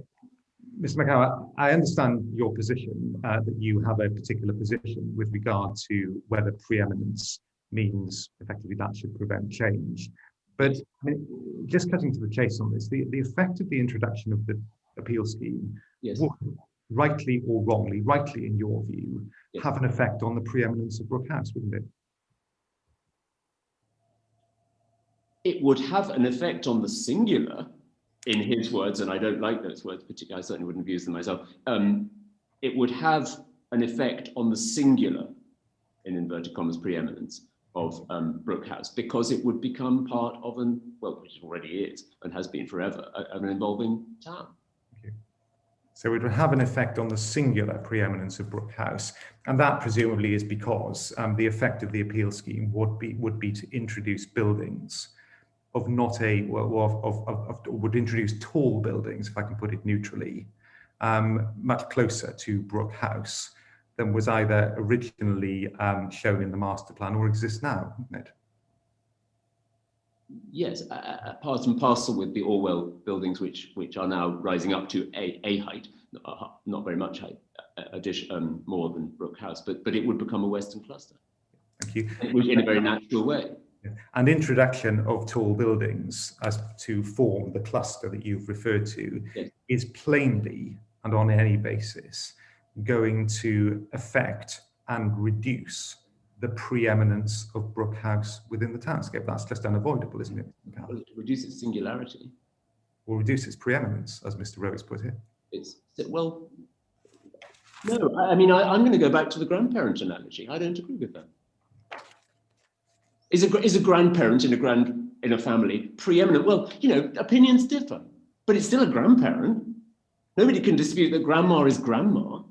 I mean, is grandma preeminent because she's grandma? Well, families differ. And no, I'm not going to agree with that it would reduce the preeminence of a grandparent in a family. Just because, in this case, taller buildings, all right, newer buildings, different buildings, are part of a family evolving over time.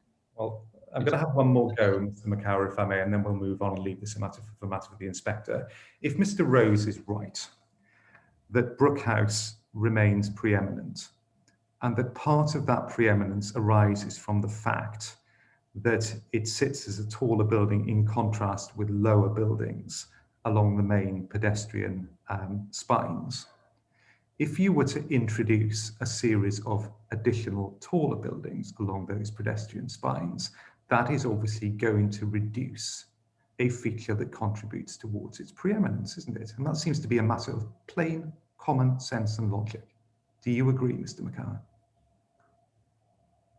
No, I don't agree. In terms of preeminence not being solely rested in or founded on physical right. Thank you. And I would also like to remember the 2020 master plan and the acknowledgement on all fronts that the townscape, the physical form, the skyline of the town, well, is set to change. It needs to change, and it will benefit through change.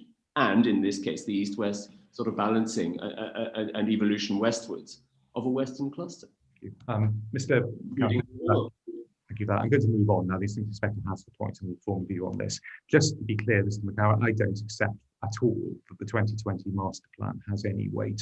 I'll deal with that with other witnesses in due course, and I'm not going to deal with that with you because it's more of a sort of planning policy. Right? Okay. Now, can we then just go back to history, as it were, back to the 1950s and 1960s? Yes. There's been a lot of reference already, this inquiry, to the 1950 plan, 57 plan, the 1962 plan, and no doubt there will be tomorrow as well. Yes. But perhaps you can just help me with this. There is nothing in either of those plans, is there, Mr. McCarran, to indicate that Brook House, the tall building that was introduced into the evolving townscape of Basildon in the early 1960s, was intended to form part of a cluster of tall buildings? So hang on, are you going back to 1957? Well, we can go back and look at the plans if we need to in a moment. I hope we don't, because we're all familiar with them.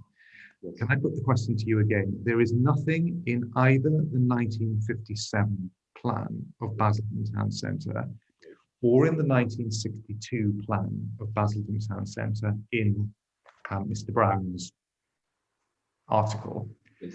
that indicates that that Brook House was intended or anticipated to form part of a cluster of similarly tall buildings. Okay, well, with the footnote that Brook House was not shown even as a shape or intention in the 57 master plan, it came on as an idea and then was then delivered after 57.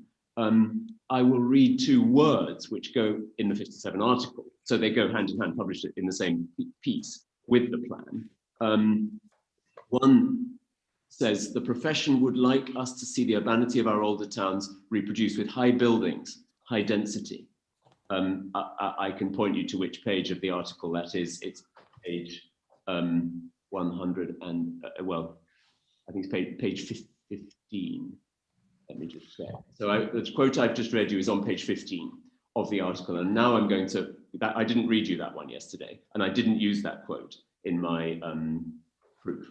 But I'm now going to read you a piece of the one that I did read you yesterday. The similar problems of low height have been experienced in the rebuilding of many of our Blitz cities. Nash's Regent Street was built to half the height of the street we know today, and it would be interesting to speculate whether this town centre, about Basildon, they mean, will be redeveloped in 100 years' time to greater height, or whether the present pattern of low American regional shopping centres has come to stay. So that talks about a problem. It absolutely, in the first quote I read you has a plural word. It speaks of buildings plural. And in this quote, the second one I read you, it implies plurality because it speaks of, developing over 100 years. Well, I hope it's not 100 years. We're 65 years on now. So I hope it's not 100 years we have to wait. But anyway, it's quite a long time. But, in the future, they are looking to the future. It's a future-facing project. Let's look to the future. I wonder if the town centre will be redeveloped to greater height. Now, I don't think that means with one building that's taller. Right? It says to greater height. It's talking about increase of high buildings, high density. And these are words, not images, but they are of the same publication, written and drafted by the same group of people who were responsible for delivering Basildon Town Centre 57. Mr. McCown, that was a very long answer to a question I didn't put to you. Can I just go back to the question I put to you again? And lest there be any difficulty with it, let's have open the two plans in front of us.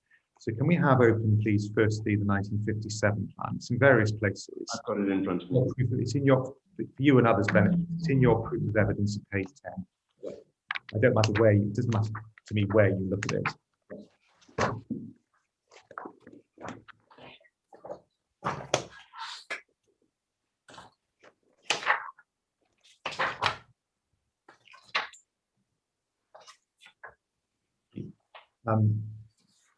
Mr. Macau, you have the 1957 plan. We obviously have to enter the caveat that in the 1957 plan, Brook House was not there. Absolutely. Clearly. But there is nothing in this plan, is there, by way of any sort of annotation on the plan or otherwise, that indicates that there was intended to be a cluster of tall buildings, either in the vicinity of Brook House or anywhere else. No, height is not referenced in this. Thank you. We then move forward to 1962. We look at that plan. Again, it's in various places. I mean, I've got the notes that it's in CDD6, which is the HTVIA on page 24. I'm going to look at it there, but other people may see it in other documents. So HTVIA, page 24. And are we looking at the site plan, sort of block plan? Oh no, okay, yeah, it's in the second. There are two articles on that, and we're looking at the Kenneth Brown article. Is that right? Yes, forgive me. I'm looking at paragraph figure 4.4. The one with the blue crayon on it. In the HTVIA, yeah, that identifies Brook House as being a new tower block. Yeah. Okay. So this obviously moves forward to 1962, when Brook House, or what became named as Brook House, is identified on the plan expressly as annotation A, which is a new tower block. You see? Yeah. Yeah. And we can see various other elements of the surrounding townscape identified on that plan, either existing or proposed or aspired to. But again, it's a simple point, Mr. Macau. There's nothing on that 1962 plan, is there, to indicate that the new tower block, that is Brook House, was intended to form part of a cluster of taller buildings, is there? No, there isn't. But this is drafted by the AJ, this drawing. Well, it's in the document that's before the inquiry. I'm sure the provenance. Yes, but this is an AJ illustration of what they were talking about, which is a moment in time. It is the 1962 appraisal of where the master plan's got to, including focus on this building. Yeah, right. It shows, Mr. Macau, and it's common ground between us that it doesn't show the new tower block, later known as Brook House, identified as being within a cluster of aspired four taller buildings, is it? No, it doesn't. Now, finally, please, before we move on to topic 2, can we just go back to your 1957 article that you referred to in your written evidence and evidence in chief? Sure. I'd like you to go to the document itself, please. So would you go to Ms. Markham's appendices? Yeah.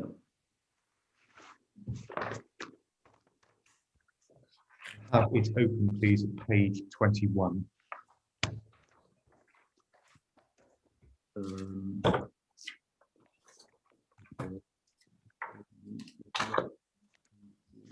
Yeah.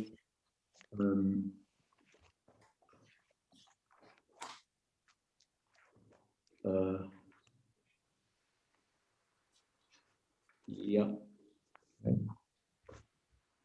Page. This is a 303-page document. Is that right? It is. Yeah. It's page, I'm looking at it electronically. It's page 21 of whatever the total number of documents. Okay. Yeah. Going on now. Yeah. And you'll see that very helpfully, as Markham has identified the document at the top of the page as Architectural Journals #1, Basildon Development Corporation, Basildon Newtown, Architects Journal, 3rd of January 1957. Do you see that? Yes, yes. And I think following the correction that you made to your proof of evidence, this is the document from the Architects Journal that you refer to in paragraph 8.8 of your proof, albeit you say it's from a 1960s article. It's actually this one, isn't it? It is, absolutely. Yeah. Thank you very much. Good. You referred in your evidence, both written and oral, to a quotation from this document. Let me just get my reference correct. which is, I think, well, the principal quotation you make is to be in a paragraph on Miss Markham's page 24. So if we go to electronic page 24. Yeah. Yeah. And on the second column of text, there's a subheading town centre. Yes, yes, yes, yes. See, and then you referred in particular in your evidence to second sentence, the third sentence that says, like housing, the design is dominated by two factors, the motor car and economics. The latter has the effect of limiting the height of buildings to 2 to 3 stories, ... You see? Yes, yes, yes. Yeah, and that's the extract that you include in paragraph 8.8 of your proof, isn't it? Yes, yes. And then it continues on to the next page in the printed document that has the plan, the layout of the proposed town centre that we've looked at already. Do you see that? Yes, yes. And then if we then go on to the next but one page, Mhm. and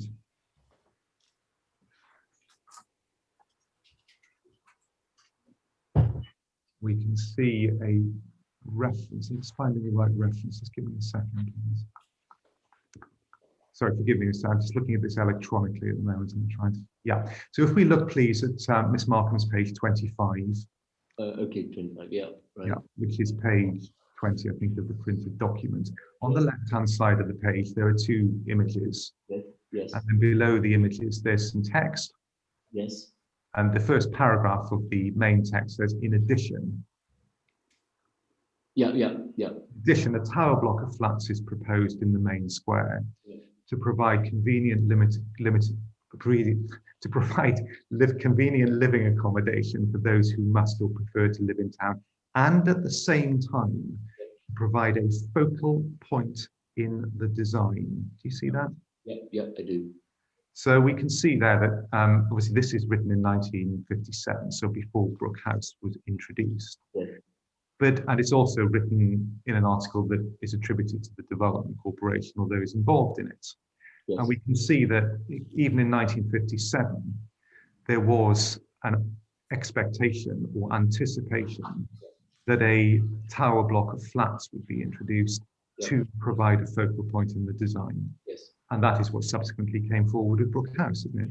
Absolutely. I mean, the word, it's not shown in the plan, but it is, and the word a focal point is not necessarily a singular word. You can have more than one focal point in a town as it evolves over time. And in particular, the fulcrum, you remember the fulcrum quote that I quoted from this article? The fulcrum between the 2 squares, which is the town hall location, is a perfectly reasonable as time evolves. It never was a town hall, as we know. But the idea that a focal point means the singular focal point to the exclusion of others as towns evolve over time is not implied in this. Well, the inspector can form her own view as to what the expressed intention was in the words used, but I think perhaps we can agree between us, Mr. Makower, that what was anticipated in 1957 was a focal point. This certainly shows that, yes, absolutely. And what was intended to provide that focal point was, as that paragraph indicates, a tower block of flats. Yes. A tower block of flats providing a focal point, singular, singular. Is that right? Absolutely singular. Thank you. Which is in my reading of the words, doesn't mean the. If it had been the, then it might have seemed more singular. But a can just as well be, and there is far less definition on the western side, both in 62 and 57, than there is on the eastern side, because the eastern side is where they began. But it can, by grammar, be part of more than a singular item. Last point on this before we move on to topic 2, Mr. Makower. Can you just identify, if you're able to, anywhere in any of these contemporaneous articles of the 1950s or 60s that state in terms, in the text, rather than in the drawings that we've already looked at, Yes. that there was an intention to introduce any cluster of buildings, including or Brook House or anywhere within the town centre? Well, yes, the 2 quotes I read you a minute ago. And those are the quotes from the document that we've just been looking at, are they, Mr. Makower? Thank you. Good. Okay. Thank you. I understand your point. Let's move on, if we may, please. Topic 2, then. You can put the Ms. Markham's appendices to one side. The proposal, facts, objectives, and outcomes.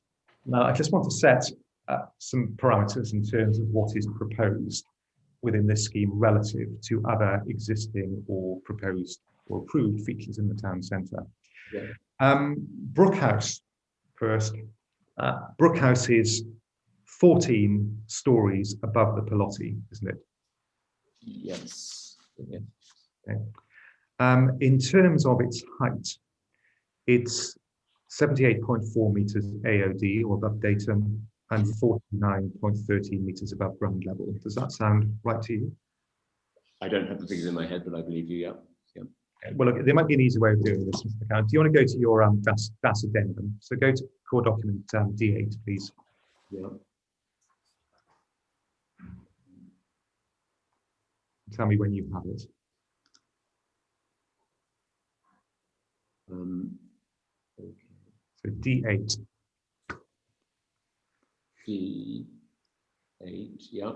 And if you go, please, within document D8, page 13. Yeah. Sorry, I'm not there. I seem to have lost it. Sorry. Yeah. No, the yellow skies, yeah.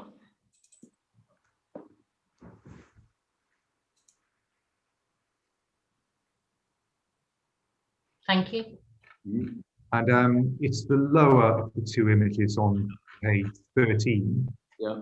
Because that within core document D8, the DAS addendum, Yeah. to show the height and height parameters of the appeal scheme as presently promoted following amendments relative to Brookhouse. Yeah.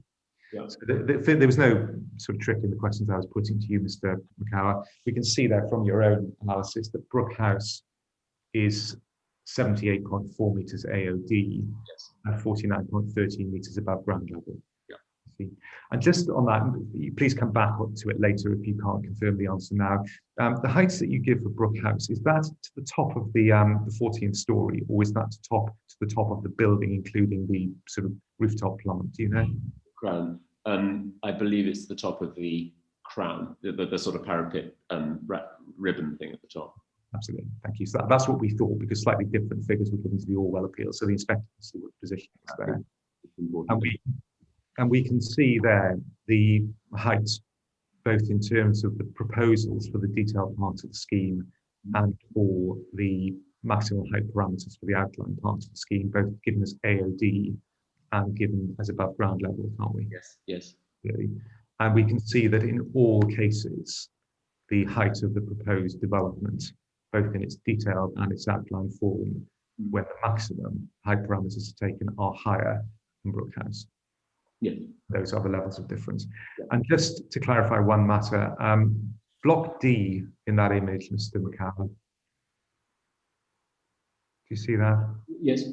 It's ground plus 18, and the AOD figure is given as 14.6 meters, and that's obviously wrong. Just for the inspectors, that we think that's 94.4 meters, but no doubt that can be corrected if that's wrong. Thank you. Yeah, absolutely. 94.4 meters. So let's just take stock as to where that leads us with regard to Brookhouse and the comparison between what is proposed. By our calculation, and perhaps you'd be so good as to confirm this as far as we're able, Mr. McCower, Block A is 27.5 meters higher than Brookhouse by reference to datum. Yes. Block B is 13.4 meters higher. Yeah. Block C is 10 meters higher. Yes.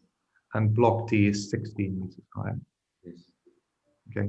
And those are the figures corrected from Mr. Lowndes' proof of evidence of paragraph 5.30. I'm going to take that as agreed between us unless there's any subsequent clarification that those figures are in dispute or inaccurate. Yeah, absolutely. So, yeah, so certainly so far as, blocks A, well, all of the blocks, I suppose, there is obviously a material increase in height in terms of what is proposed compared to the height of Brookhouse, isn't it? Yeah. Thank you. And then so far as a comparison to the Orwell scheme is concerned, the Orwell scheme approved by Mr. Rose's decision was 17 stories. Yeah.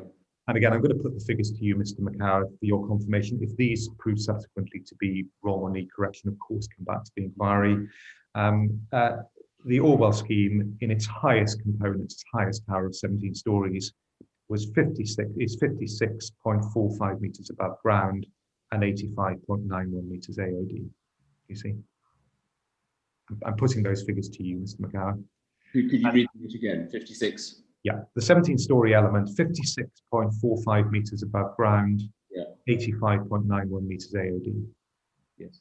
Okay, so it obviously follows, as a matter of fact, that the elements of this proposed development are in all cases related to the towers taller than the Orwell scheme. Yes.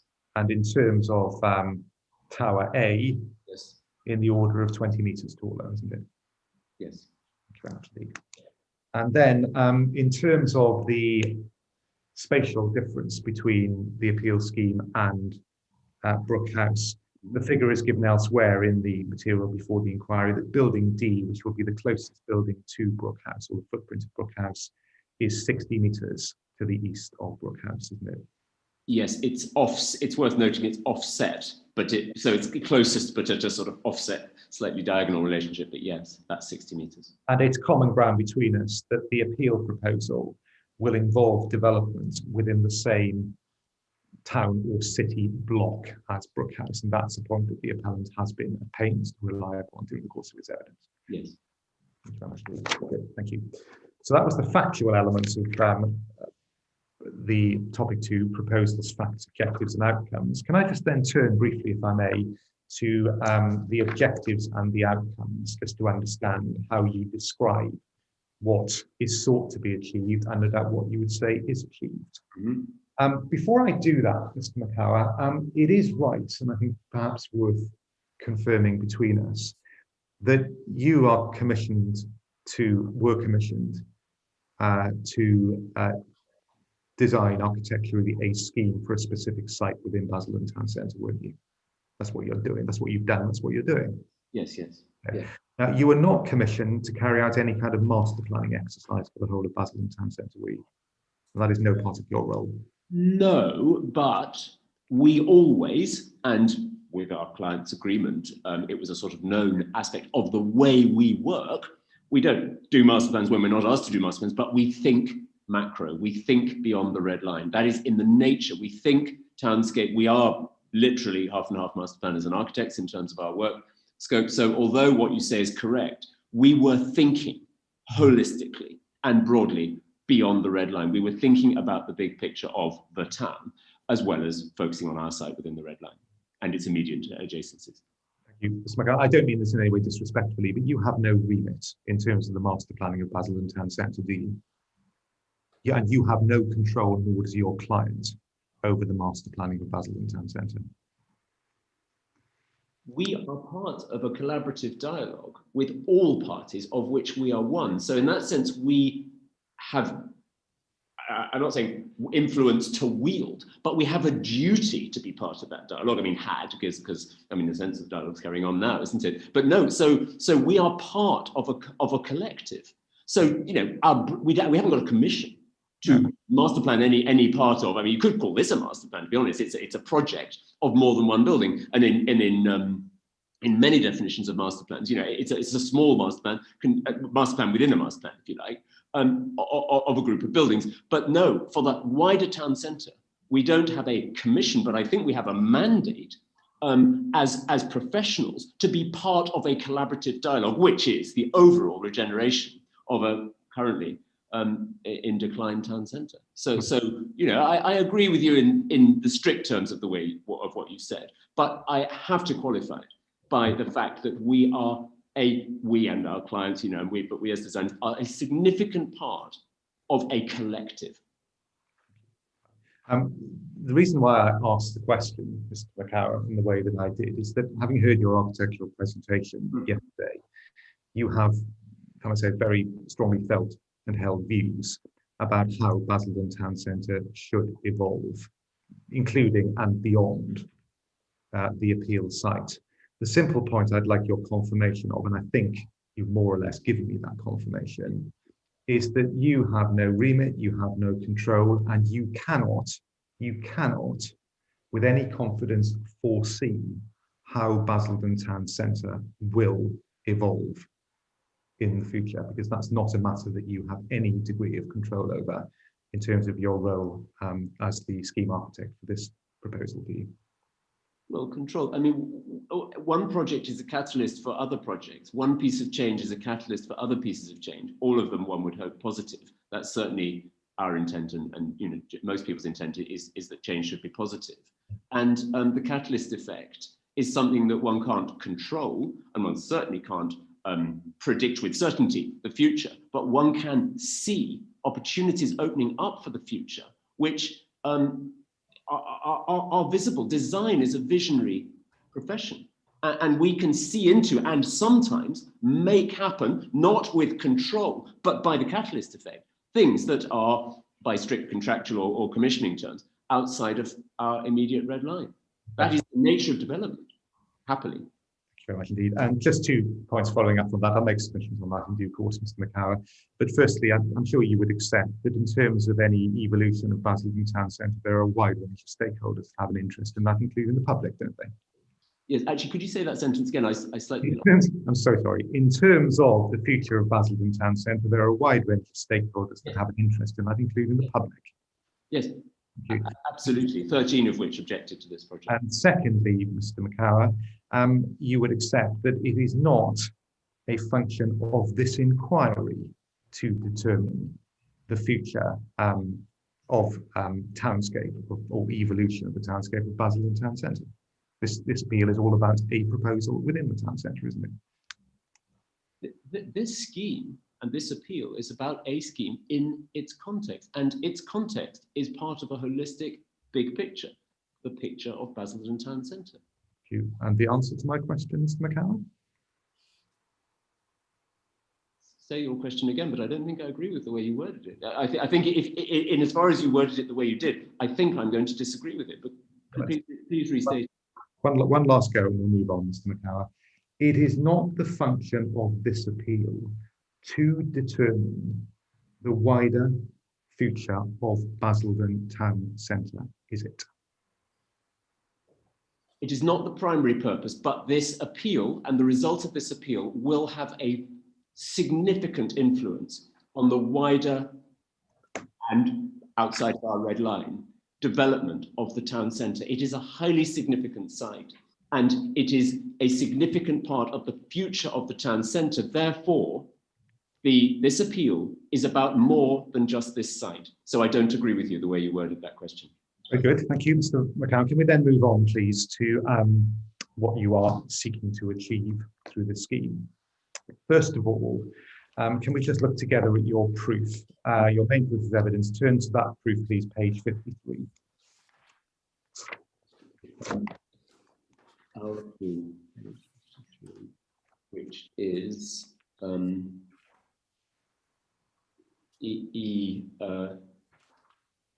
Oh, I'm sorry, I don't have the, sorry, forgive me, sir, I don't have the CD number for your proof. I've got it in printed form, so. Our proof, I've actually got it open on my screen, but I'm just going to. It'll be an IQ document, won't it?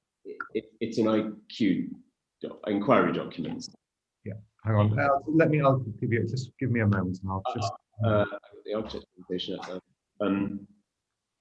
Right, it'll be in, your proof of evidence will be in section G, and it's G7, CDG, Girard 7. There you go.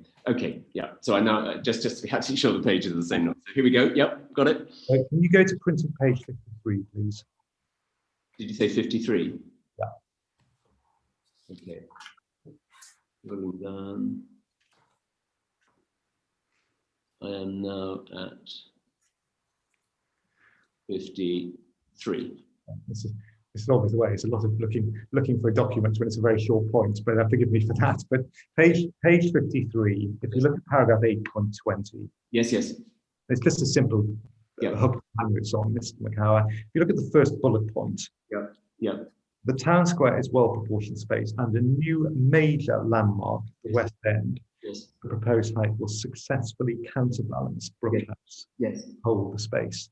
So I just want to set some parameters in terms of what you're seeking to achieve. You are seeking to introduce a new major landmark on Yes. the Basildon Town Centre. Yes. And you are seeking to introduce a new major landmark, forgive me, that will counterbalance Brookhouse. Yes. That's what you're seeking to achieve. Yes. Good. Thank you very much, Lee. And again, we don't go back on it, but it's common ground between us that there's nothing at the moment within Basildon Town Centre that includes a new landmark building in the position of the appeal site, nor was there anything within any of the original concept plans for Basildon Town Centre that showed that. No, it's interestingly Martin Ivert's comments, which were a moment, but a very kind of comprehensive moment of recording the results of dialogues between us and not only Basildon but also Essex Place Services were picked up on that point. And they very much reiterated the success, opportunity for and success of what I would call asymmetric balance, the counterbalancing of two elements at each end of a linear square. Good, understand that. And you say that this scheme will successfully introduce a new major landmark building. Yes. Good. Yes. Secondly, it seems to be common ground between us that the appeal proposal will form a new cluster of buildings within Basildon Town Centre, including Brookhouse. Is that right? Where does that? What words are you quoting? Well, I'm quoting two documents, but let's stick them one into the other. Can we go please back to the HTVIA, please? Again, so CD D6. Now, forgive me for jumping around, but it's unavoidable. Mr. McCower, CD D6. Yes. So D for Delta 6. Okay. D6. It's ES or ES updated volume. Oh, there we go. Yeah, that's the right one. Okay, yep, I'm there. Yep. We've looked at it already. And Yes. go please to page 53. Yeah.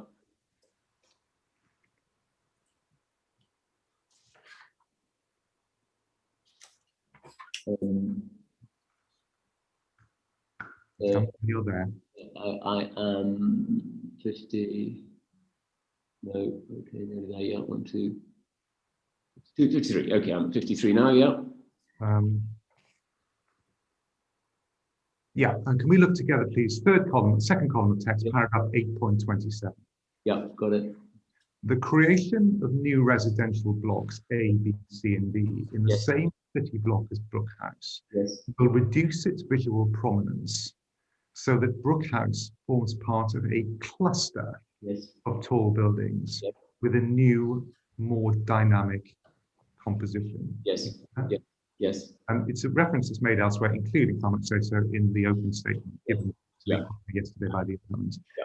So I just want to be clear what you're seeking to do. No, absolutely. I completely understand this. And there are two, if you like, scales of meaning of the word cluster. One does not distinguish, and quite rightly so. I think this is all legitimate language and legitimate multiple meanings of a similar word. The cluster, future, of tall buildings, taller buildings, old and new, within Basildon Town Centre will become a thing. And it will be, and I've spoken about the skyline identity and the change of the overall town centre cluster. That's what this means.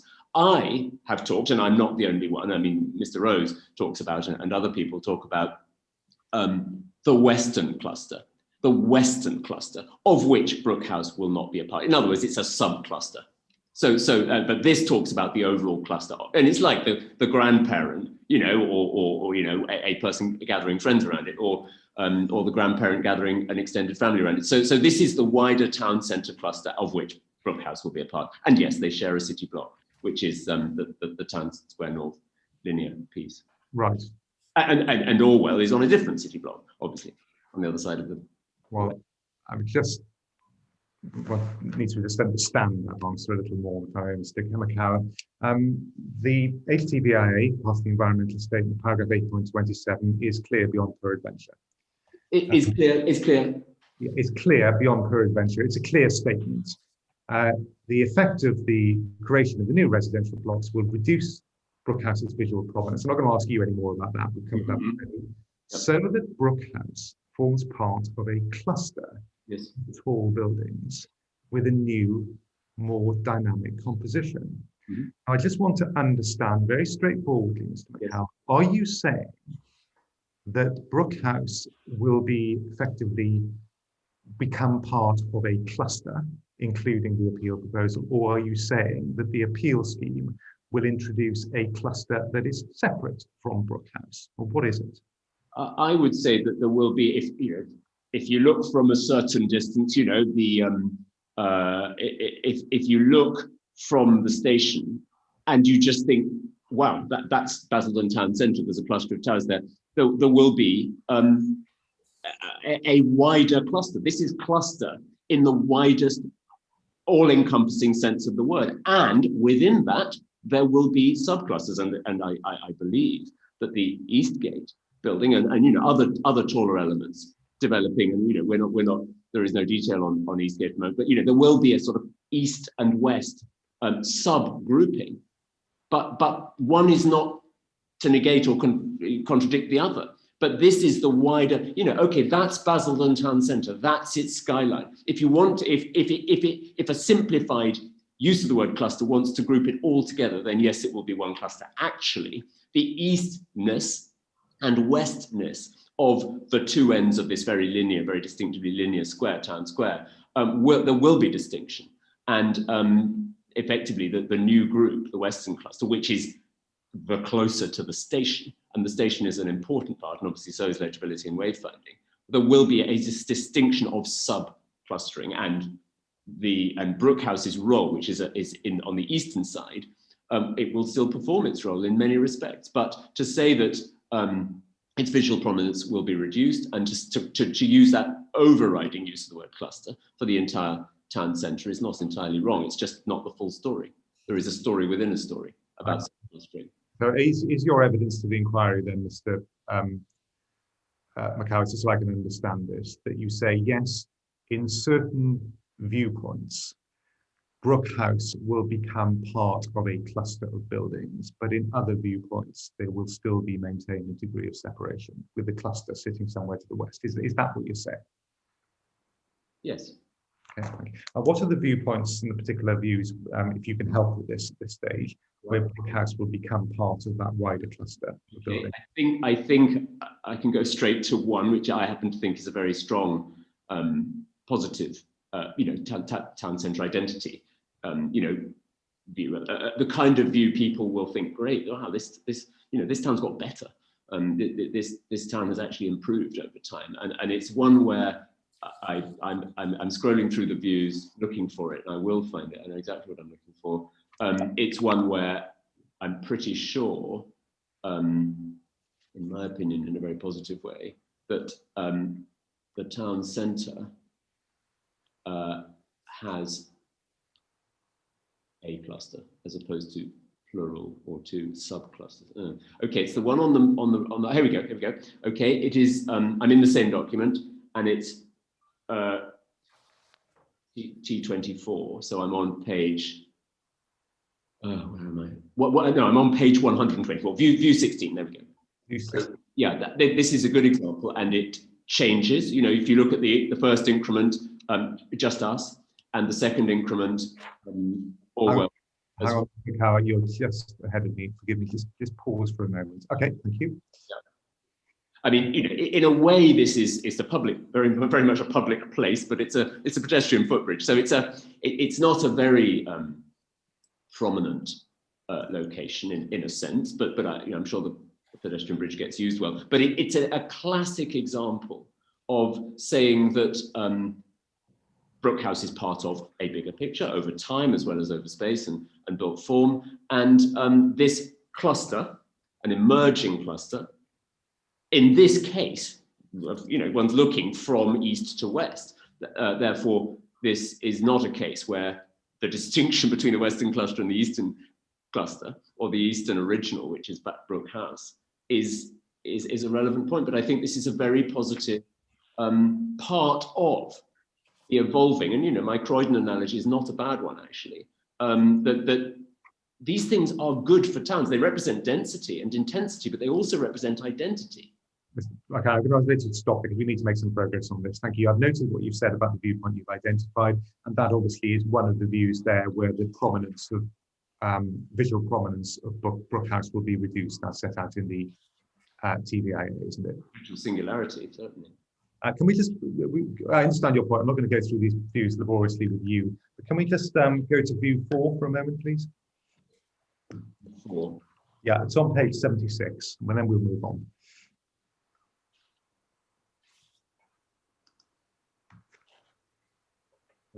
It's on page 76. Okay. Yeah, nearly there. Yeah. Okay, I'm there. View 4 taken from to the north of the town centre, the cycle route approaching Broadmain. Yeah. We can see the existing view on page 76. We can see the effect of the proposal on page 77. Yeah. I mean, we can't see Brook House at all with the appeal scheme in place from that view. And that, again, I presume, is one of the views that you would say demonstrates Brook House becoming part of the new cluster and therefore losing its prominence. Yes, I mean, you know, absolutely. The Western cluster becomes, you know, a new part, and arguably a very significant new part of the town centre's identity and its skyline identity, and has legibility benefits. And then, in terms of 2 other points with regard to the concept and the objective and the outcome, you've referred in your presentation yesterday, and indeed it's set out in the DAS for the Inspector's Note CDC 3, page 60. We don't need to turn it up. That what you are seeking to introduce here is a new skyline. Yes. The way you put it yesterday is a diversified and a distinctive skyline, yes. And that, you say, is the effect of the scheme. Is that right? Yes. Thank you. And then, fourthly, again from the DAS, we don't need to turn it up, page 75. What you are seeking to introduce is a new image and identity to Basildon Town Centre. Yes. I mean, refreshed identity, you know, if new meant all new, entirely new, then I would, you know, that's not what we meant, but new in the sense of new chapter in the identity, and reinforced, refreshed. So new in that sense, absolutely. Renewed. And the appellant's opening statement given to the inquiry yesterday referred to a intended purpose to utterly transform the core within Basildon Town Centre. And that was said in opening, and that is what you sought to achieve, is it, Mr. Utterly. Yes, I mean, and that word utterly does not mean transform every single aspect of it beyond recognition. It means that it is in a state which is unsustainable and unsatisfactory, and its future-facing original vision is not going in that direction anymore. So the utter transformation of where it is now, and actually where it's been going for a while, i.e. in decline, will be utterly transformed, and physically, many aspects, our piece in particular, will be utterly transformed in a very positive way, very beneficial in all aspects to the town.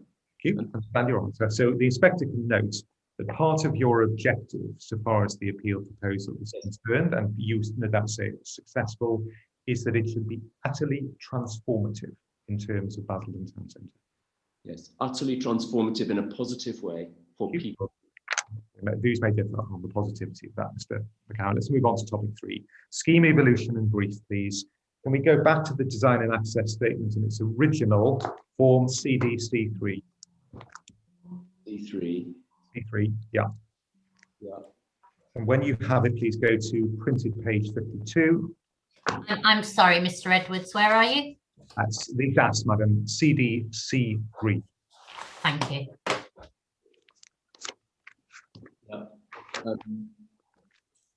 What page did you ask for? I'd like you to turn, please, Mr. McCowan, to page 52, 52.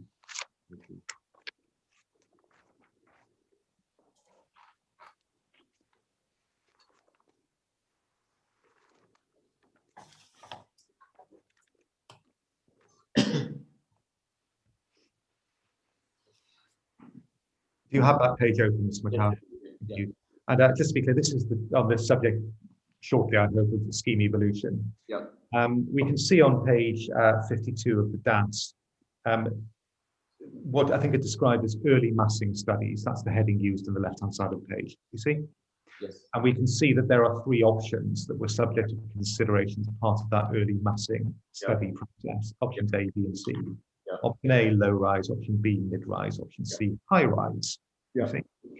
And just to be clear on option C, high rise, which is the option that was then taken forward in the scheme. More or less, yes. Well, in principle anyway, in the scheme evolution process, we can see that what was considered as option C is a layout within the appeal site, which is different plainly to the layout, or marginally somewhat different anyway, to the layout that subsequently became subject to the application. And if you look very closely, we can see the height of the various components within that option, and the highest, I think, is +13, so that's ground plus 13 stories, isn't it? Hang on.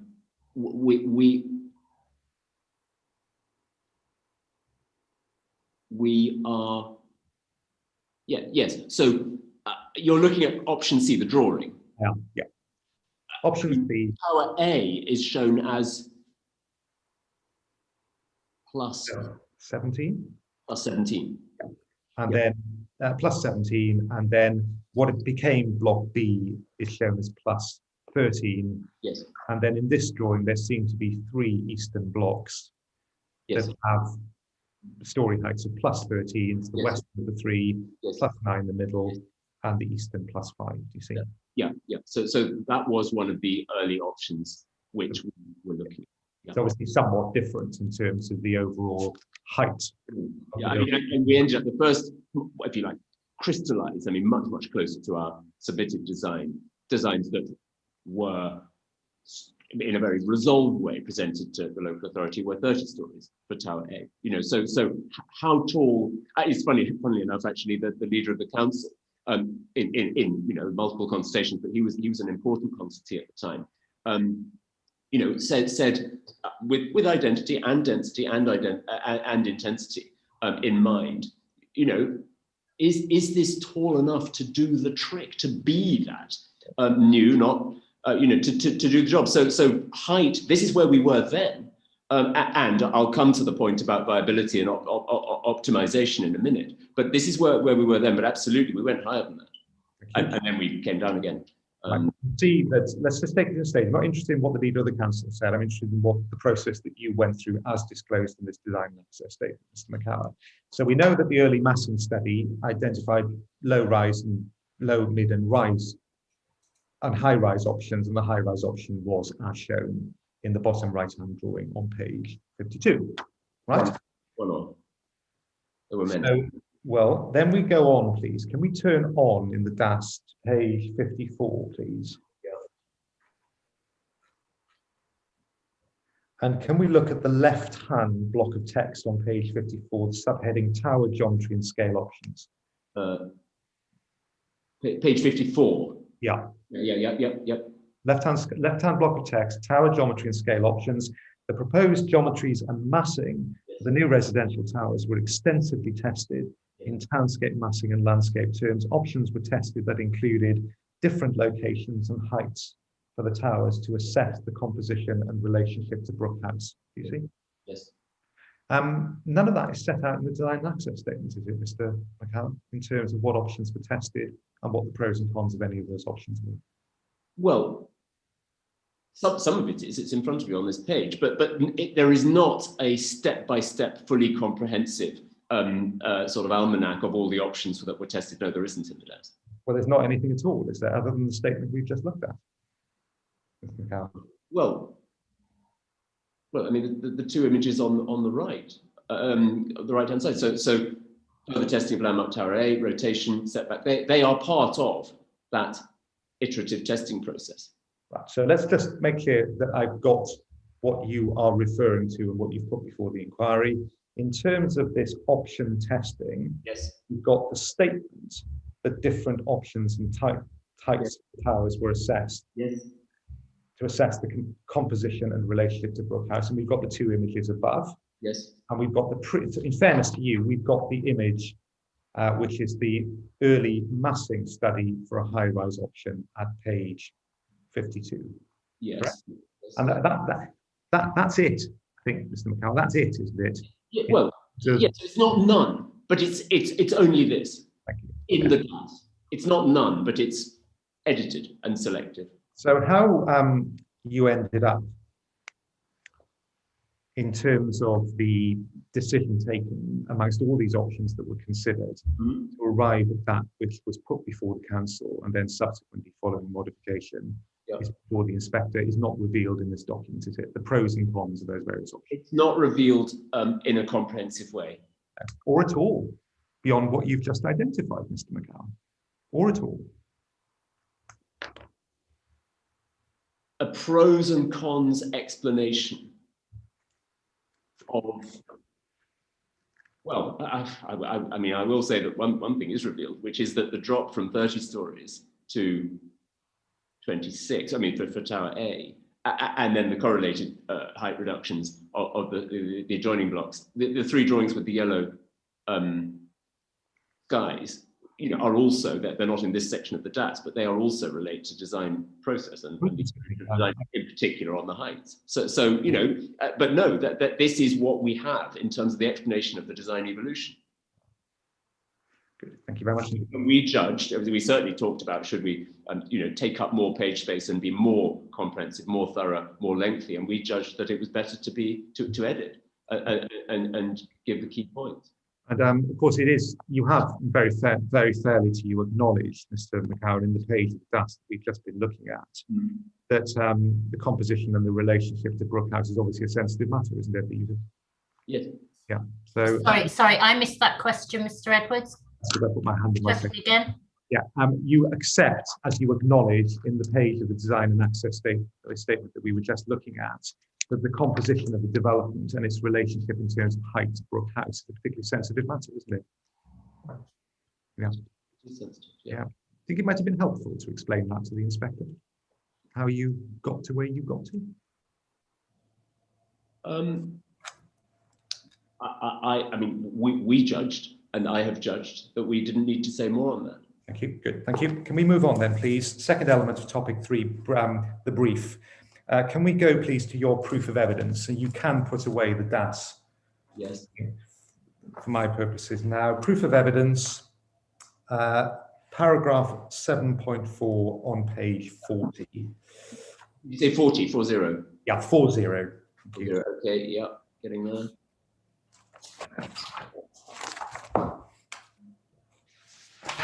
Okay, yeah, and then it's a section of your proof that is under the subheading "the brief." Yes, yes.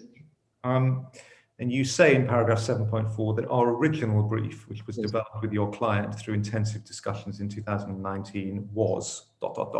Yes. You don't actually produce your brief, do you, to the inquiry? No, I mean, to be honest, we weren't given a brief, and the scheme developed as the development of our brief. You know, it was an iterative process. But we went for a base case, we went for options, we went for studying. We were always referring to the necessity to create an optimal and viable scheme, and that's not just in quantum terms, but in qualitative terms as well. And the brief was a set of meeting notes, effectively, of an evolving discussion with the client. Yeah, well, that's not my experience. For what it's worth, that's not my experience uncommon. But what is again, for what it's worth, in my experience, often revealing is to actually see the meeting notes, but you don't produce any of those matters, do you, Mr.? No, we haven't. No, thank you. What were you instructed or asked with regard to the quantum of development, which was either desirable or necessary, Mr. McGowan?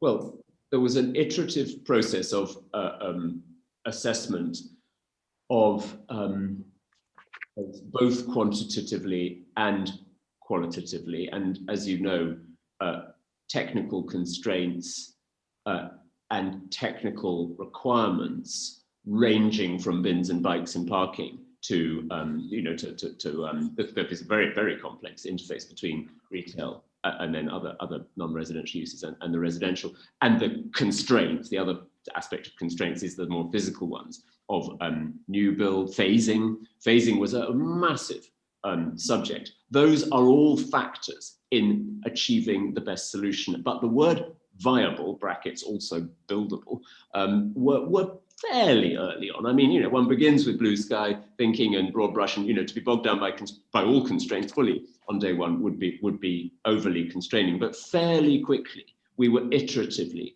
working quantitatively and qualitatively on what is the best scheme, and of course townscape, of course spatial, and skyline, and relationship to not just Brooke House, but other elements of existing context, were all part of judging what was the optimum, and that's not a quantitative word, that's both quantitative and qualitative, optimal and viable solution. But certainly the idea, as just hand in hand with the MPPF, that we should make as much use as possible of previously developed land. That's 119 of the MPPF. What was part of our brief? I mean, our brief, it wasn't only the MPPF, but that's part of our brief, that quantity and viability were part of achieving a qualitatively, and that's all aspects of qualitatively, appropriate solution.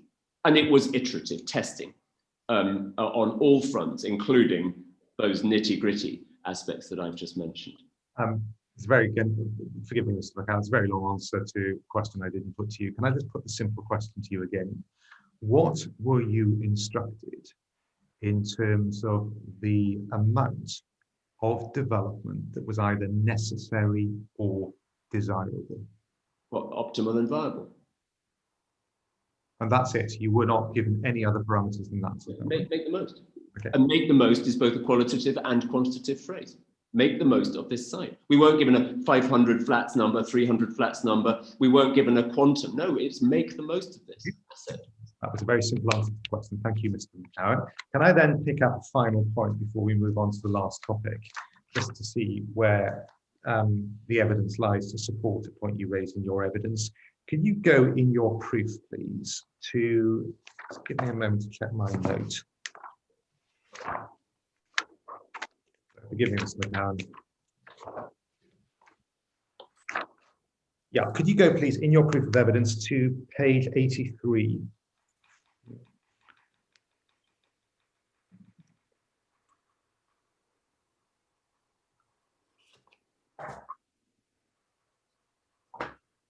Yep. Okay. And can we look, it's in your conclusions. Yeah. Can we just look together at paragraph 11.6, please? In terms of realism, if it's judged that a less dense scheme than our proposal would be preferable, first, I disagree. Yeah. And secondly, I believe from all I know that a lesser scheme will not happen, Yes. and tremendous opportunities for the scheme's viability and the optimization in terms of what it offers and the multiple benefits it brings to the town, Yes. ... will be missed. Yes. Can I just be clear about this? In terms of any case to the effect that a different or less dense scheme Yes. would not be viable, Hmm. the appellant, Yes. I emphasize, the appellant does not produce any evidence to support that conclusion, does it? I think that's right. Numerically, we don't produce any evidence. This is an opinion, and it is based on the extremely tight viability analysis, which is obviously largely quantitative, but not exclusively, because values and emerging values over time are part of that, and it's not our expertise. But this is an opinion, but it's a strong, if you like, prediction that we know how tight this scheme is, and Basildon and this scheme needs quantum of dwellings, not only dwellings, but dwellings being its bulk component in order to happen. So Yeah. it won't happen if this doesn't get consent, or rather, if a lesser scheme was on the table, it wouldn't happen. Yes, you've been very clear both in your written and oral evidence that is your position, Mr. McCowan, but there's no evidence before. No, there's no numeric evidence provided. I don't believe. I'll come to the question of the Council's emerging local plan documents with another witness in due course. Thank you. We can then move on, and I'm going to try and finish, Madam, if I can, in the next 10 minutes, if I may. Okay. Just to one or two other matters, and I hope, Mr. McCowan, with goodwill on both sides, we can deal with this very briefly. Yes. A few short points. Firstly, you identify the townscape benefits, the amenity benefits of introducing the additional route through the development from Town Square to St Martin Square, and you do that by reference Yes. to the indication shown on the 1957 plan. Do you remember that point? Yes, yes. I just want to be clear as to where that point sits in the inspector's decision-making process. No dispute from the council that there's anything wrong with you doing that. But that is a feature within the development that isn't dependent on the number, the height of the towers, is it? It's all to do with the layout of the podium, effectively, because it's within the podium that's provided. Yes. Thank you. Good. Thank you very much indeed. Other than the relationship between quantum and deliverability. Well, we've been through that, but in terms of formulation of the development, the delivery of that particular sort of passageway through is not dependent, other than the point that you make about viability, etc., dependent on there being a sort of ground plus 22-story point tower, point A. Yeah, good. Thank you. Just going down my notes. Yeah, low pavement we dealt with. Just one point on what you say about low pavement and this issue between the parties about overlooking. The inspector will have to form their own view on that. Yes. Just in terms of the adjoining car park that you very candidly indicated the appellant has no control over. Yes. There are no schemes that are presently the subject of planning permission, nor any commitments on the part of the landowner of that car park. I think it's the council actually to bring forward any qualitative improvements, are there? No commitments, as I wish there were, but no, I believe not. But certainly people are thinking about it. Secondly, on the low pavement points, you expressed your view on the matter, but in terms of the information that Mr. Lowndes gave to the inquiry yesterday about the number of accesses and the use that's going to be made of low pavement by reference to elevational drawings, I don't think there's any dispute on what the elevational drawings show. It's there, Mr. McCowan. It's just an issue about the qualitative position. If we look at DAS section 10, the one I the parameters and the coding, which wasn't called the code at the time, and it focuses on the eastern wing. Yeah. There is a plan of land use, which and there are other plans. So I mean, if we wanted to go into detail, we could on this, which do actually show, and this is in the eastern wing. So in other words, it's not detailed design and it is outline flexible, but they do show more than just doors. In other words, glazed frontage, active frontage with people doing stuff, meaning lobbies and communal spaces inside, which aren't just the ways in and out. So I slightly differ with the interpretation of the elevation. Right. I mean, I think you're talking there about the outline section of the scheme. I am. But in terms of the, other than the caveat you've just entered about the presumably the opportunities that are presented to the outline section of the scheme, the way Mr. Lowndes described features shown on the elevation that he referred the inquiry to on the detailed part of the scheme, dispute as to the description that he gave. No.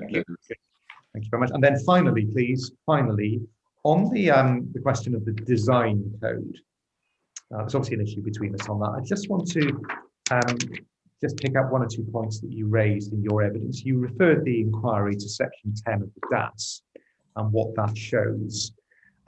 It is, I think, right and common ground between us, or at least it ought to be, Mr. McCower, that things like maximum and minimum parameters within an outline part of the scheme involving built development, usually, in addition to that, the sort of broad parameters of the layout, they are legally required to support an outline application, aren't they? Yes. Yeah. So those kind of things that are in section 10, have to be there anyway.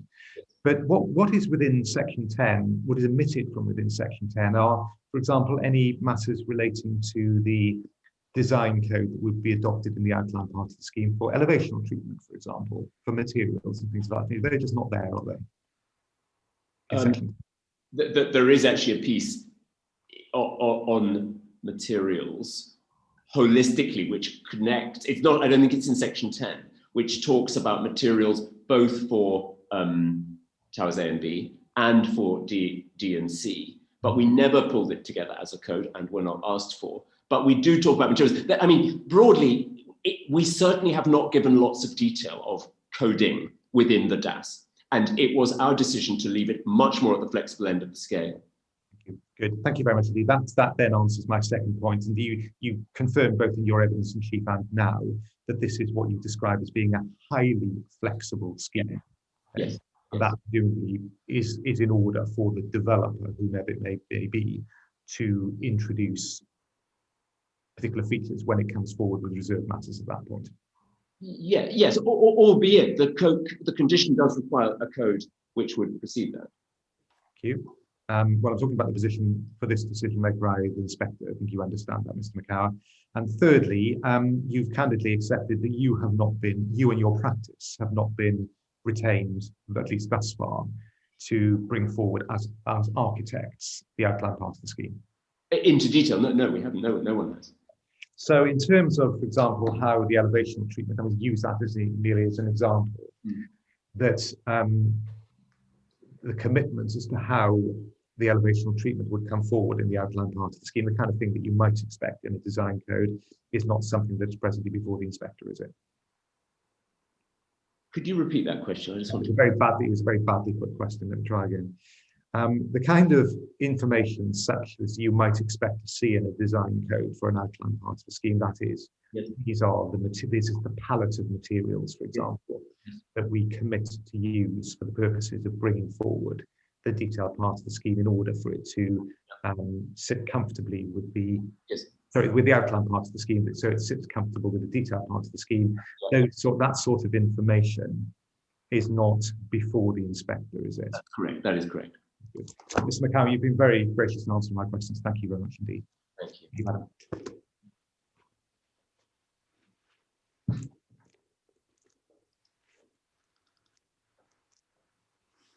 Thank you very much, Mr. Edwards. Mr. Hill, would you like to re-examine your witness?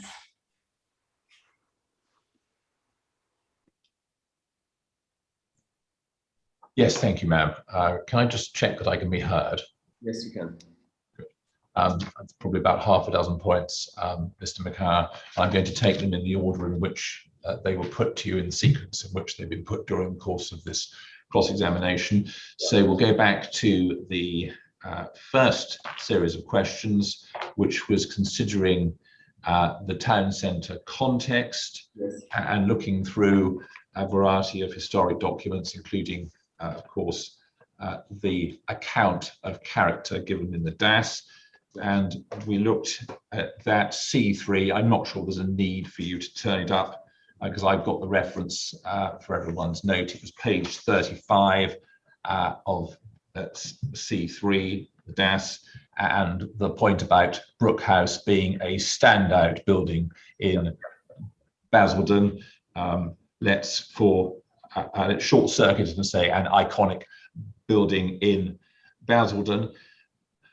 Does that judgment, in your view, that Brooke House is a standout building in Basildon, preclude the introduction of other standout buildings or iconic buildings within the town centre? Absolutely not. I'm trying to get better at answering questions in a short way. The afternoon wears on. That's always a welcome development. Just think about, for example, the City of London. Would you, St Paul's Cathedral and the Tower of London as standout buildings? Has that precluded the introduction of other standout buildings within the City of London? Very good example of, no, it hasn't, of different heights, different ages. And in a similar vein, you were asked about the article in 1957, article in Ms. Markham's appendices. Again, I don't think there's a need for everyone to dig that out because I'll give the reference. It was page 25 of 303, the 1957 AJ article with the reference to the image of an early inspiration, perhaps, for Brooke House. It doesn't look like Brooke House, but it's in the same location and of a similar general form. And then underneath it, there was that block of text about a tower block of flats being proposed to provide residential accommodation and at the same time provide a focal point. Yes. In your view, Mr. McCara, does the creation of a focal point in the town centre in the form in which that article described preclude the introduction of other focal points elsewhere within the town centre? Absolutely not. They are often plural in different parts of towns, focal points. And across a 65-acre town centre, would you hope for an aspiration of more than one focal point, or would you say one was enough? I would very strongly hope for more, especially as towns grow. You know, Basildon has quadrupled in size in the fairly recent memory, and I would strongly hope for more than one focal point. Thank you. Put that away for those who dug it out. Then we went on to the questions about the proposals. Mr. Edwards' second series of questions, and you did stray at one stage into the views, which I was intending to deal with Ms. Markham, but you looked for a while at the revised HGVIA. Yes. I just wanted to turn to the two views that you were asked about. Yes. The first of those was the one that you took us to on page 125. Again, no need for everyone to turn this up because I can give the reference. View 16 from the junction of Broadmain and Church Road, and page 125 and 126 has got the cumulative effect. This is from the pedestrian bridge, and you'll recall looking down the road and one sees Brook House in the foreground of the distant view, and then the appeal scheme to the immediate right. And on page 126, the cumulative also has the Orwell Market Square appeal inked in to the left of Brook House. Yeah. In your view, Mr. McCara, is there anything harmful about either of those compositions in townscape terms? No, that's the grandmother surrounded by her loving family. It's a very strong and happy family group. And if I was a Basildonian walking across the footbridge, I'd be very proud and excited. When I got to the town centre, I'd feel the vibe, and I'd enjoy that very much. And it would also give me, a Basildonian, a greater assurance of success and prosperity for the long-term future, and my children and my children's children. Thank you. And then one point on view 4, which is the other one that you were asked about. And if you don't know the answer to this, I'm very happy to pick it up tomorrow with Ms. Markham, which is her document. But it was page 76 and 77, view 4, the cycle route 13, Broadmain, Great Oaks. You'll be familiar with the image with the children on their bikes going over the wide cycleway, and Brook House in that view disappearing behind one of the blocks. Do you happen to know what happens if those children on their bikes and the mother with them proceed further in a direction towards the town centre in terms of the opening up of the view to the right, or is that something I should leave to Ms. Markham? You should. I mean, you know, I could predict in a confident but slightly waffly way, but no, I don't know. Let's deal with that tomorrow then when we have Ms. Markham's evidence. Yeah. Thank you. Now, the next series of questions, Mr. Edwards, topic 3 related to scheme evolution, and you were asked a number of questions about pages 52 and 54 of the DAS C3. Again, I don't ask everyone to turn this up, but there seemed to be some criticism that you hadn't set out enough detail in the DAS about optioneering and options that were explored. Now, that document you were being asked about dates from October 2020. This is the original DAS. Yeah. During the last 14 months, has it been suggested to you that there should be a greater level of detail supplied in terms of the optioneering exercise and the level of detail on pages 52, 53 and 54 of the DAS? No, and we massively edited it when we put the DAS together purposefully, and no, nobody's asked us about it. Has any request been made behind the scenes for more detail? Well, unless there's something I don't know about or can't remember, but to my knowledge, absolutely not. No. Very well. Well, perhaps that's just a matter of interest to Mr. Edwards. Let me move on then to what I think is the last point, the issue of the design code.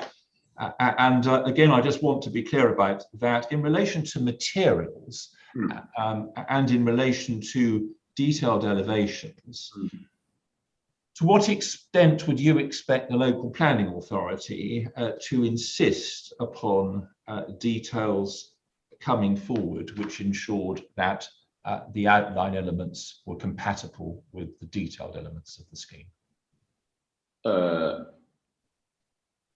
Well, we thought it was very normal and natural, and fully accepted the idea that we developed an illustrative design for the eastern wing. We did what we did in the DAS, which gives quite a bit of fixity and definition, but a lot of flexibility. And we would be and were required under a condition to develop a code at the right moment in dialogue with the local authority. That didn't surprise us at all. It's quite normal. It's not. What attitude would you expect the local planning authority to take to the discharge of their responsibilities in terms of condition 19 in the code? What was the first part of your question? What attitude would you expect the local planning authority to take to the discharge of their duty to approve any design code under condition 19 and ensure compatibility between the detailed and outline elements? In a timely way, i.e. not too soon, not too late, to gather together, who's the first person who sort of makes the call saying, we're now thinking about the East Wing. We need to talk. We need to, who puts their foot forward first? Well, we have. And we now expect the local authority to respond. Clearly, if it was all left too late, it would be a very serious issue because it's a requirement. But it's not a requirement. It was not a requirement as required during the application processing period. It is a requirement of a condition, and we would expect them to be proactive in it and collaborative dialogue as it was right through the process, to be honest. Of course. Thank you very much. I don't know whether you have any further questions or whether you picked up anything along the course of the afternoon that you wanted to pick up with Mr. Mackay. No, I don't have anything at this point. That concludes re-examination. Thank you. Okay, then it's now 5:20. That concludes proceedings for today. Is there anything else that we need to pick up on? Not that I'm aware of, ma'am. You've received the document which deals with SIL compliance and a walkthrough of the provisions. And I'm still hopeful that we will be able to program in at least a preliminary session on Friday, as you indicated you might, if you had that document this afternoon. I'm quite keen that there is some engagement with the County Council to ensure that if they are still, as it were, the only unhappy party, that they are alerted to the fact that you will be potentially seeking their input on Friday, so that we can conclude matters satisfactorily as soon as possible next week. Okay, just to confirm, I've taken that document as IQ5. Okay then, so it's now nearly 4:45. We'll adjourn for today and then we'll come back tomorrow morning at 9:30. And I think are we dealing with Ms. Markham now. Ms. Markham.